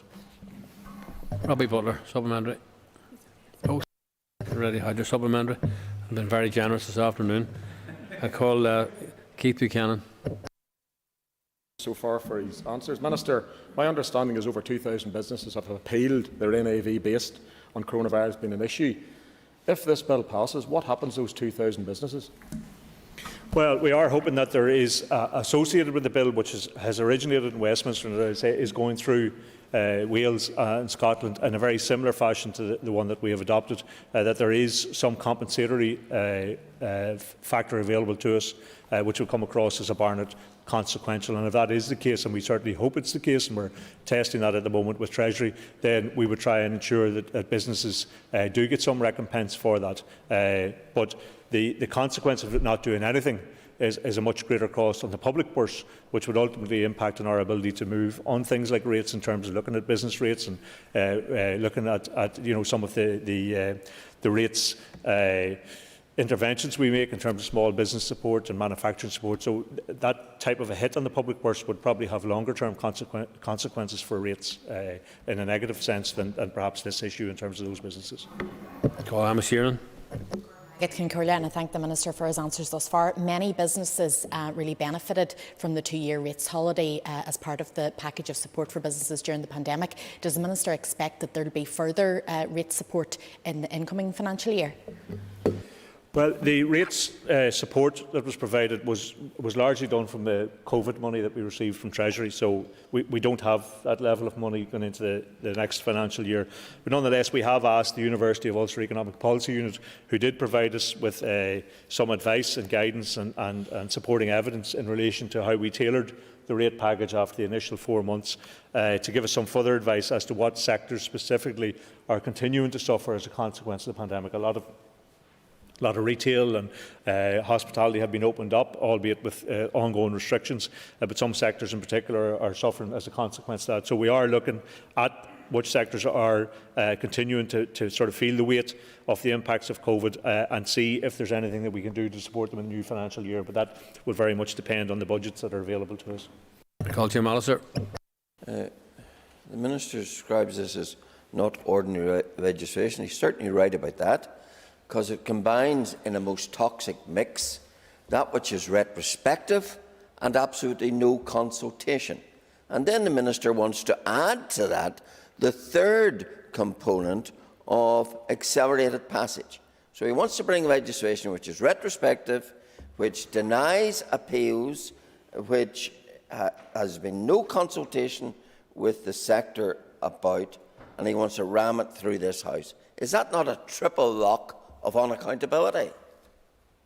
Well, I think it is absolutely prudent when we recognise that there is significant risk to the public purse that we take steps to address that. If we didn't, I have no doubt that the member would be very vocal in his criticism of inaction. It's not ordinary legislation. I don't like the idea of accelerated passage, and I certainly do intend, now that we have executive approval, to go ahead to consult with business sectors and others to make sure that people understand what we're doing. But I think even he understands that the legislation which currently exists, which allows this, was not designed for a global pandemic. It was designed for specific local instances where people lost the value of their property, and this was clearly not what this was designed for. And we have a responsibility to try and protect public purse in light of all of the conversations which we've been having for the last half hour about the pressures on public services. That ends the period for a list of questions, members, and we now move on to 15 minutes of topical questions, and I call Andrew Muir. The Minister has been on record in supporting increased funding going towards health. I want to ask the Minister, does his definition extend beyond the Department of Health to other departments, recognising that preventative measures are often more cost-effective, reduce health inequalities and also future demand upon our health and social care system? Yes, I do recognise that, although obviously the lion's share of our health spend is within the health department, but there are certainly actions which can be taken in other departments which can contribute to good health and good mental health, all of which I think reduce down in the demand on health services and make sure that, and some of the anti-poverty measures we talked about earlier also make a contribution in that regard, transport measures and a range of measures. So all departments, I do think, have a responsibility in this regard, and that's why I think the Executive as a collective prioritised health, because they recognise it wasn't just the area for the health department itself, but we all had a responsibility. We had a responsibility to try and fund it, but we all had a responsibility to deliver, and that's why we invited departments to bid in the run-up to this draft budget stage. We invited all departments to bid in relation to the health issue. Supplementary, Andrew Muir. Thank you, Mr Speaker, and I thank the Minister for his reply. And I think this is crucial in terms of the three-year budget ahead. But as the Minister said in his response, the lion's share will go to the Department of Health. But I'm also conscious that it's 5 years since the Bingo report was published, and the enactment of those reforms has been slow. Is consideration being given towards tying the increased funding to the Department of Health upon the requirement to enact those necessary reforms to ensure patients across Northern Ireland get the good quality care they deserve? Health is committed to the process of reform. The Health Department is, and Health Ministers, current and previous ones, have been committed to that process of reform. One of the things we have suffered from is annual budgets don't allow the necessary planning or the recurrent funding to make sure you can ensure that you recruit enough staff, for one thing, to cover that responsibility and to make sure that those reforms can carry on over a number of years. So, of course, I think the Health is already committed to that. But if, as I had said in response to an earlier question, if the Executive is, particularly if we're in the situation where other departments are making a contribution, we will want to understand that the programme of reform is being followed through and that we're getting that, because there is a recognition, and Health recognise this as much as anybody, to leave things unchanged for the next period over a number of years would result in an ever-increasing, I suppose, contribution from the entire block grant into health alone. And that's not sustainable in the longer term. So reforms are absolutely necessary for the system itself, but also for our public finances. Collier, and I'd like to thank the Minister for his answers this far. Minister, you've previously highlighted the need to ensure community groups have a level playing field when bidding for contracts, particularly when it involves delivering community-based services. Can you provide an update on the work you are doing to ensure that this is the case? Well, we're doing this through the procurement board, which I reconstituted and brought a range of people in so we could get some voices in there who hadn't previously been heard, but also people from some practitioners to make sure that we had that level of expertise in the procurement board. We did make a recent addition. We brought people in from the voluntary and community sector as well to make sure we already had social enterprise and to make sure their voices are heard. And one thing we've heard loud and clear from community projects is that they have spent years providing services, particularly in areas like mental health and health support to communities, only to find themselves outbid for some of those contracts by organisations who have much deeper pockets and have come in and in some cases have subcontracted the services back out to the community, voluntary and community sector who were doing the job in the first place. So they end up doing the same job for less money. But they have built up, obviously, the local connections, the knowledge, the interactions with people in the area and that confidence in terms of providing service. So we have said through procurement very clearly to departments they have the flexibility to look at awarding grants rather than awarding tenders. They can look at how services are provided. Of course, you want top-class services. You want to make sure that those services are working for people. But there is that flexibility. But through our own procurement guidance that we are bringing through the Executive bit by bit, we are ensuring that that is hammered home. And there is guidance, a paper to go to the Executive, I'm hoping tomorrow, which will reinforce that message. Supplementary, Anya Murphy. Minister. I was delighted to hear that the Executive has secured accreditation as a living wage employer this morning. Will this now extend to the procurement policy? Well, that is part. Firstly, it's been brought in through the Executive for all civil service workers, and it affects, I think, something in the region of 300 or 400 civil service workers to bring them up to that level of living wage. But through procurement, what we have agreed to do, and that's been approved by the Executive, is to ensure from next June any new contracts that are being awarded are done so on the basis that people who are getting government contracts ensure that they pay a living wage, foundation standard living wage to the people that they employ. Well, Harry Harvey. For his answers thus far. The Minister will be aware that all departments are engaged to tackle climate change. Could the Minister outline what financial support he has provided to the Department for Infrastructure to address this?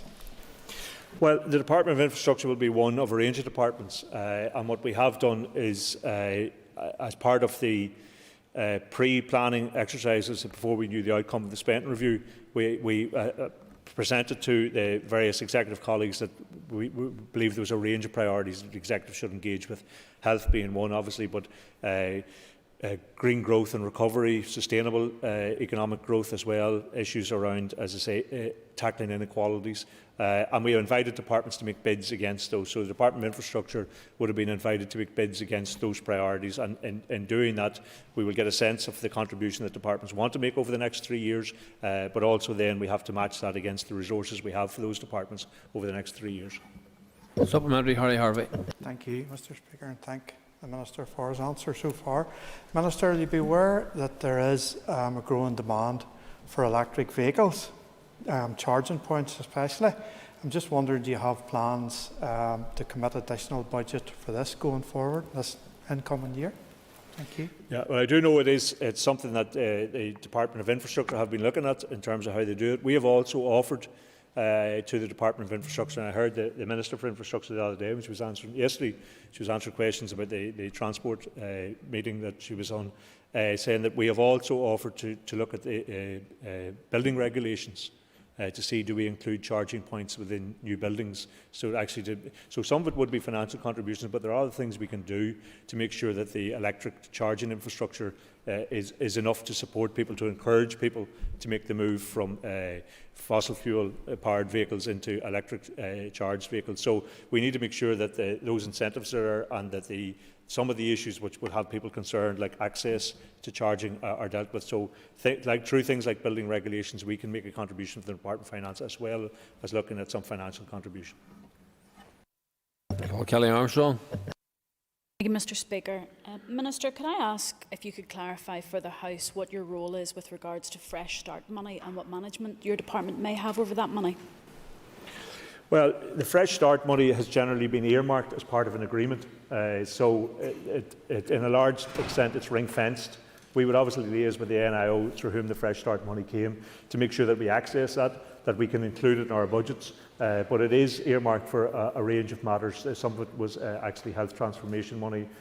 Some of it was money that we spent with TEO and tackling paramilitarism and other areas. So it wouldn't be a matter that we take a pot of the NIO and then decide to make recommendations on its allocations to Department of Finance. It was agreed by the parties with the British Government for a range of areas, and so in that regard, it's still in and it will be included in our budgets this year, but it is very largely ring-fenced into those areas. Supplementary, Kelly Armstrong. Thank you, Mr Speaker. Minister, I'm aware that the Minister for Education had been to the Treasury and had got agreement for reprofiling some of the Fresh Start money. I have concerns that there are 17 integrated education schools that are currently in planning and have been told that they will proceed. Is there any risk to those schools? Well, it would be actually the Department of Finance would engage with Treasury on these issues, and I know specifically on the Stroul Shared Education campus we have been speaking to Treasury about reprofiling money there. So we want to ensure that where there was capital money, particularly for education, also for housing, there was capital money as well for shared housing, that if it isn't going to be spent out the time ahead, we do engage with Treasury to try and reprofile that to make sure that that money is not lost. Paul Cameron. Thank you, Mr Speaker. The Minister recently wrote to the Treasury requesting a temporary waive on VAT costs and energy bills to help families and businesses struggling with soaring bills. Has the Minister received an update on this request to date? No, we haven't as yet. I think the letter went last week.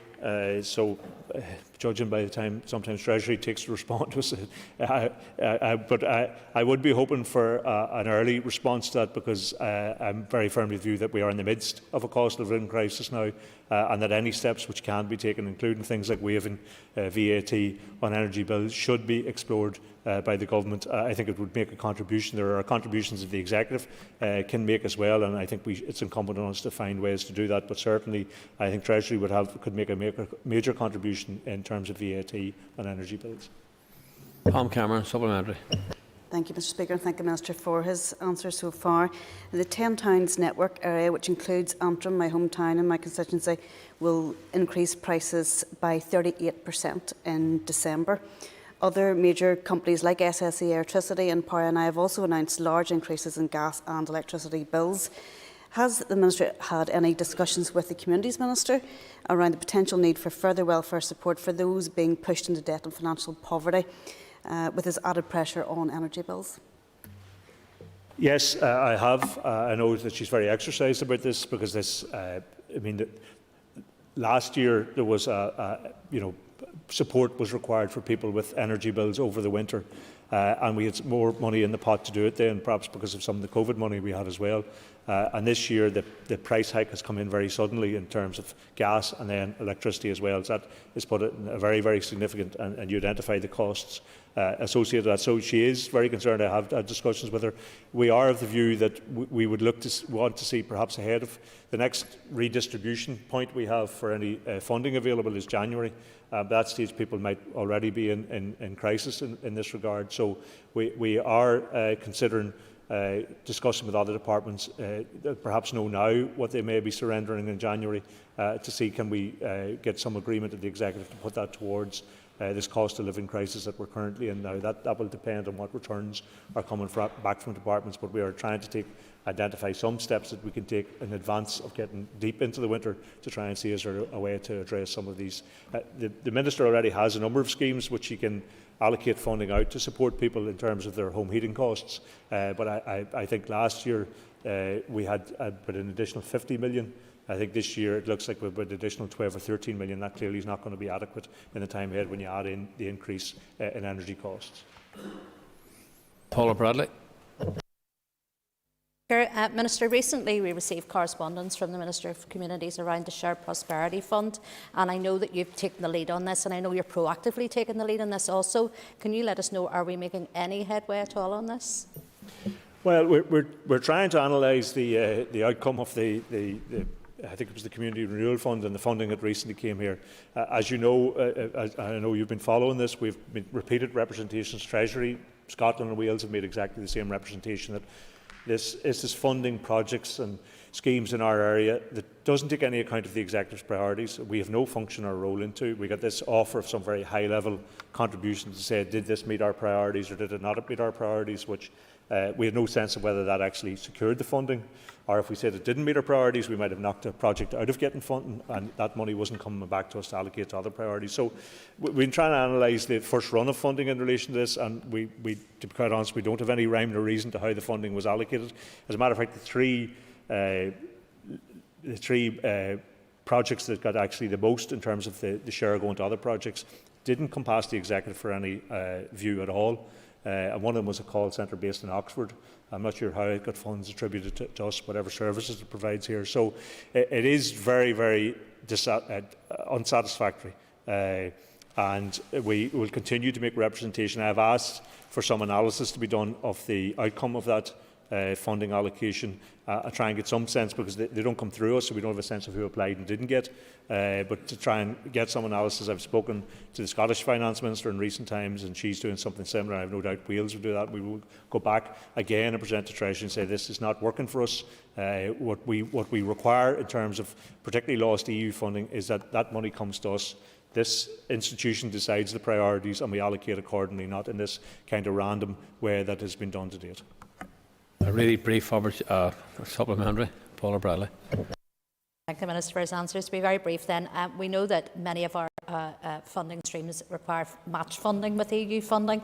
Has there been any scoping exercises done to look at that match funding and how the shortfall in that, whether that is through match funding through the Executive or match funding through other people not in government? Of any of these projects would get, and I don't think it could be the case that they would apply for funding this on the basis that they have match funding from us, because we're not in that application process. We did, over the course of last year, replace funding that we had lost through the EU, and the previous Economy Minister would know that we had to replace skills funding that was lost through the European Social Fund, but that was at our own expense, and we have to do that again this year. It will be from the Executive's own budgets. Time's up, members, and members please take your ease for a moment or two before we move on to the next item. And also to the Minister, since he's still here. Thanks very much, Dad. Thank you, Morris. Thank you.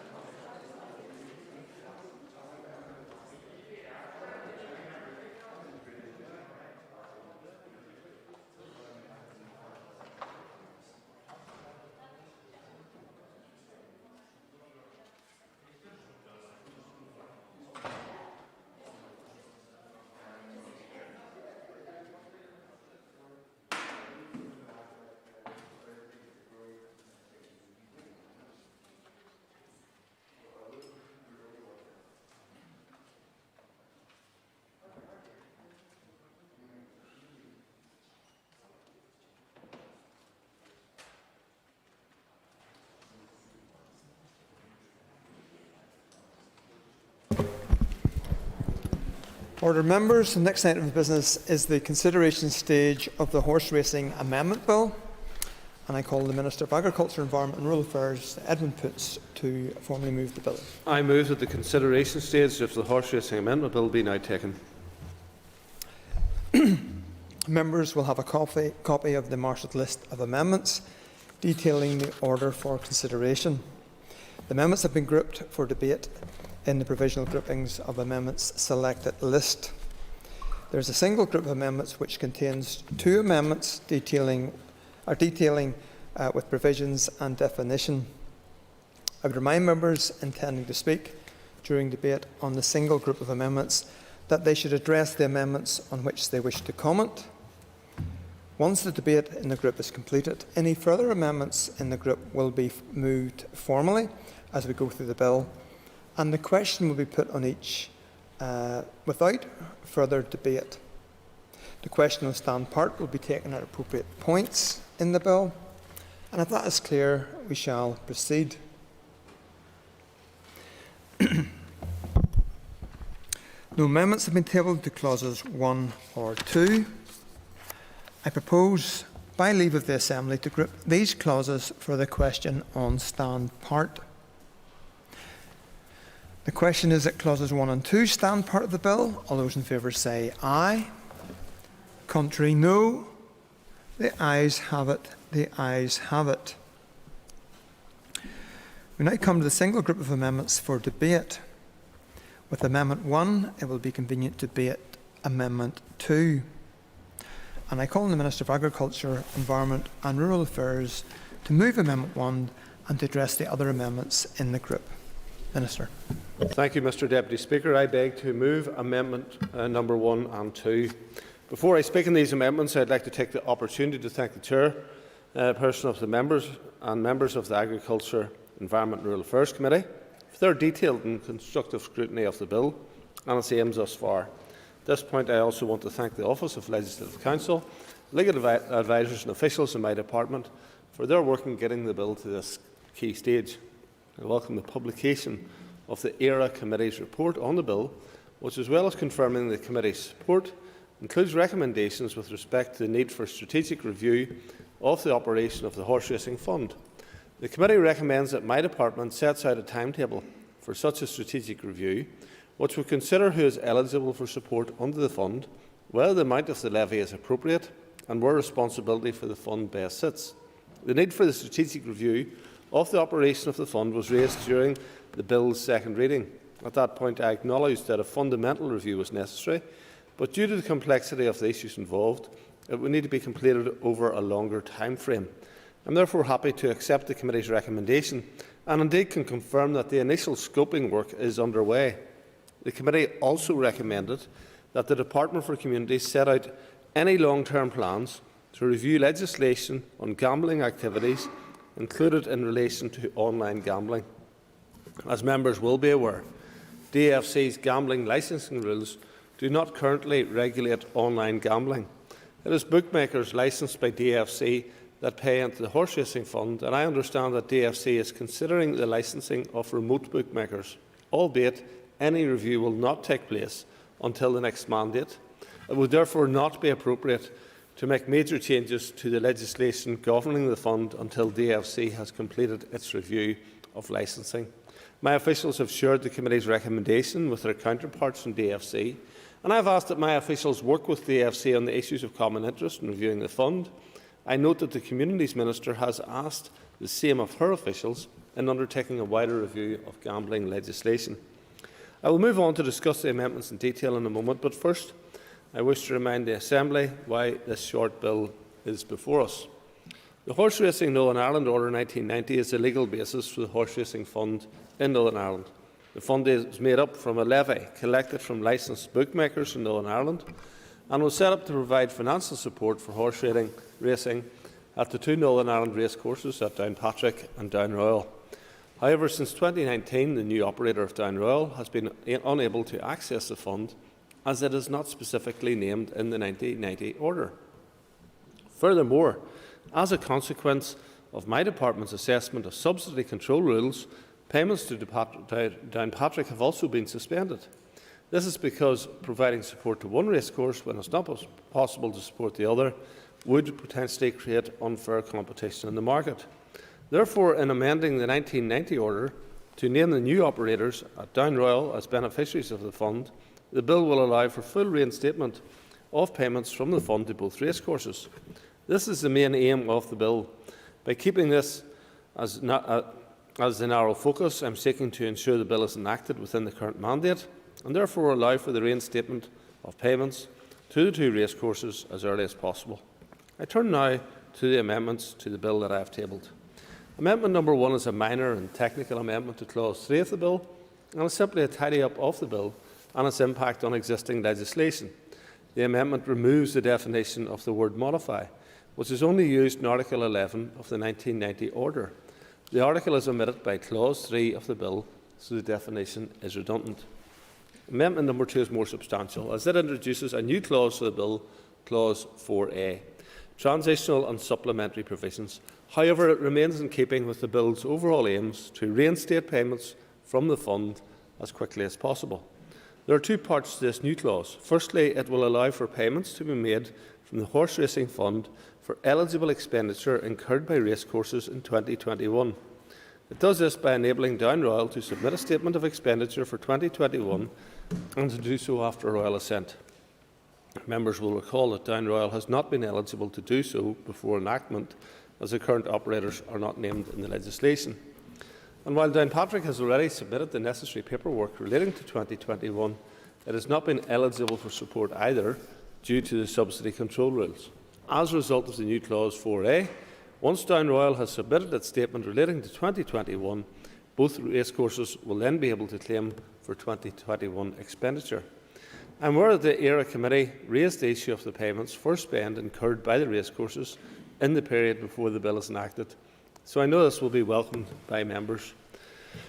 The second part of the new clause introduced by this amendment relates to payments from the fund in 2022. As the deadline for submitting the necessary paperwork passed on 31st of October this year, the current operators of Down Royal will not be eligible for funding in 2022 without the amendment introduced by clause 4A. The new clause provides for racecourse operators to submit the necessary paperwork relating to 2022 2 weeks after royal assent. So clause 4A also includes a small number of technical provisions to ensure the smooth operation of the supplementary and transitional provisions. This includes an amendment to the deadline for racecourse operators and my department to prepare audited accounts relating to the year ended December 2021. This is in recognition that some extra time may be needed depending on when the bill receives royal assent. Amendment 2, therefore, ensures the early reinstatement of payments from the Horse Racing Fund to both racecourses, as was my aim when I first brought this bill to the Assembly. I would therefore call on members to support those amendments. I now call the Chair of the Agriculture, Environment and Rural Affairs Committee, Declan McAleer. Thank you, Concordia. I welcome the opportunity to speak today as Chairperson of the Committee for Agriculture, Environment and Rural Affairs and to outline our views on the Horse Racing Amendment Bill following a scrutiny through the committee stages. The committee's report, which has been made available for members prior to today's debate, sets out the full work and considerations of the committee. In summary, the committee welcomes the bill and recognises the need for this legislation in order to support the sustainability of racing events at courses in County Down, which not only provide a popular social outlet but also generate significant income for the local economy. As the Minister has outlined, the main objective of the bill is to facilitate the resumption of payments from the Horse Racing Fund to both Down Royal and Downpatrick racecourses. Since 1990, both courses have been able to apply to the fund, which is overseen by the Department on a yearly basis to support their activities and subsidise prize money and spending to ensure spectator safety and proper conduct of races.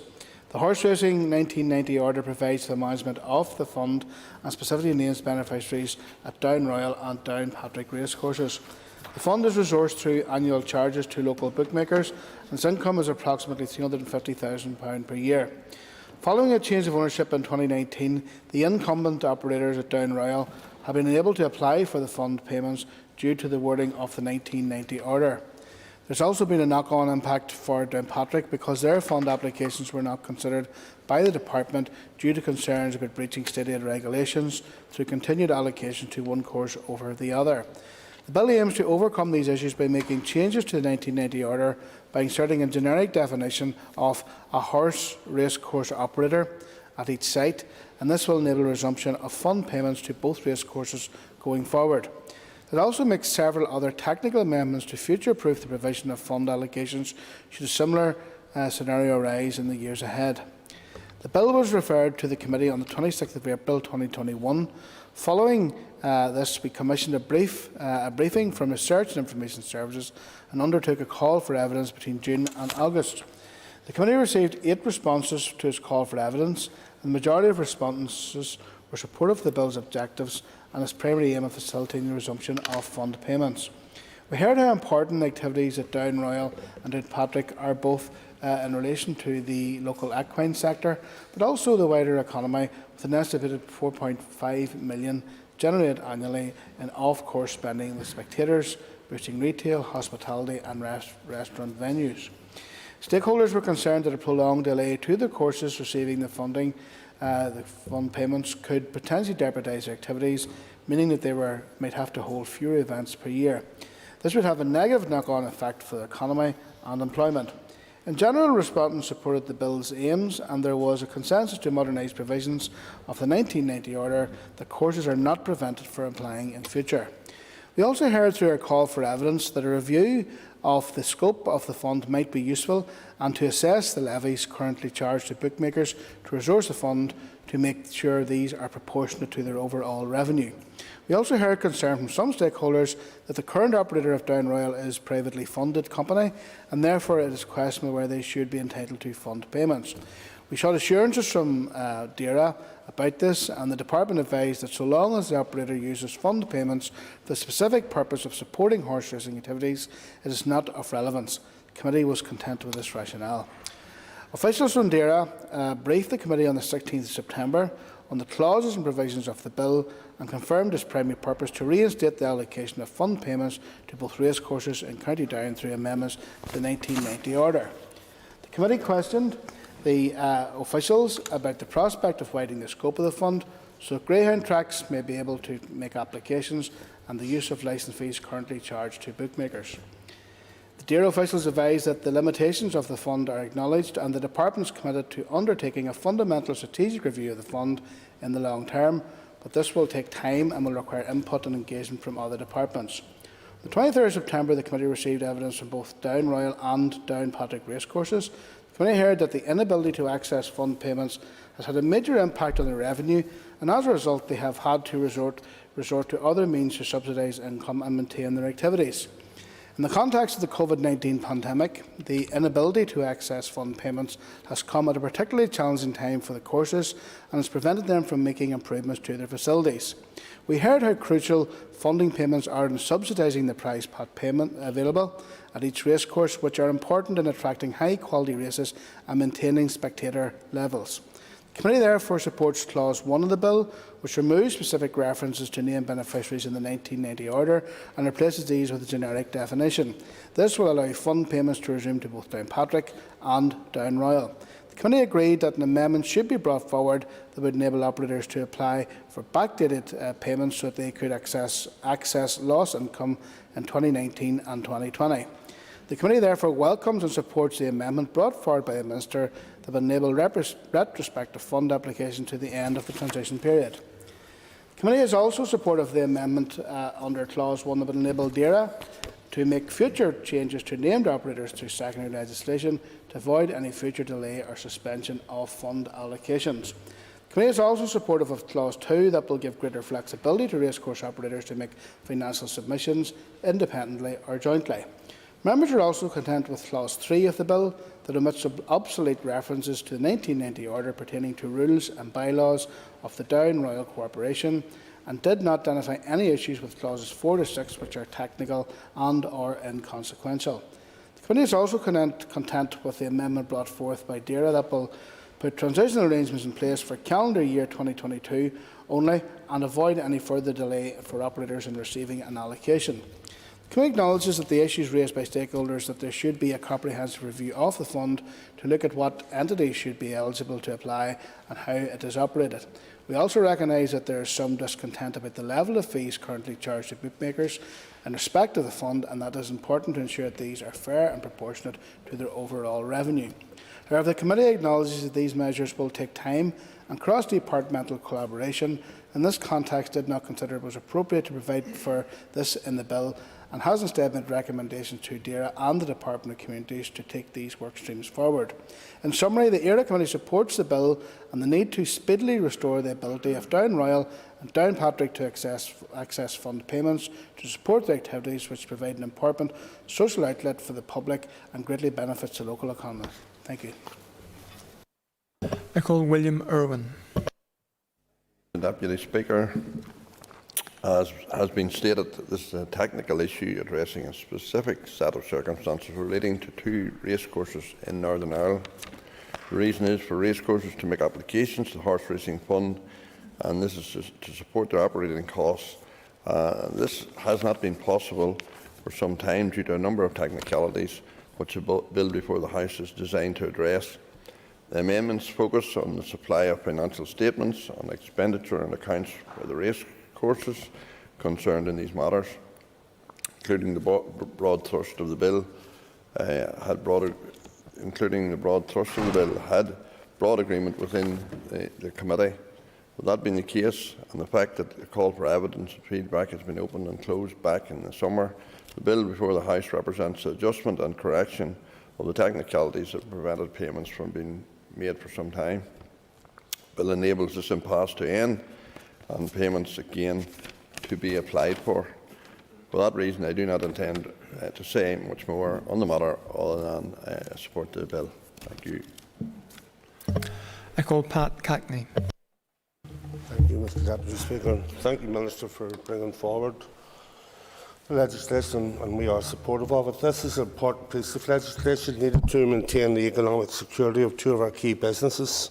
The Horse Racing Northern Ireland Bill 1990 named the beneficiaries of the Horse Racing Fund, and the change in ownership of Down Royal racecourses led to the suspension of payments from the Horse Racing Fund to both Down Royal and Down Pádraig. This legislation is a very focused piece of legislation that will ensure these payments are resumed.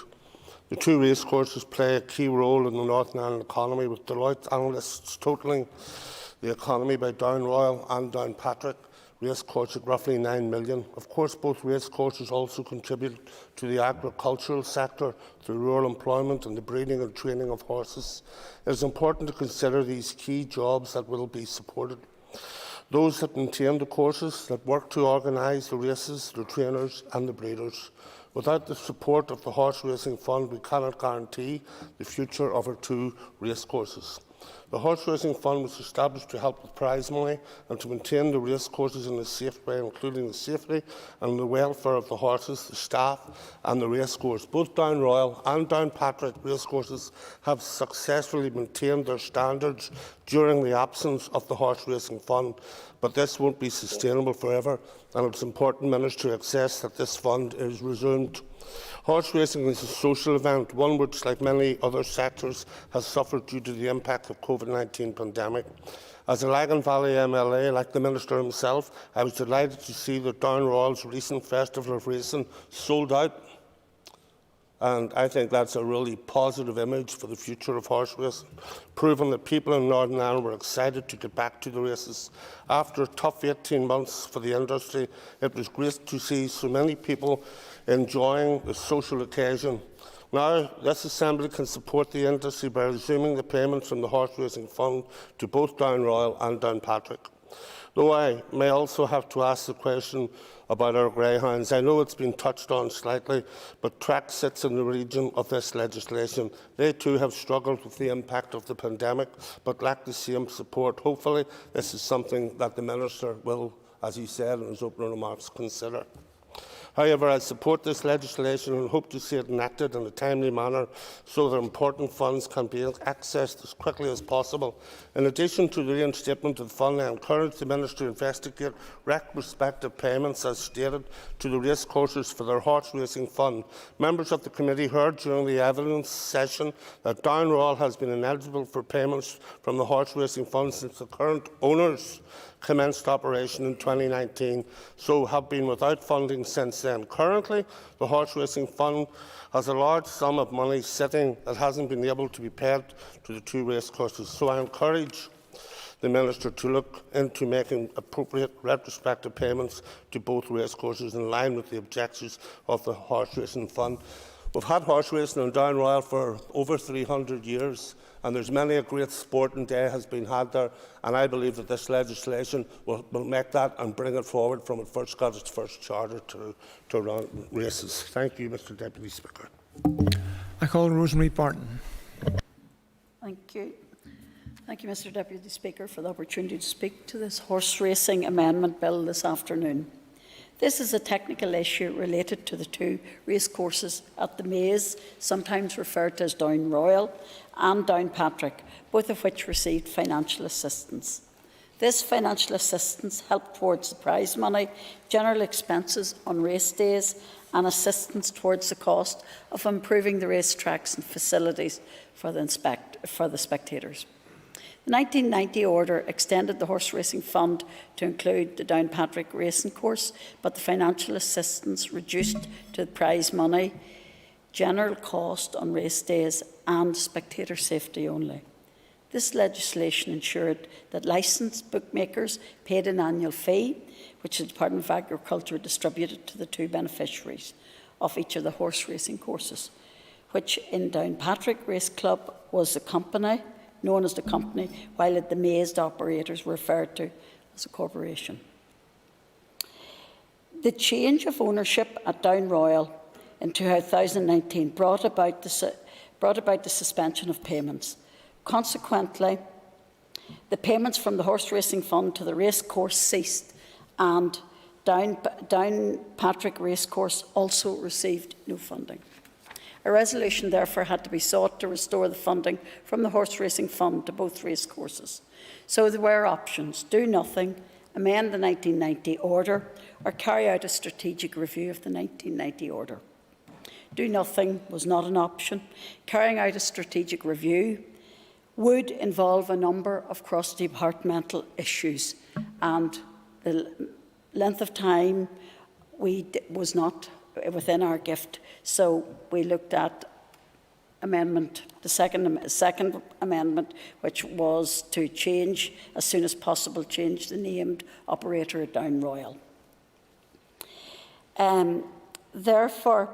Therefore, we considered option 2, which was the most suitable for reinstating the funding for both racecourses as soon as possible. This option also negated potential negative impacts, such as failure to attract top competitors, and thus downgrading the quality of racing. This would also then impact on tourism in the area.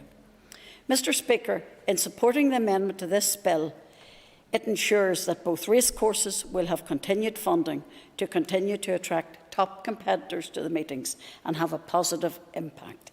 Thank you. I call Kelly Armstrong. Thank you, Deputy Speaker, and thank you, Minister. I rise today on behalf of the Alliance Party to support the progression of the horse racing bill as amended. The bill is largely technical in nature and has been introduced ostensibly as a result of nuances within the Horse Racing Northern Ireland Order 1990 that governs the management and allocation of payments from the Horse Racing Fund to Down Royal and Downpatrick. The Minister has rightly said that the Department for Communities is taking through the Betting, Gaming, Lotteries and Amusements Amendment Bill, and that is ongoing. Indeed, the committee stage of investigation is still happening. But the Minister has rightly confirmed that communities will not be dealing with online gambling in this bill, in their bill coming forward. That will have to happen in the next mandate. The revenue that can be generated off online gambling would be substantial and would certainly go a long way to help both of our race courses. As a long-established and popular pastime, horse racing has a vibrant support base across Northern Ireland, as well as being a significant generator of activity for local economy. Whilst I am happy to support the progress of the bill based on these technical and legal amendments, I would be hopeful that similar provision or legislation in the future would be broader in scope and perhaps more focused on increasing participation in sports. In the meantime, and at this stage, the Alliance Party are happy to support the amended bill. Thank you. I now call on the Minister of Agriculture, Environment and Rural Affairs to wind on the debate. Thank you. And before I turn to the proposed amendments, I'd just like to take the opportunity to respond briefly to some of the issues that have been raised. The committee chair raised the issue about the private limited company having access to the fund.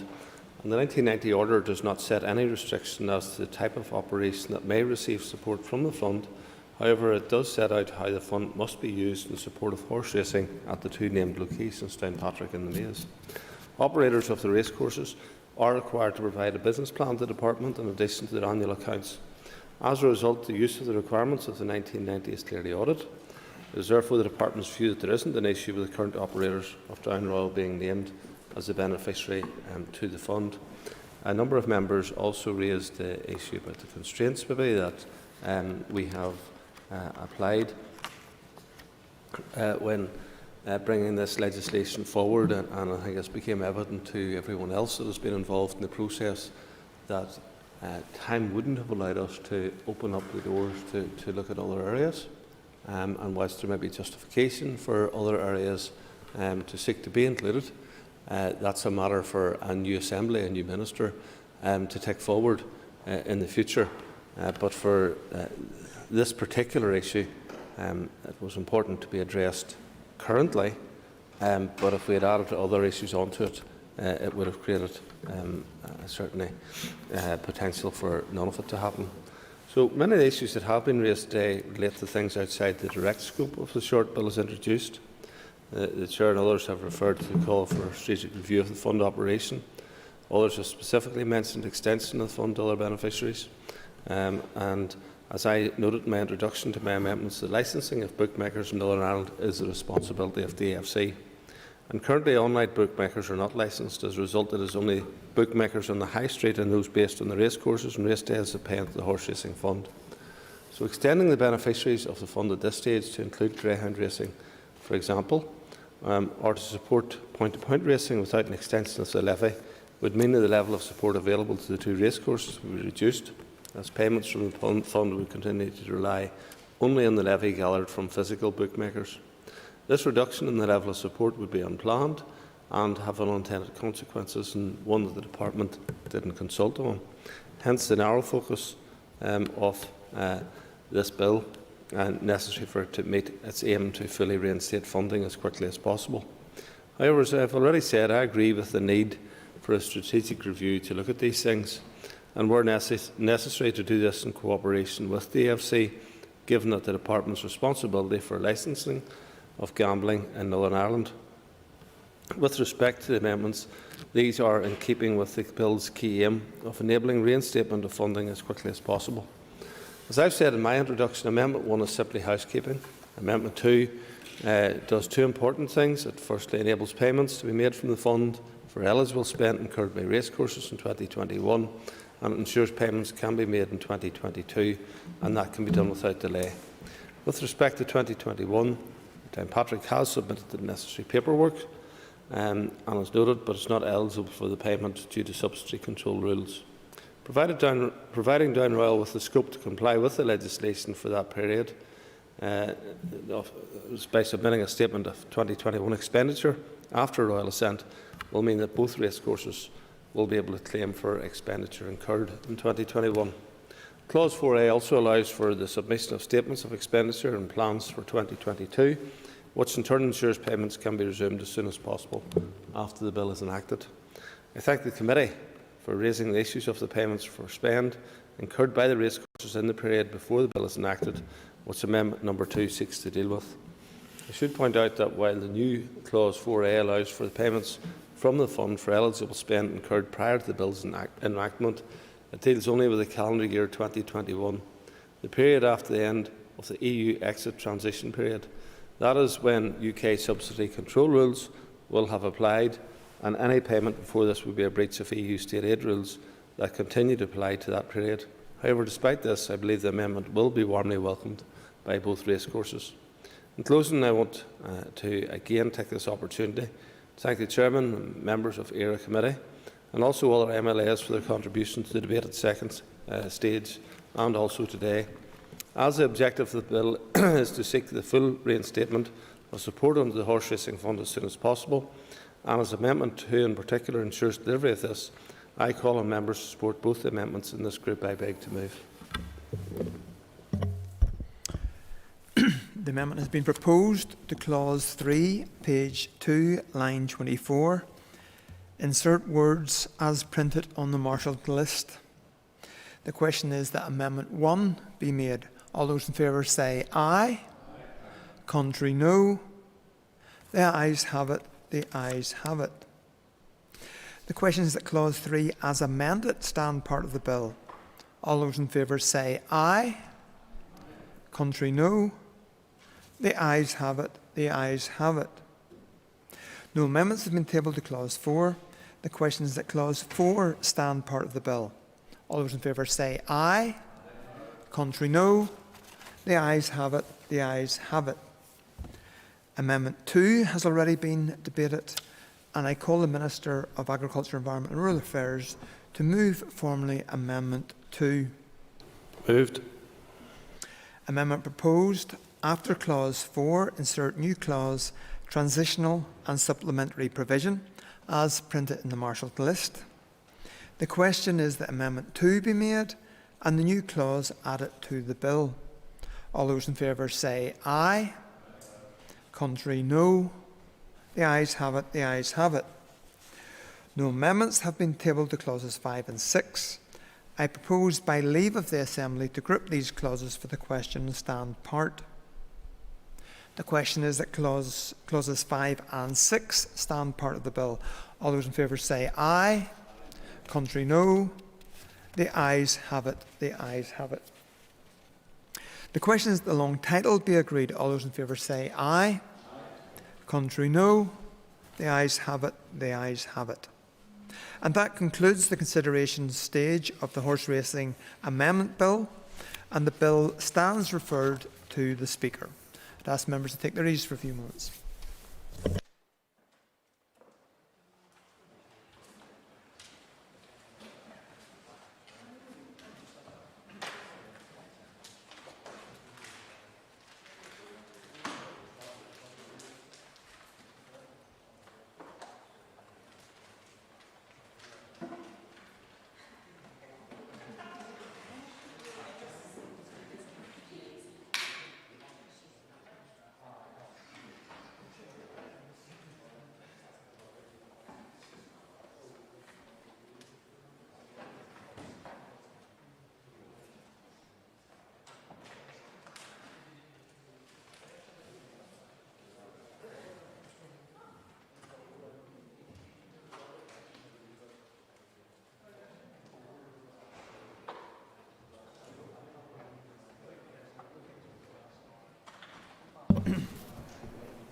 Ready to go?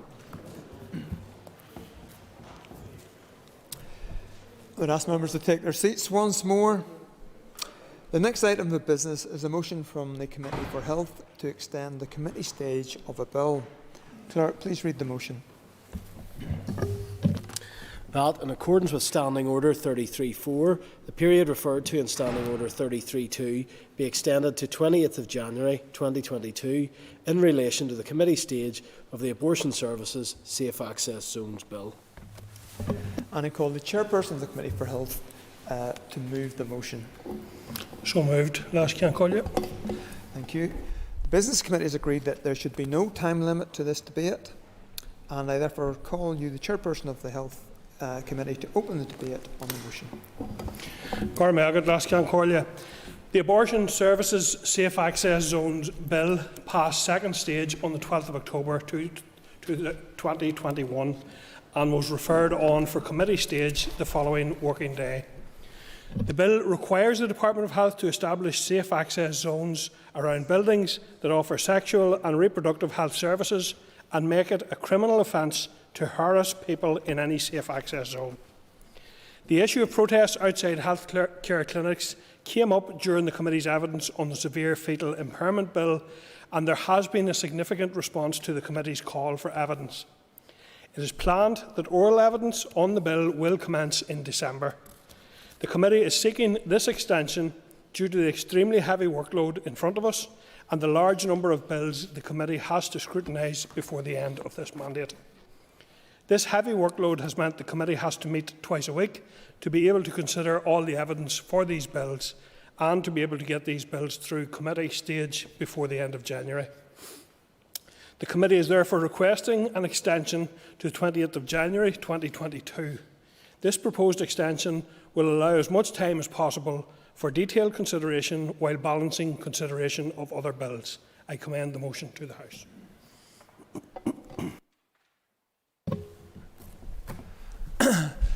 No one else has indicated that they wish to speak to the bill. I have noticed that we have just lost quorum, so I'd ask the clerk to ring the bells.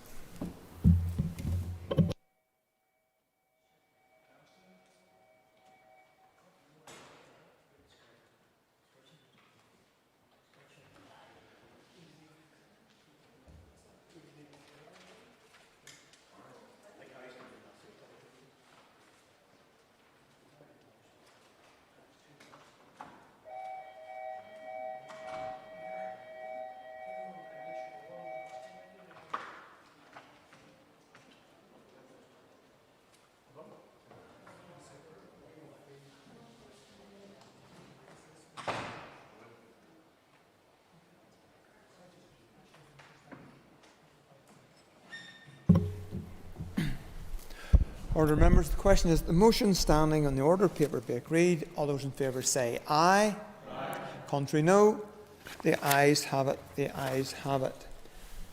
Turn to item 6 on the order paper, the adjournment. The question is the Assembly do now adjourn.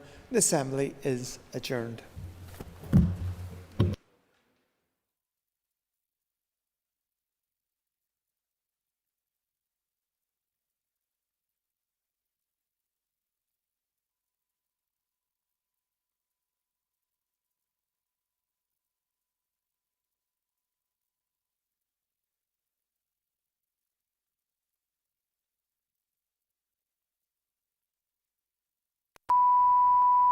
This is the Northern Ireland Assembly.